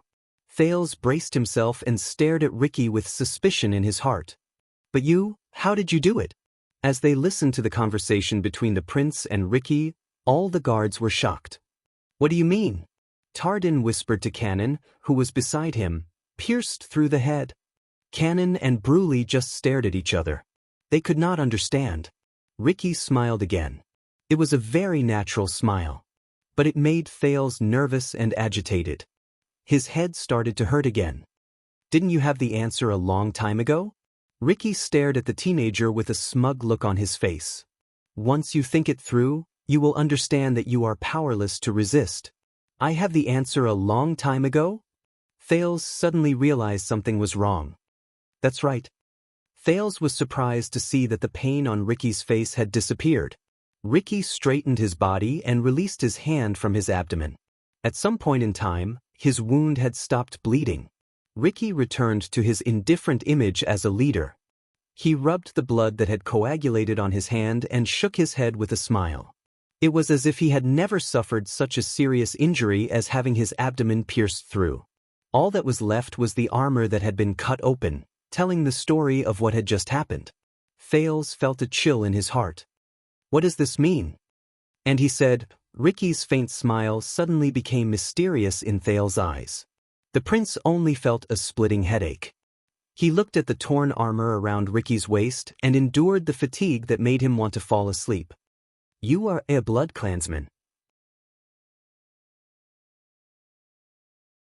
Ricky paused for a moment before he burst into laughter and shook his head. "I told you, you have the answer a long time ago, but you are unwilling to admit it. Not a blood clansman." "No?" The teenager stared at the subdued Barney Jr. and Belden. The inexplicable fear in the depths of his heart surged again. "Did you just say that those who cannot be killed will be reborn every time?" Thales gritted his teeth and carefully asked the question that worried him the most. Are you one of them?" Ricky continued to smile. He did not answer. His smile made Thales' spirit, which had already been tortured to the point of death, feel even worse. When he saw Ricky's almost tacit admission, Thales' heart turned incredibly cold. He could be vigilant against assassins. He could negotiate with Northlanders. He could find other ways to deal with Zacriel. But Thales' face was dark. The subdued Barney Jr. seemed to have understood something. His expression changed slightly. "Wait, do you mean that this person?" Thales shook his head. His gaze never left Ricky. "Damn it. If this person is really what I think he is, if he is, no, this is too bad. First it was Zacriel. Now it's this." The teenager's tired gaze circled the area and stopped at the silver longsword he once held. "If he is really, then there is no hope in fighting him head-on. Unless..." Thales felt like his head was about to explode. He had to think about a way out. He thought about Asda, Giza, and even Taurus. He thought about what he should do when he faced them. Thales sucked in a deep breath and said with a trembling voice, "If that's the case, then Disaster Sword is indeed an organization of calamities, just as its name implies? Just like Blood Bottle Gang, they exist for you and serve you?" Everyone was stunned, including the people from the Disaster Swords. Ricky raised an eyebrow. When he saw his expression, Thales thought of something. "You said that your sword is called the Everlasting Truth. This isn't a coincidence, right?" Thales made up his mind and gritted his teeth. "So, your leader is the Truth Brother?" Against Thales' expectations, his tactic of stalling for time and finding an opportunity worked. The Truth Brother. In that second, Ricky's expression changed. He was originally smiling, but when he heard this, his face instantly turned as cold as ice. Thales' legs were sore. He saw hope, and he had to support Barney Jr. by his side to stand firmly. "Or are you the Truth Brother, B? Should I call you the Truth Sword from now on?"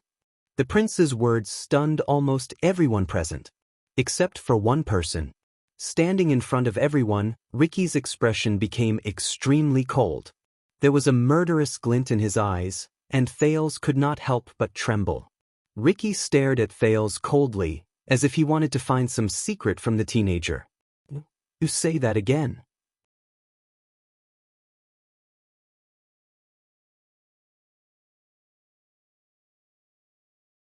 Chapter 473. It was a good thing that they were stalling for time, but, as he looked at Ricky's murderous gaze, Thales felt his head swell. What did I say wrong this time? However, if he was a mystic, Thales rubbed his head and remembered the reason why the disaster swords came here. He was right. Dragon Breaker. But what could he do now? However, a dry voice suddenly sounded from the darkness behind him. Steady! Thales, whose thoughts were in a mess, immediately snapped out of it. Calm down. Barney Jr. and Belden were shocked.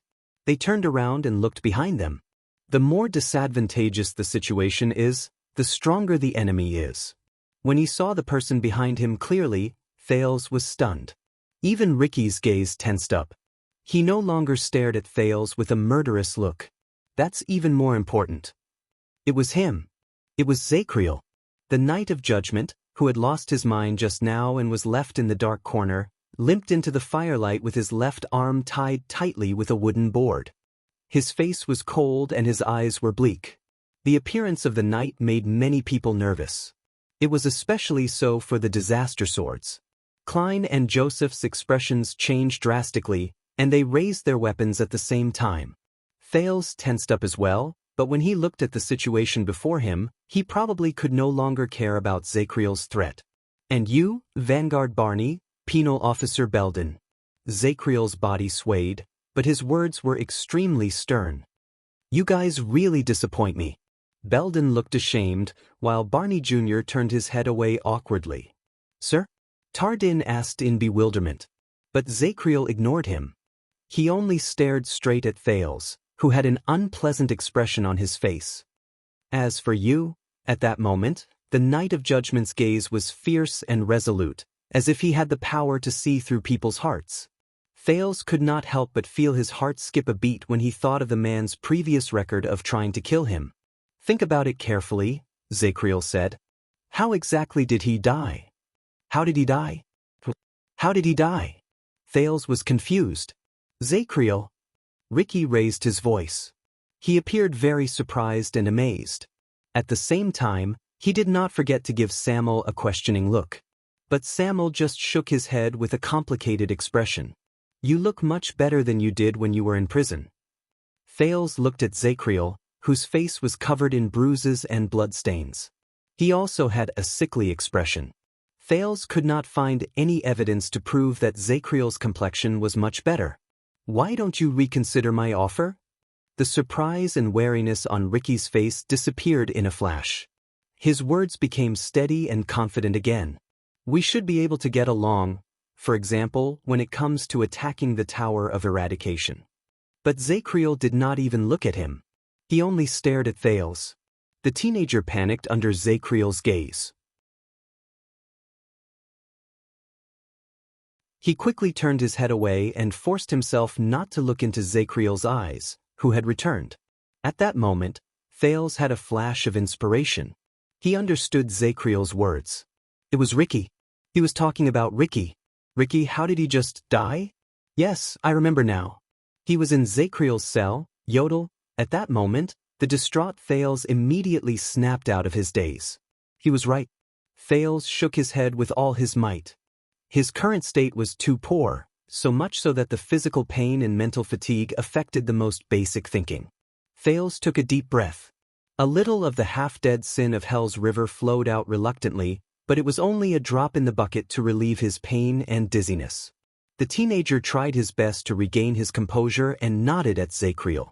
Only then did the Knight of Judgment look away. Thales then turned to Ricky. You are not a mystic. His tone was calm, but firm. You are not a calamity. The moment that word appeared, the royal guards were slightly surprised. Barney Jr. widened his eyes.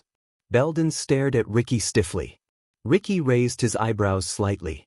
Thales took a deep breath. He felt the uneasiness in his heart gradually disappear. Absolutely not. The royal guard's surprise quickly subsided. They looked at Thales together. Oh. Ricky's smile slowly cooled down. Why are you so sure? Why are you so sure? As if to continue convincing himself, Thales, who had just breathed a sigh of relief, subconsciously blurted out, because you are a man. Ricky frowned. He was puzzled for a while. A man? But his expression immediately relaxed. I see. Ricky looked enlightened. Because I am a man. So, you heard what we said about the Magic Empress, right? This time, it was Thales' turn to be stunned. The leader of the mercenaries smiled faintly. He looked around and his eyes sparkled. Your Highness, where is your masked friend? Thales' heart tensed up. He instinctively wanted to look at Zacriel, who was the last to see Yodel, but Ricky's words forced him to divert his attention again. So, the sword he used to kill me, should be a legendary anti-mystic equipment, right? Thales' arm froze.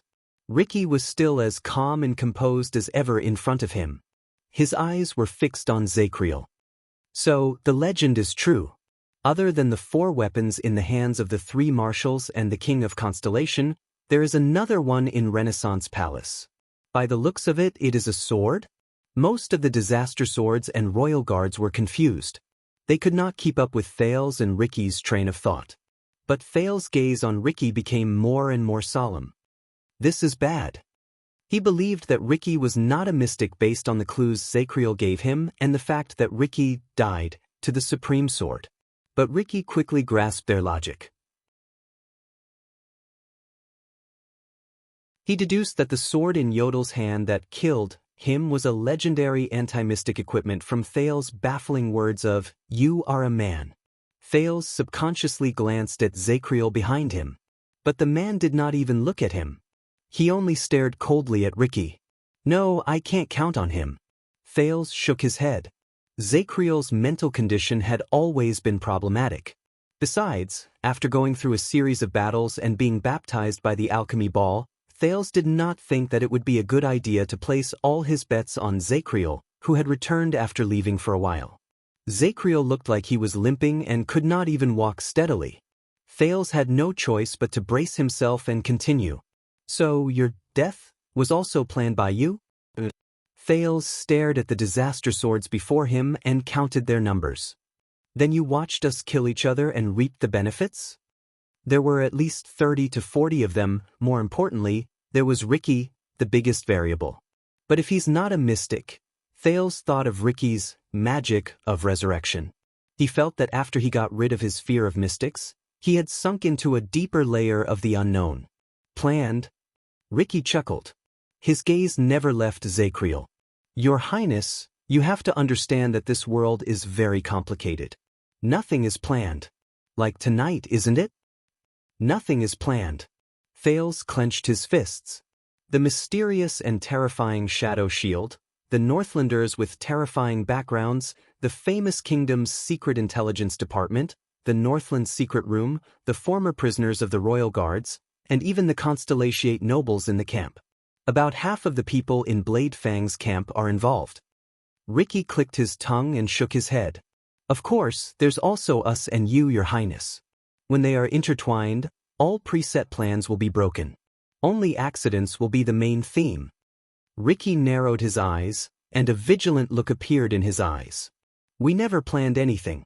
Or rather, the only reliable plan we have is to act according to the situation. Act according to the situation? Thales recounted everything that happened that night in one go. From the tavern to the dungeon, from the mercenaries to the assassins, from the prisoners to Zacriel. His expression changed slightly. Ricky could be said to be the culprit of everything that happened tonight. From the beginning, it was his disaster swords who planned to break into the prison of bones and obtain the information they wanted. He was also the connection between many parties. Shadow Shield, who wanted to take advantage of the situation, the Northlanders who were interested in the prince, the innocent and neutral tavern owner, the secret room with ulterior motives, and Thales himself. All of them were gathered here by Ricky. He was also the trigger of the conflict. He was the one who brought Samuel to meet the former royal guards and stirred up the old matter from 18 years ago. He was the one who led his subordinates to fight against Shadow Shield and dragged everyone in the dungeon into the vortex. And he was about to become the Terminator of the game. When he had almost achieved all his goals and everything was almost settled, he lured them here through Samuel to witness the final outcome. Thales felt his heart become heavier. He suddenly realized that he had severely underestimated Ricky. He was able to stand here safely after going through countless chaos and accidents. Of course, he was not a small fry. Coupled with his strange and mysterious method of resurrection, in the suffocating silence, Ricky chuckled. "Now, can you come home with me?" But once again, to everyone's surprise, a figure burst forth at this moment. Asterisk whoosh. Asterisk before Thales could sort out his thoughts, his nerves twitched. He heard the sound of wind by his ears, and he saw a limping figure move past him to attack Ricky, who had just finished speaking. It was Zacriel. The former watchman's expression did not change. He did not move quickly, but with great determination he moved his legs, which were no longer agile due to his injuries, and charged forward. Thales was completely dumbfounded. What happened to the promised steadiness and calmness? This time, the disaster swords, who had been prepared for this a long time ago, no longer reacted passively. Instead, they roared and launched a counterattack to block the attacker. At least 5 or 6 people went up to Zacriel. Only Samuel's expression changed drastically, and he spoke up to stop them. No, not so many people. But it was too late. In the next 6 seconds, Thales felt as if he was watching a comical acrobatic performance. In the first second, a mercenary swung his hammer fiercely.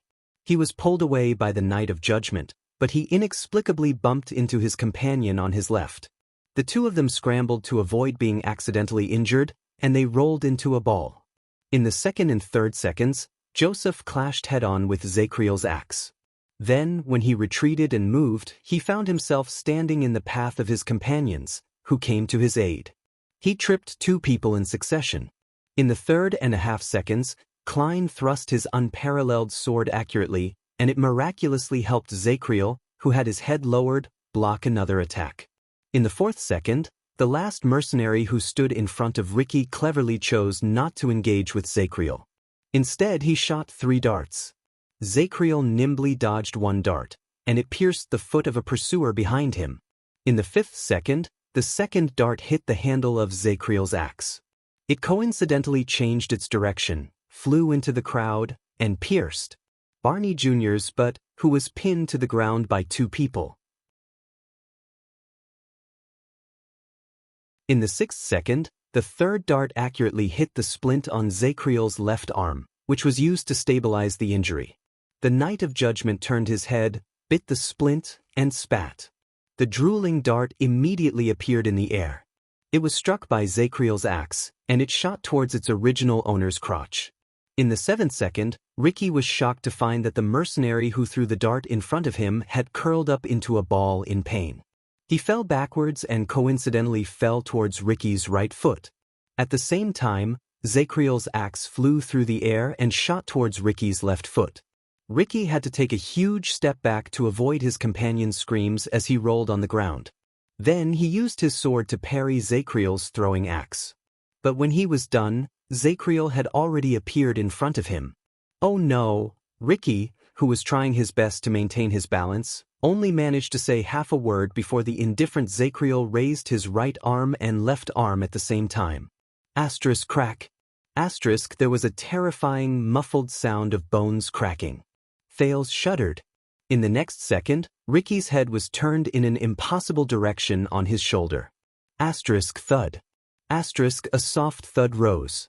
Ricky, who had been insufferably arrogant just a moment ago, fell to the ground with eyes wide open in disbelief. His head was twisted in a strange position, and he was looking behind him. He could no longer move. The battle ended while many disaster swords cried out in pain or in pain. Aside from the wailing wounded, everyone else was stunned. But Zacriel was not done. He extended his hand coldly and caught Ricky's falling everlasting truth in midair. It looked as if the fallen Ricky had thrown the sword to him of his own accord. Everyone's hearts trembled. Thales turned his head subconsciously. Asterisk swoosh. There was another sound of flesh being torn apart. This time, amid the gushing blood, Ricky's head was separated from his body. It rolled limply on the ground. 1 second. 2 seconds. 3 seconds. Under everyone's almost shocked gazes, Zacriel stood up. With a clang, the long sword fell to the ground. Ricky's body lay on the ground, unmoving. His head was not far from his left shoulder. His eyes were wide open, and he stared at his neck. Once he was done, Zacriel grunted. He covered his chest and hunched his back. Obviously, he was not unscathed. The mercenaries around him reacted and were about to step forward. But Zacriel only took a deep breath, turned his head, and swept his gaze around him. The mercenaries all froze and retreated one after another. They retreated like a tide, or a flock of sheep that ran into hungry wolves. On the disaster sword side, Klein supported Joseph, who was coughing. He stared at the ghost-like warrior in front of him in shock and fear. Damn it. It wasn't a coincidence that we were in the prison. This guy can really... The people on Thal's side were also dumbfounded by what they saw. 40. Quick Rope looked at the wounded and Ricky's corpse on the ground. He mumbled in horror, "What the F***CK? F***CK, could it be true?" The Knight of Judgment ignored the others. He only turned his head around and stared at the headless corpse on the ground with a grave expression. It felt like a long time had passed. But the corpse on the ground did not move. Zacriel breathed a sigh of relief and turned around. Thales and the others also breathed a sigh of relief. As expected, he remembered to deliver the finishing blow after killing someone. It's the right thing to do. But a few seconds later, Zacriel froze in his tracks as he walked back, because a strange, rustling sound came from behind him. On the other side, Thales, Tardan, Cannon, Bruley, and Quick Rope looked behind the Knight of Judgment, and their faces instantly turned pale. Even the disaster swords in the area turned pale. They turned their heads and avoided him. Zacriel's pupils shrank. In the next second, without thinking, he kicked up the axe on the ground, grabbed the handle with his right hand, and turned around. Splat. It was the sound of steel sinking into flesh. Zacriel pushed the axe into the chest of the person behind him. But this did not make Thales and the other onlookers feel any better, because they saw the corpse, who stood up again, grab Zacriel's arm, and nonchalantly stare at the axe that had sunk into his chest and was bleeding profusely. It was as if it was not his own chest. How ruthless, beheading him. At some point in time, the corpse, Ricky, whose head had returned to his body, laughed. "You really know how to cause trouble for me." Bookmark for easier reading.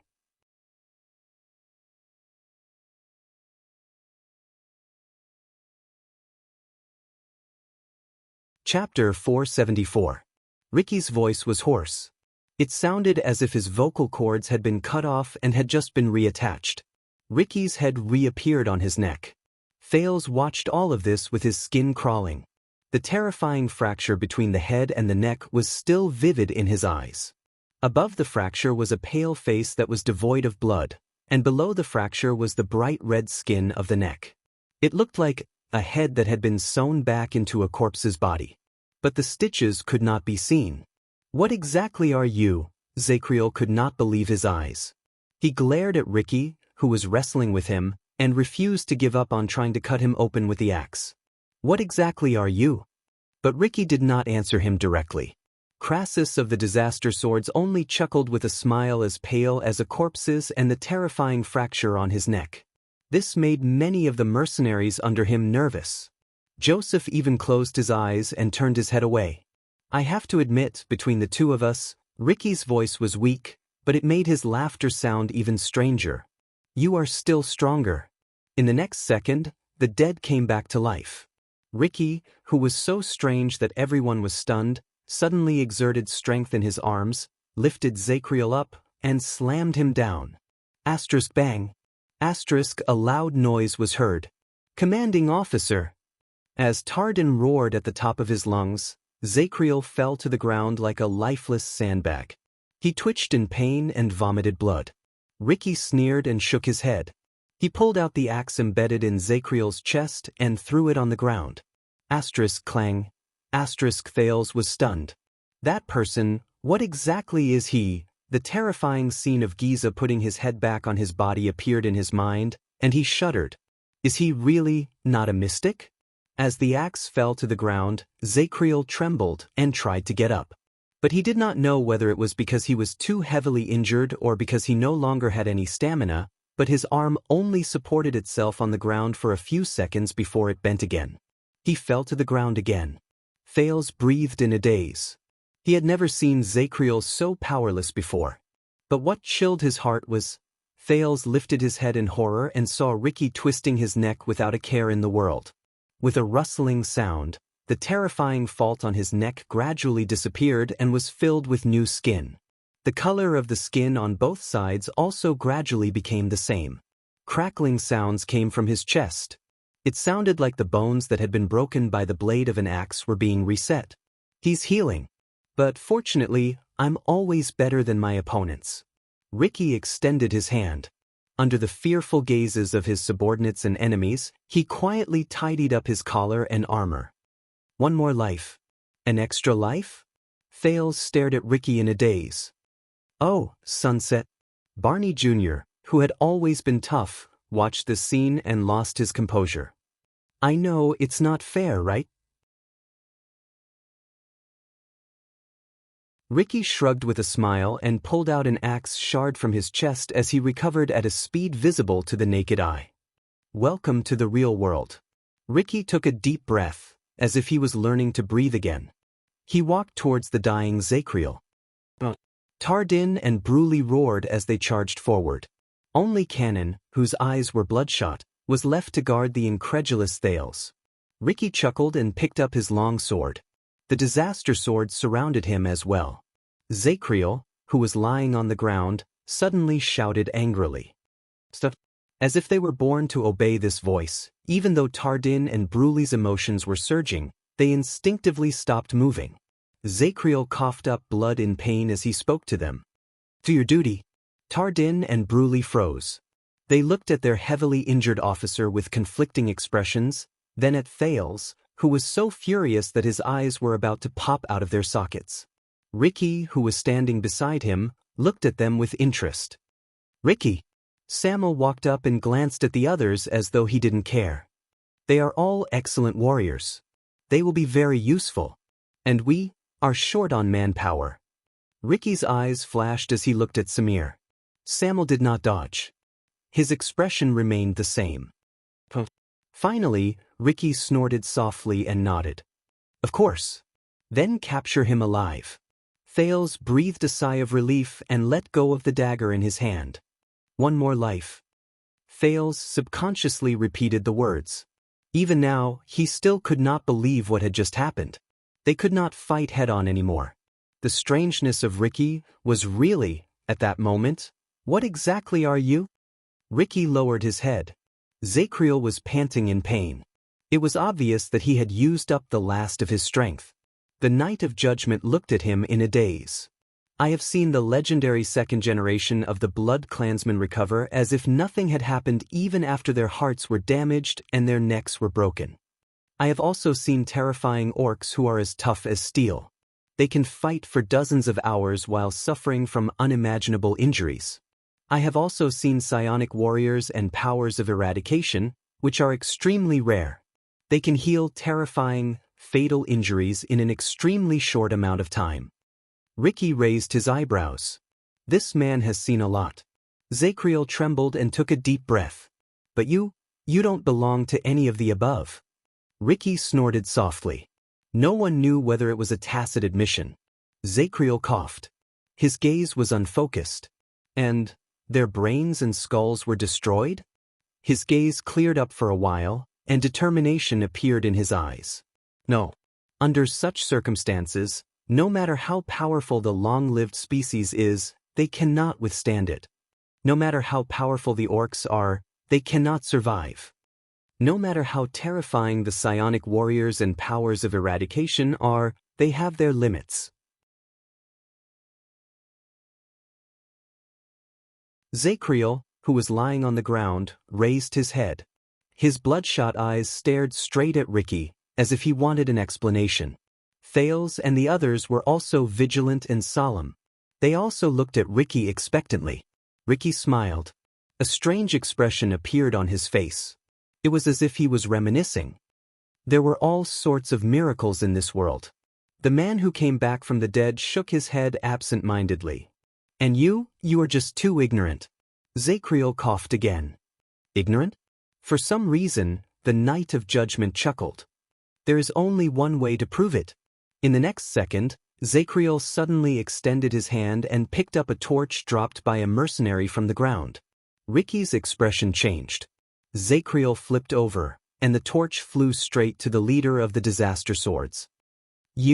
Ricky clenched his teeth and swung the torch away, but he was still hit by countless sparks. A few mercenaries had already pounced on Zacriel, who was at the end of his tether, and firmly suppressed him. Thales watched Zacriel's actions in surprise. What is he doing? But unexpectedly, in the blink of an eye, Ricky's upper body burst into flames. It was as if he was the torch that was lit on fire. Ah! Ricky roared and slapped away the flames on his body with all his might. What is this? Zacriel chuckled under the suppression of a few people. This is oilcloth I removed from the torch. The Knight of Judgment suffered a heavy kick from a mercenary, but he still insisted on finishing his sentence. I stuffed some in your clothes. A little bit will set you on fire. After a few seconds, Ricky slapped away the flames on his body and lowered his hands. The smoke dissipated from his body. But at that moment, when Thales saw Ricky's face clearly, he cried out in surprise and took a step back. He was not the only one who reacted this way. The prisoners of the royal guards and even many of the Disaster Swords were shocked. Ricky was different. Even though it was only for a few seconds, the skin on the parts of his body that were burned by the flames peeled off inch by inch, like the paint peeling off a wall. It was especially so for the left side of his face. Thales stared at the person in front of him in horror. The skin on the left side of Ricky's face was gone. In its place were layers of dark folds that overlapped with each other. They looked like muscles but also like the veins of leaves. As Ricky gritted his teeth, they trembled from time to time. The skin on his left eye had also peeled off, leaving only the same dark muscle lines and a terrifying eye that shone with a strange yellow light. It was not just the left side of his face. His left shoulder, left abdomen, right hand, all the places that were touched by the sparks or flames revealed layers of dark muscles that squirmed as if they had a mind of their own. The other parts of his body were still intact, like a perfectly normal human being. However, the combination of human skin and pitch-black muscles, human and inhuman, made everything seem even more bizarre. Thales was stunned. What is this? What the F***ck is this? The Ricky in front of him was like a human whose skin had been removed, and there was a strange yellow-eyed monster with dark black muscles that could even squirm. It had an incredibly terrifying and hateful face. Oh my God! Quick Rope was dumbfounded.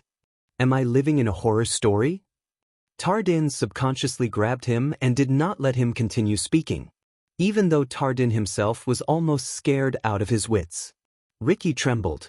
The human part of him showed anger. Of course, Thales could not tell what emotion the non-human part of him was feeling. The black and white monster cast a glance at the prince in the distance. Its strange and terrifying face shocked Thales so much that he shuddered. By Ricky's side, Joseph handed him a hooded jacket in a practiced motion. Thales could tell that Ricky had done so while suppressing great fear or disgust. The Disaster Swords around Ricky also instinctively moved away from him. Ricky put on the coat and used the hood to cover his half-human, half-ghost appearance.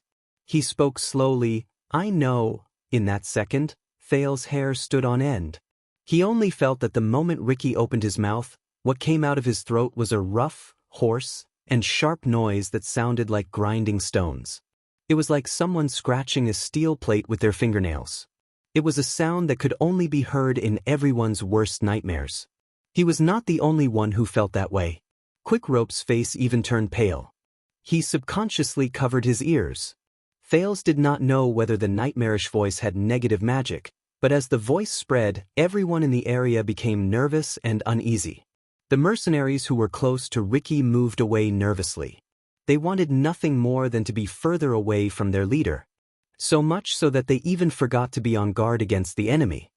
"I know that I don't look good right now," Ricky said coldly. Every syllable gave people goosebumps. Thales even felt his entire body tremble. "I need some time to recover." The moment he stopped speaking, Thales breathed a sigh of relief. Ricky stared coldly at Zacriel on the ground with his terrifying yellow left eye and normal human right eye. "And you?" The moment Ricky opened his mouth again, Thales truly felt as if he was tormented in a horror story. But when the Knight of Judgment saw Ricky's face, even though he was shocked and puzzled, he was the first to speak. "As expected, the flames, they made you reveal your true form." Thales breathed a sigh of relief. He was very grateful that Zacriel interrupted Ricky. The repulsive Ricky shuddered a little and clenched his fists. Zacriel stared straight at him, gritted his teeth, and spoke in an aggressive manner. "Tell me, which of the 7 sovereigns do you serve?" Under the hood, Ricky's exposed human pupils shrank. At that moment, many people were stunned, including Thales. 7 great kings? Wait, little rascal. Ahem, Saroma seems to have mentioned this to me before, 7 kings. But before Ricky could answer, Zacriel continued to speak loudly. His voice was fierce and resolute. "How do you appear in this world? Possession? Pollution? Confusion? Or a crude and direct invasion?" Everyone was dumbfounded. The strange and unfamiliar term interrupted Thales' train of thought and added to his puzzlement. Perhaps it was because they could not keep up with the conversation, or perhaps they were too shocked after they understood it, but all the royal guards, including Thales, watched the conversation between Zacriel and Ricky in a daze. A few seconds passed. Finally, Ricky's hood trembled a little. "As expected of the watchman of the royal guards. You know quite a lot." That trembling voice that could tug at people's heartstrings was heard again. Thales subconsciously shuddered. Zacriel stared at him for a long time. "I see," the Knight of Judgment finally spoke again. This time, his tone was no longer aggressive and stern. Instead, it was solemnity mixed with respect, surprise, and wariness. "I know what you are now." Ricky was slightly taken aback. He then laughed in resignation. However, even his laughter made Thales want to cover his ears. He seemed to have understood something. "Huh, you've never seen me before, have you?" Thales tried his best to understand the man's words as he endured the torture in his ears and the shock in his mind. Ricky raised his head, revealing an incredibly strange black skin under his hood. Thales instinctively turned his head away to avoid it.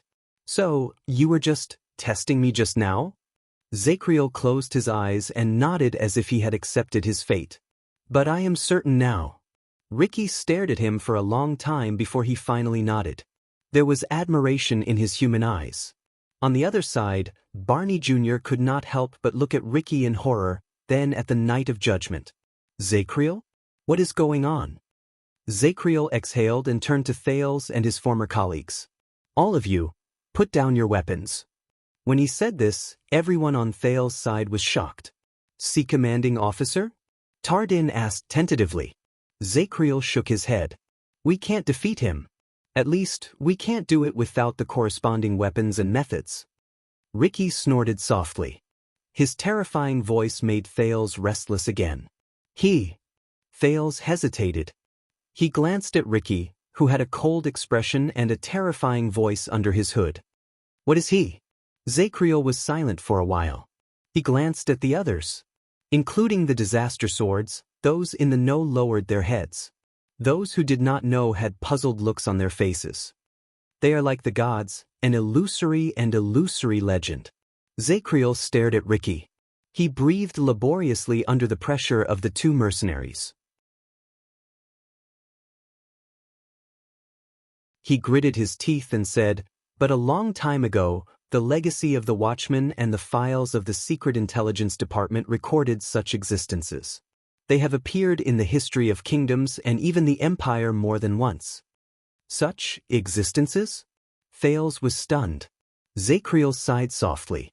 He recited a description in a cadence. They feed on flesh and blood and hunt for souls. They reveal themselves in the fire and vanish before the gods. Thales blinked. Zacriel's words awakened a sense of familiarity. Reveal themselves in the fire? Vanish before the gods? That's right.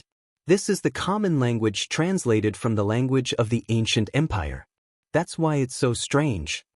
Thales frowned. So he is, Zacriel shook his head. He stared at Ricky with increasing vigilance.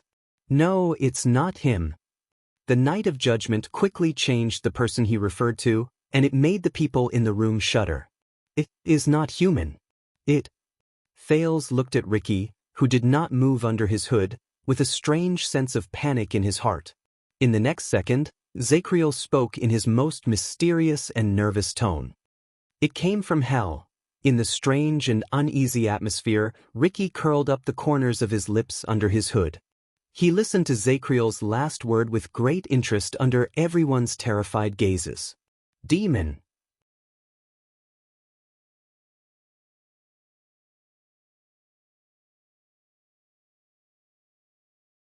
Chapter 475.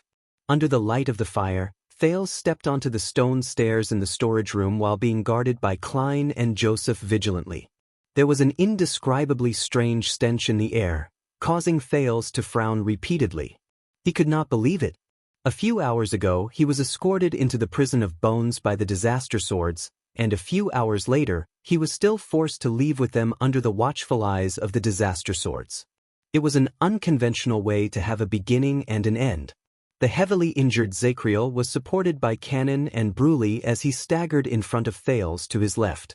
The security around them was even more exaggerated than Thales.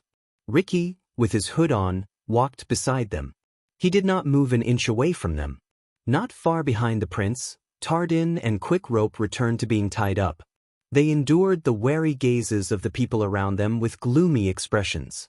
Barney Jr. and Belden, who had injured Ricky before, were probably considered dangerous.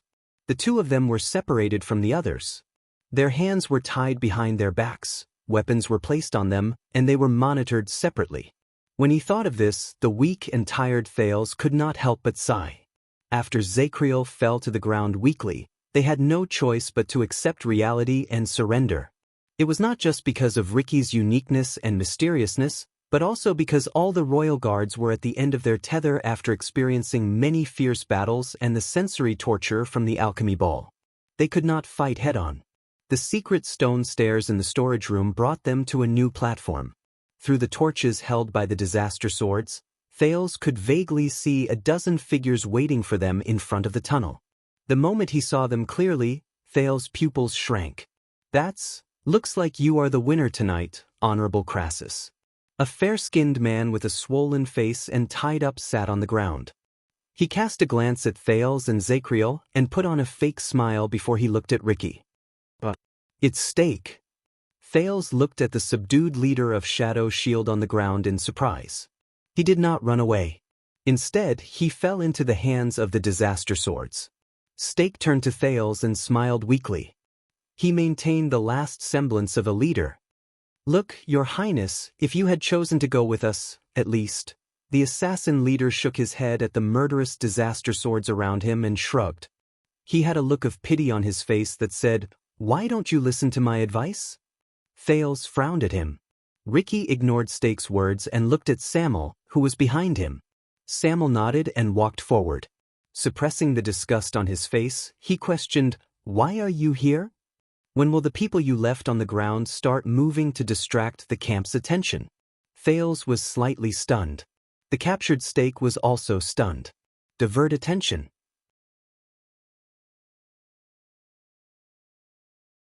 His eyeballs began to roll. Operation. Stake seemed to have thought of something, and a smug look appeared on his disheveled face. "Let me tell you. Look at me now. Do you think they will still act?" Samuel's expression turned cold, and he strode forward. "I'm not Ricky, Stake. I'm not as polite as him," Stake smiled. Very well. Then, I hope you don't mind that I would like to speak to Crassus directly, if you still want to escape Blade Fang's camp with our help. He looked past Samuel, straight at Ricky. Ricky did not speak. His face was still covered by the hood. However, in the next second, Samuel furrowed his eyebrows and kicked Steak's head hard. Steak fell to the ground with a groan in pain. Blood flowed from his nose. Listen up, assassin. Steak was drenched in cold sweat. He gritted his teeth and endured the pain. He wanted to struggle to get up, but Samuel's boot was pressed against his chest. It was clear that he did not want to let him have an easy time. You can still negotiate like this in our hands, Samuel said coldly. But if you fall into Constellation's hands with us, don't forget, the letter that proves that you killed Herman Jadestar is still with us. When this name was spoken, Zacriel, Cannon, Bruley, Tardan, and all the prisoners who heard it were shocked. They raised their heads in unison and looked at Steak. Steak, who was struggling with all his might, froze. Thales raised his eyebrows and remembered the letter in his bosom. Samuel snorted coldly. So, do you want to go with us, or become a guest of the kingdom's secret intelligence department? Whether it is King Kessel or the Black Prophet, they will definitely welcome you. There was silence. The disaster swords stared at their conversation coldly. Steak gritted his teeth and panted for a while on the ground. In the end, the leader of Shadow Shield sneered, sighed, and said in resignation, "That's right." He said in resignation, "Half an hour later, the abnormality in the prison of bones will be discovered. According to the plan we agreed on, but now you have ruined it, my people will first burn down the military supply warehouse, then assassinate a certain Western Desert noble who is hated by the heavens and hated by the people, and create unprecedented chaos in the camp." Thales lowered his head and sighed. Steak tilted his head and revealed a cold and fierce expression. "I guarantee that the group of Western Desert nobles who came from afar and are not used to the climate will be in a flurry, and they will only be able to figure out what is going on after 2 hours." Samuel frowned. "Can you do it?" Steak gave him a look that said, "What do you know?" and snorted coldly. "Williams, who is the most difficult to deal with, is not in the camp. So yes, we can do it." Samuel looked at Ricky. The latter nodded under his hood. Samuel raised his leg and let Steak, who was panting in pain, sit up again. "Very well, we will take action at that time."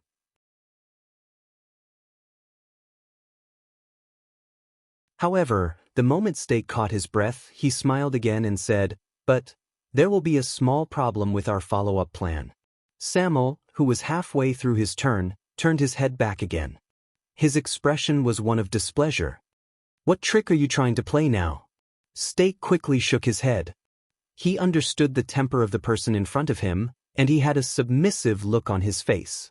He said in resignation, "You have to understand, once my people meet up with us outside and find out that I was captured, don't misunderstand, they will not fight you to the death. But you have to know that Shadow Shield has an outstanding tradition of cutting off one's tail to survive." Cutting off one's tail to survive. Samuel narrowed his eyes slightly. Steak turned his head and wiped the blood from his nose that flowed to his chin with his collar. He sighed in resignation. "My subordinates will cut off our escape route and leave without hesitation, leaving us in the chaotic camp to fend for ourselves." The disaster swords were silent for a while. Samuel looked up. "Cutting off one's tail? Even if you are their leader?" Steak showed an embarrassed smile. "It is precisely because I am their leader. Then," Steak said in his heart, "the Dragon Cloud City branch will have a new leader of Shadow Shield." Thales looked at Steak, who was covered in blood from his nose and was covered in wounds. He suddenly had a new understanding of Shadow Shield. Steak shrugged again. He had an expression of resignation that could not be faked or real. He gestured at the rope that bound him with his chin. "What do you think? I can give up on the prince, but our cooperation doesn't seem to be over yet. At least help me untie me and put on an act in front of my subordinates." At this moment, a terrifying voice rose in the air. It sounded like the hissing of a sand snake, but also like a gust of wind blowing through a cave. It made Thales feel uncomfortable. "Don't worry." The people around him subconsciously retreated and covered their ears. Ricky walked through the crowd. With his hood on, he came before Stake and continued to torture Thales' ears with his inhuman voice. "We have our own way." But Thales did not know whether it was because he was already used to it or because Ricky deliberately controlled it, but when he heard Ricky's inhuman voice again, the discomfort and desire to tremble were no longer as strong as before. Stake was also affected by the voice, and he trembled for a few seconds. He was puzzled for a moment, then he instinctively asked, "Crassus, why is your voice so strange?" Ricky gave a signal to the person behind Stake with his eyes. In the next moment, a slender figure behind Stake walked forward and knocked him out with the hilt of her sword. Thales saw the person who knocked Stake out clearly. Once again, he was stunned. "We're done. Prepare to leave."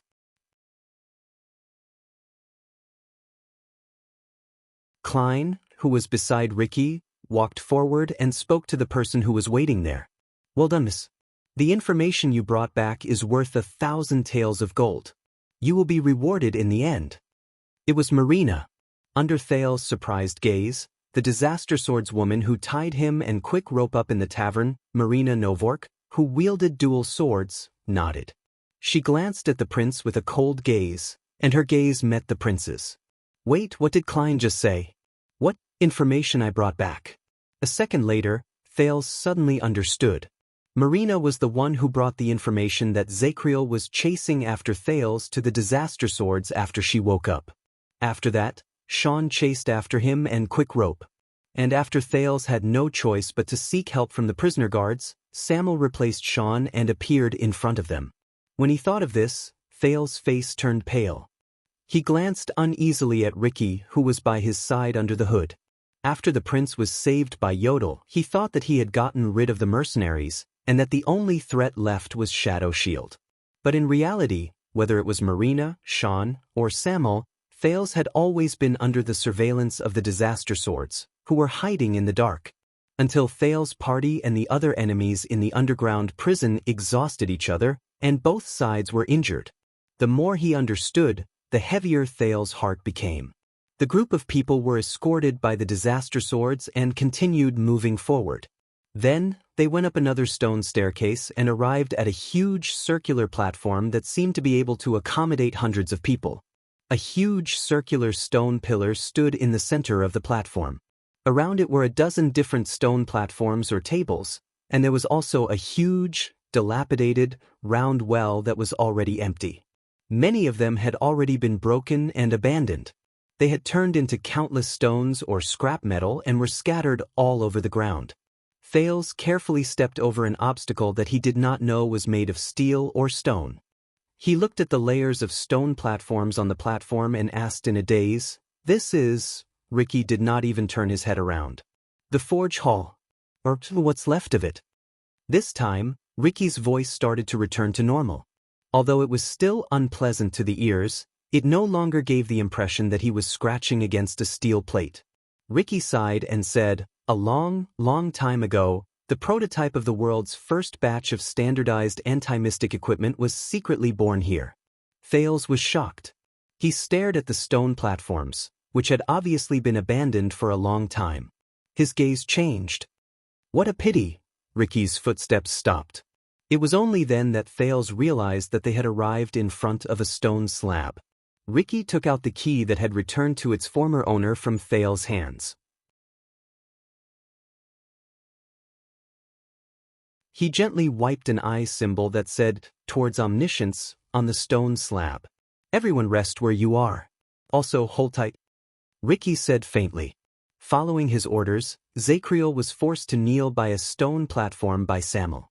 Cannon and Bruley protested as they were carried away by swords. Quick Rope and Tardin walked to a spot far away from them under Klein's watch. The guards were scattered far away, and they could not look at each other. But, rest? Hold tight? Thales did not react to Ricky's words for a moment. But in the next second, as the key in Ricky's hand began to turn, a rough and unpleasant vibration came from under his feet again. Asterisk rumble. Asterisk Thales held onto a stone table beside him and steadied himself. He subconsciously looked around. He thought that another exit was about to open. But when he looked up, he realized that he was wrong. Asterisk rumble. Asterisk in the dim firelight, Thales was surprised to see that the wall at the edge of the platform was slowly sliding down. Soon, Thales felt his body become heavy. There was a faint pressure coming from the soles of his feet. Many people, including the disaster swords, jumped in shock. Their expressions changed abruptly. Before Thales could finish his sentence, he realized the current situation. He looked at Ricky, then at the wide, descending curved wall around him in shock. "We're going up?" Ricky smiled. "You are very sharp, Your Highness." He nodded and spread his arms in the midst of the panicking crowd. He watched with satisfaction as the entire platform slowly rose. "Now, we are riding the tools that the wizards used to transport materials up and down the tower to the surface, which was once the top floor." Asterisk rumble, asterisk, up and down the tower? The top floor? Thales narrowed his eyes and sized up the deep darkness beyond the firelight. "But isn't this underground?" He did not finish his sentence. "Yes, most people think that the prison of bones was born in underground dungeon." Ricky sat on the stone platform beside him and faced Thales. His tone was filled with emotion. "But only a few people know that this place, the confinement research lab under the alchemy tower, was once a huge tower that rose from the ground." Huge tower. Thales was stunned. "What?"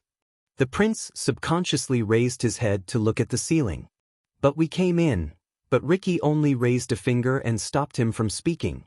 "You know, thousands of years ago, before the empire was built and before humans rose to power, the Great Desert was not called the Great Desert." Ricky sighed softly and knocked on the stone platform he sat on. At that time, dozens of sandbanks of various sizes had yet to be connected. The lakes and oases were not covered by layers of yellow sand. This magic tower stood among them. Unfortunately, too many years have passed, and countless sandstorms have buried most of its body.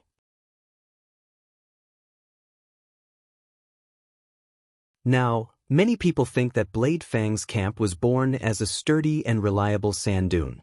They are not surprised as to why so many fortresses can be built on soft sand. They are used to it. There was a hint of regret in Ricky's voice. "Rest well. We will be able to reach the surface soon." Thales was silent for a long while amidst the slow but rhythmic, and to a certain extent, intimidating rumbles. "You know this place so well?" Thales said quietly. "So, you have seen how this tower used to look like?" At that moment, Ricky quickly raised his head. His terrifying yellow eyes were revealed under his hood. Thales subconsciously leaned against the stone platform behind him. "You do not have to spend so much effort to test my background, Your Highness." Unknowingly, Ricky's voice had returned to normal, just like his face. Other than that yellow eye, he was almost like a normal person. Ricky stared at Thales for a long time, making the latter even more uneasy. "Yes, I am older than I look," Ricky said softly. "But I am not that old either. At least, I do not have as much history as you think." Thales subconsciously gulped.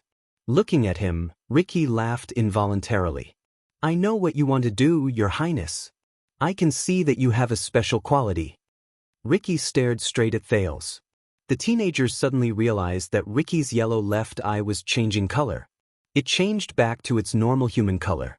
Even now, even in the most disadvantageous, worst, and most hopeless situation, you still refuse to give up, right? Ricky chuckled and pointed a finger. "I wonder, did you obtain the sin of Hell's River because of this, or did the sin of Hell's River turn you into this?" Thales was slightly stunned. "Most disadvantageous, worst, most hopeless." Thales turned his head and glanced around. On the slowly rising platform, Zacriel narrowed his eyes and stared at them with a tired expression. He completely ignored Samuel's words beside him. Bruley and Cannon were tied together and sat on the ground in a sorry state. Tardin leaned against a stone pillar and looked elsewhere angrily. He seemed to have been provoked by his nephew, Quick Rope, who was crying and chattering nonstop beside him. Barney Jr. and Belden were in the distance. Thales could only see their blurry figures.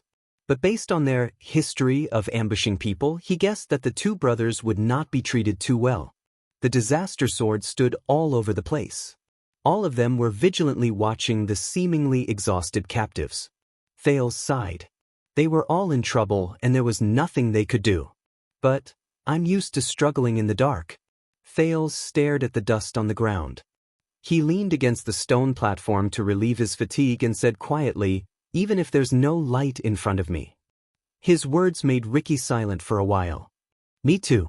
Ricky curled up the corners of his lips and smiled faintly. "We all are." "No, you're not." Thales sneered in his heart. "You can even be reborn. Don't worry, my dear." Ricky looked at him and subconsciously changed the way he addressed him. "You'll be safe." Thales exhaled and answered in resignation. "Thank you." But Thales immediately remembered Ricky's identity, and he felt even stranger. Just now, he was comforted by a living demon? Ricky suddenly reached to his waist and took out a cloth bag. "High-quality jerky. Do you want some?" Thales was startled again. "What? Don't be shy. I know that the sin of Hell's River is a huge burden on the body." Ricky unceremoniously took out a piece of jerky from the bag. "It would be strange if you weren't hungry." Ricky put the jerky into his mouth and tossed the cloth bag to Thales. "And I need to replenish a lot of my energy." Thales caught the cloth bag in a flurry. He stared at Ricky dumbly, then at the cloth bag in his hand. In the end, Thales sighed and took out a piece of jerky. He had no choice but to imitate Ricky and start eating. As a result, an unusual scene appeared on this platform. Thales sat by the stone platform, and Ricky sat cross-legged across him. The man and the demon sat opposite each other in silence, and they both tried their best to bite the jerky in their hands. At this moment, Zacriel's voice suddenly cut in. "Why?" Thales and Ricky turned their heads at the same time.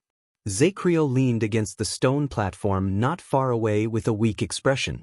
"Demon, what is your goal?" Ricky frowned slightly. When he saw the weakened Zacriel, Thales subconsciously wanted to hand him the jerky, but Ricky glared at him and stopped him. Zacriel ignored the jerky and said airily, "That's right. After the Battle of Eradication, it has been a long time since a demon dared to appear on the ground and in the human world." After the Battle of Eradication, Thales seized this timing. "Not for a long time?" Ricky stared at Zacriel and smirked. "Are you sure?" Zacriel did not answer immediately. He looked at Ricky for a long moment. Finally, when Ricky turned his head around impatiently, Zacriel spoke with a hint of hesitation. "All right. A long time ago, there was a suspicious record in the inheritance records of the Watchmen. It was said that a king of Constellation was muddle-headed. His subsequent actions brought about countless disasters and chaos to the kingdom. There were countless disasters, and the people were plunged into misery and suffering." Thales was shocked. Zacriel stared at Ricky with a burning gaze, as though he wanted to dig something out of Ricky's body. After that, the temple and the secret intelligence department suspected that king was possessed by a demon. Bookmark for easier reading.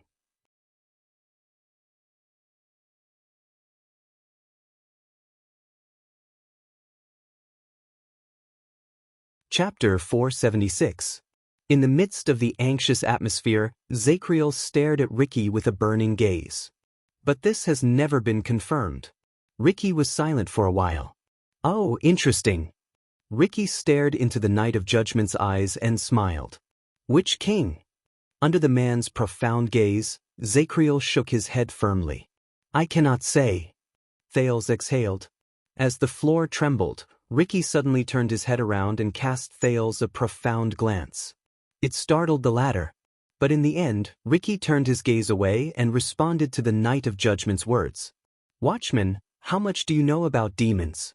How much do you know about me?" Zacriel was stunned for a moment. "Come, tell me and tell your prince," Ricky said with a smile. Zacriel cast Thales a strange glance.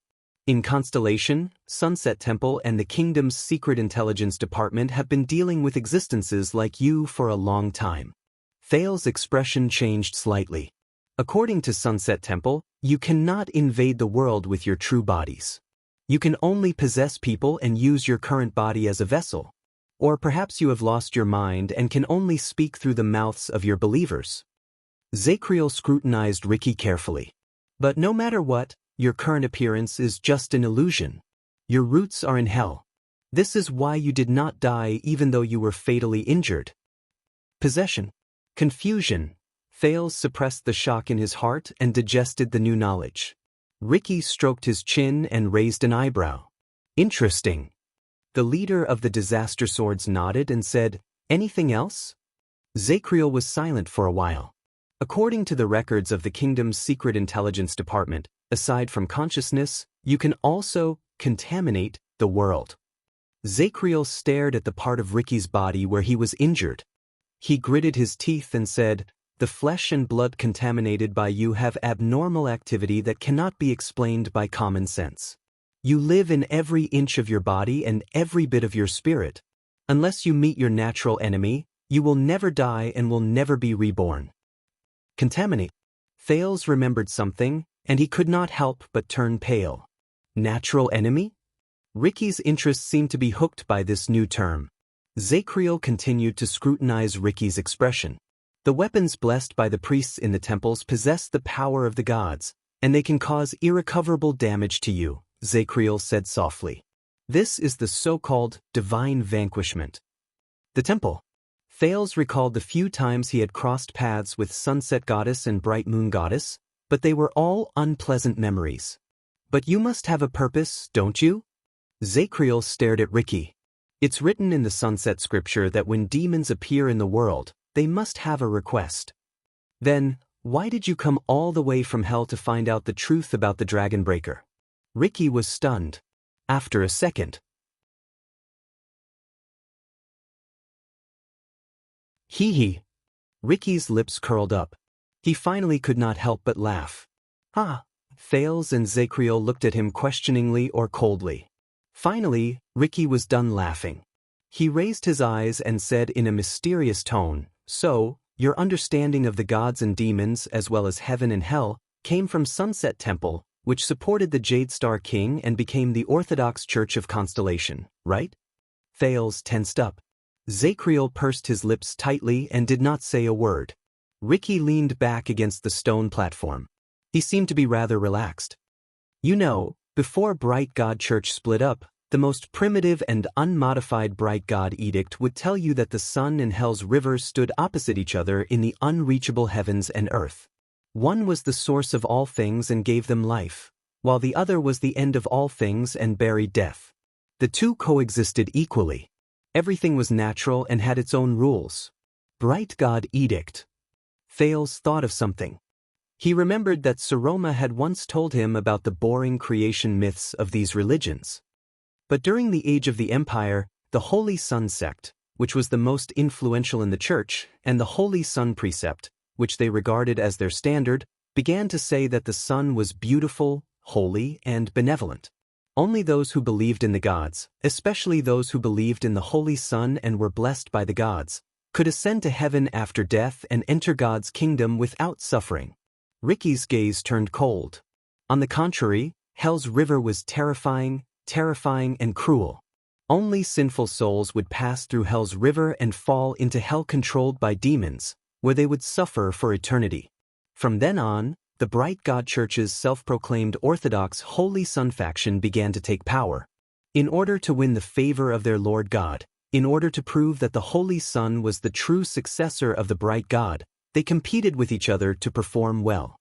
They fought for power internally, reopened the Inquisition, suppressed the outer gods, and persecuted the heretics. Ricky snorted softly.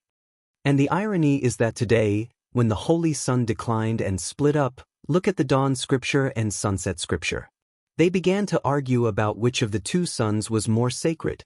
Were the Dawn and Sunset siblings or husband and wife?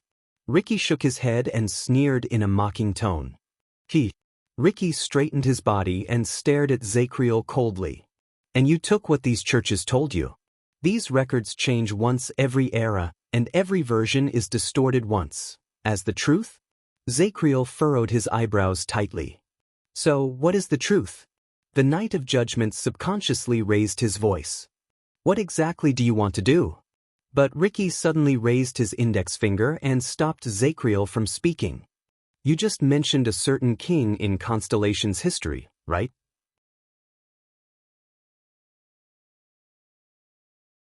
A mysterious smile appeared on Ricky's face.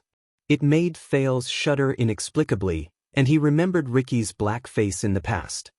Coincidentally, I also have a story about a king. Thales and Zacriel looked at each other. They were both stunned. Legend has it that a long time ago, during the boundless era of kings, there was also a great king in the world. He had great achievements in war, and he was wise and farsighted. Ricky's tone was mixed with the low rumbling sounds of the platform beneath his feet. It sounded even stranger in the empty and dim space. One day, a demon blocked the king's path. It said, "Wise king, please accept my help. I will help you conquer the world and distinguish between loyalty and treachery." Ricky's smile did not fade. The king was wise. He was not moved at all. "Demon, I know what you are up to. You just want to destroy my kingdom." The demon flew into a rage out of humiliation and attacked the king. But the king's power and army were unparalleled. The king's wisdom and strategies were as deep as the sea. Soon, the demon and its minions were defeated and imprisoned. Ricky's tone became even stranger, and it made Thales' heart clench without him realizing it.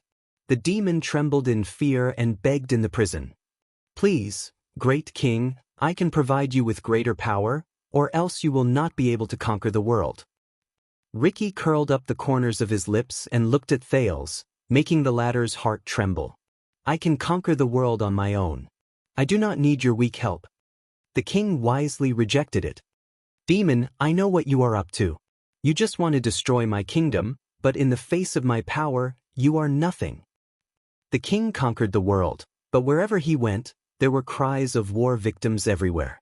Wherever his army passed, blood would be everywhere. Soon, everyone began to oppose his conquest. The king remembered the demon's words and was extremely angry. So he went to the prison and tortured the demon. Ricky took a deep breath. His words continued. The demon trembled in fear and begged in the prison. "Please, don't torture me. I can provide you with wiser advice. Otherwise, you will not be able to distinguish between loyalty and treachery." Zacriel's gaze froze. "I can distinguish between loyalty and treachery. I do not need your foolish advice." The king wisely rejected it. "Demon, I know what you are up to. You just want to destroy my kingdom, but in the face of my wisdom, you are as stupid as a pig." The king returned to the court and used his methods to suppress the voices of opposition. He regained support for the war. But one day, the generals who were loyal to him rebelled and betrayed the king. The king remembered the demon's words and was filled with regret. So he went to the prison and asked the demon. Thales had a premonition of the direction of the story. He frowned deeply. "Damn demon, I will accept your help," the king said angrily.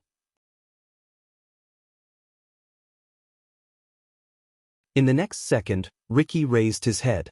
A hint of yellow light flashed in his left eye, which had returned to normal. "But I have already destroyed your kingdom," the demon said with a smile and disappeared before his eyes. And the king could only sit on the ground powerlessly until the rebel army broke into his palace and destroyed his kingdom. Ricky finished his story and looked at Thales. He let out a few chuckles that carried a profound meaning. This made the teenager's heart turn cold. This story sounds like a fairy tale at first, but Zacriel did not buy it. It sounds like a foolish king who brought disaster to the country and the people. He was falsely accused of being a demon. Ricky shook his head nonchalantly. He did not seem to be offended at all. "You know, the servants of the monarch of annihilation are the most delicate and extravagant. They love to bewitch kings, attach themselves to the nobles, and witness death and chaos through the whispers and murmurs behind the scenes. Most of the time, wherever they are, there will be war. And the believers of the monarch of annihilation are a group of opera fans. Their favorite actors are the believers with firm beliefs in the temples. Oh, they will never get tired of watching these actors' beliefs crumble on the stage of life under their guidance. In the end, they will betray and blaspheme the gods.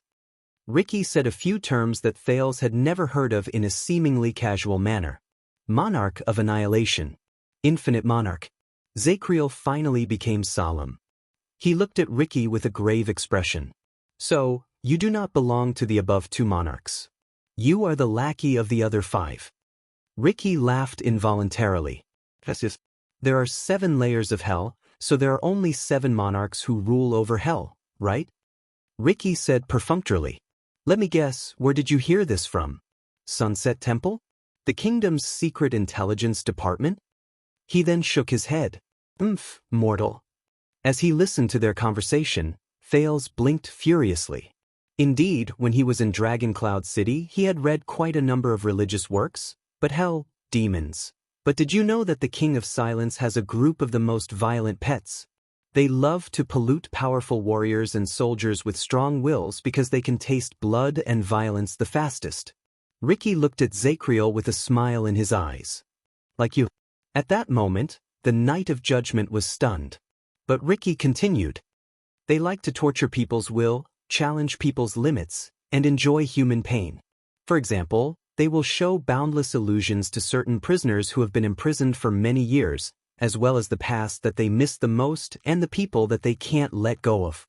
They will evoke the greatest regret, the most intense pain, and the worst nightmare in his heart, making him think that he has lost his mind. As he listened to Ricky's bewitching and meaningful words, Zacriel completely froze. Ricky deliberately said, but they can unknowingly confuse his mind, distort his heart, and add the last straw to a taboo belief that has already loosened. From there, it will guide his actions after he is released from prison. And this kind of warriors who are not in their right mind, but can still bring about countless bloodshed, are the favorites of the King of Silence's pets. Enough. Thales cut Ricky off. The prince stared at Zacriel's dazed expression and said angrily to Ricky, "Stop talking nonsense." Zacriel took a deep breath and returned to reality. Of course, the demon is talking nonsense. Ricky did not seem to be angered by Thales' rudeness. He just leaned back against his stone platform and said airily, "That's what the king thinks too." Thales was instantly speechless.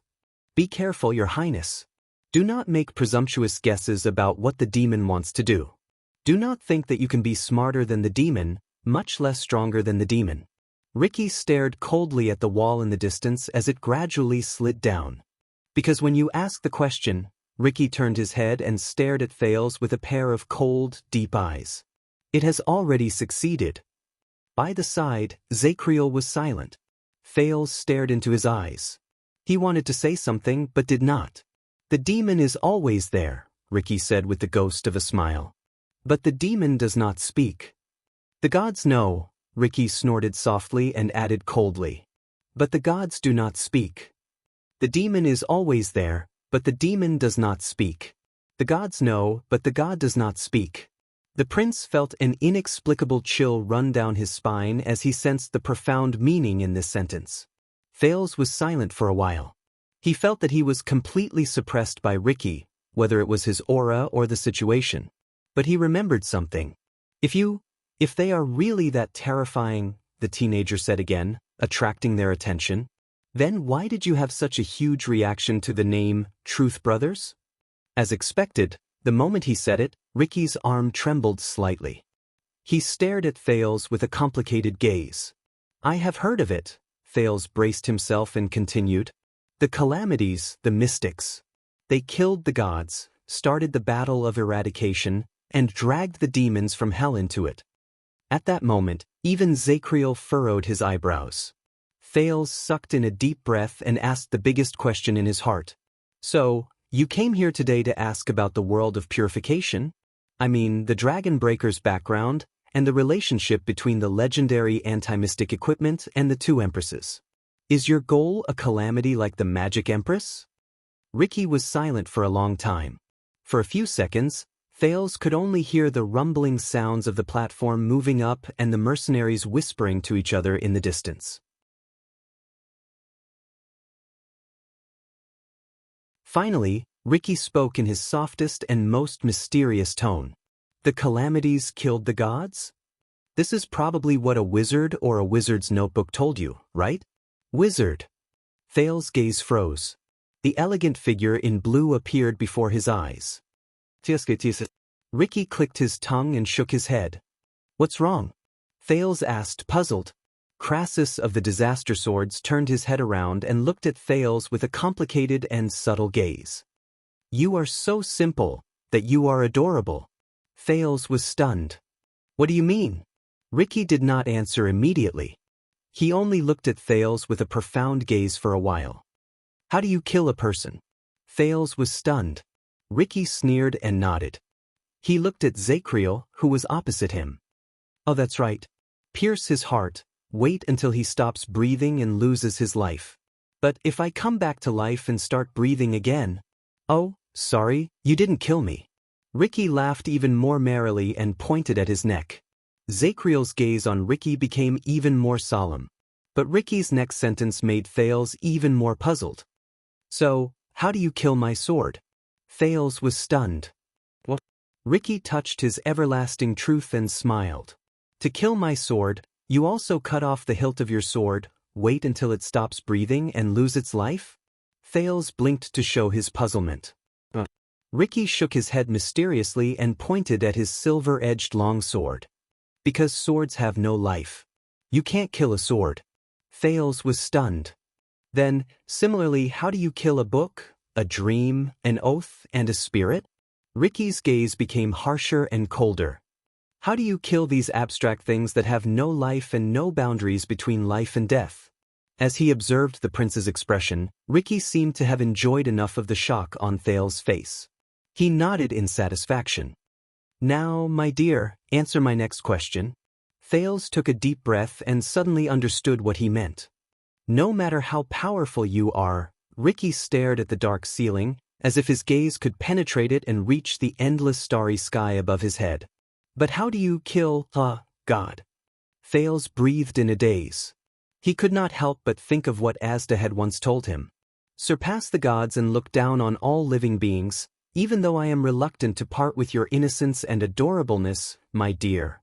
At some point in time, Ricky's way of addressing him changed.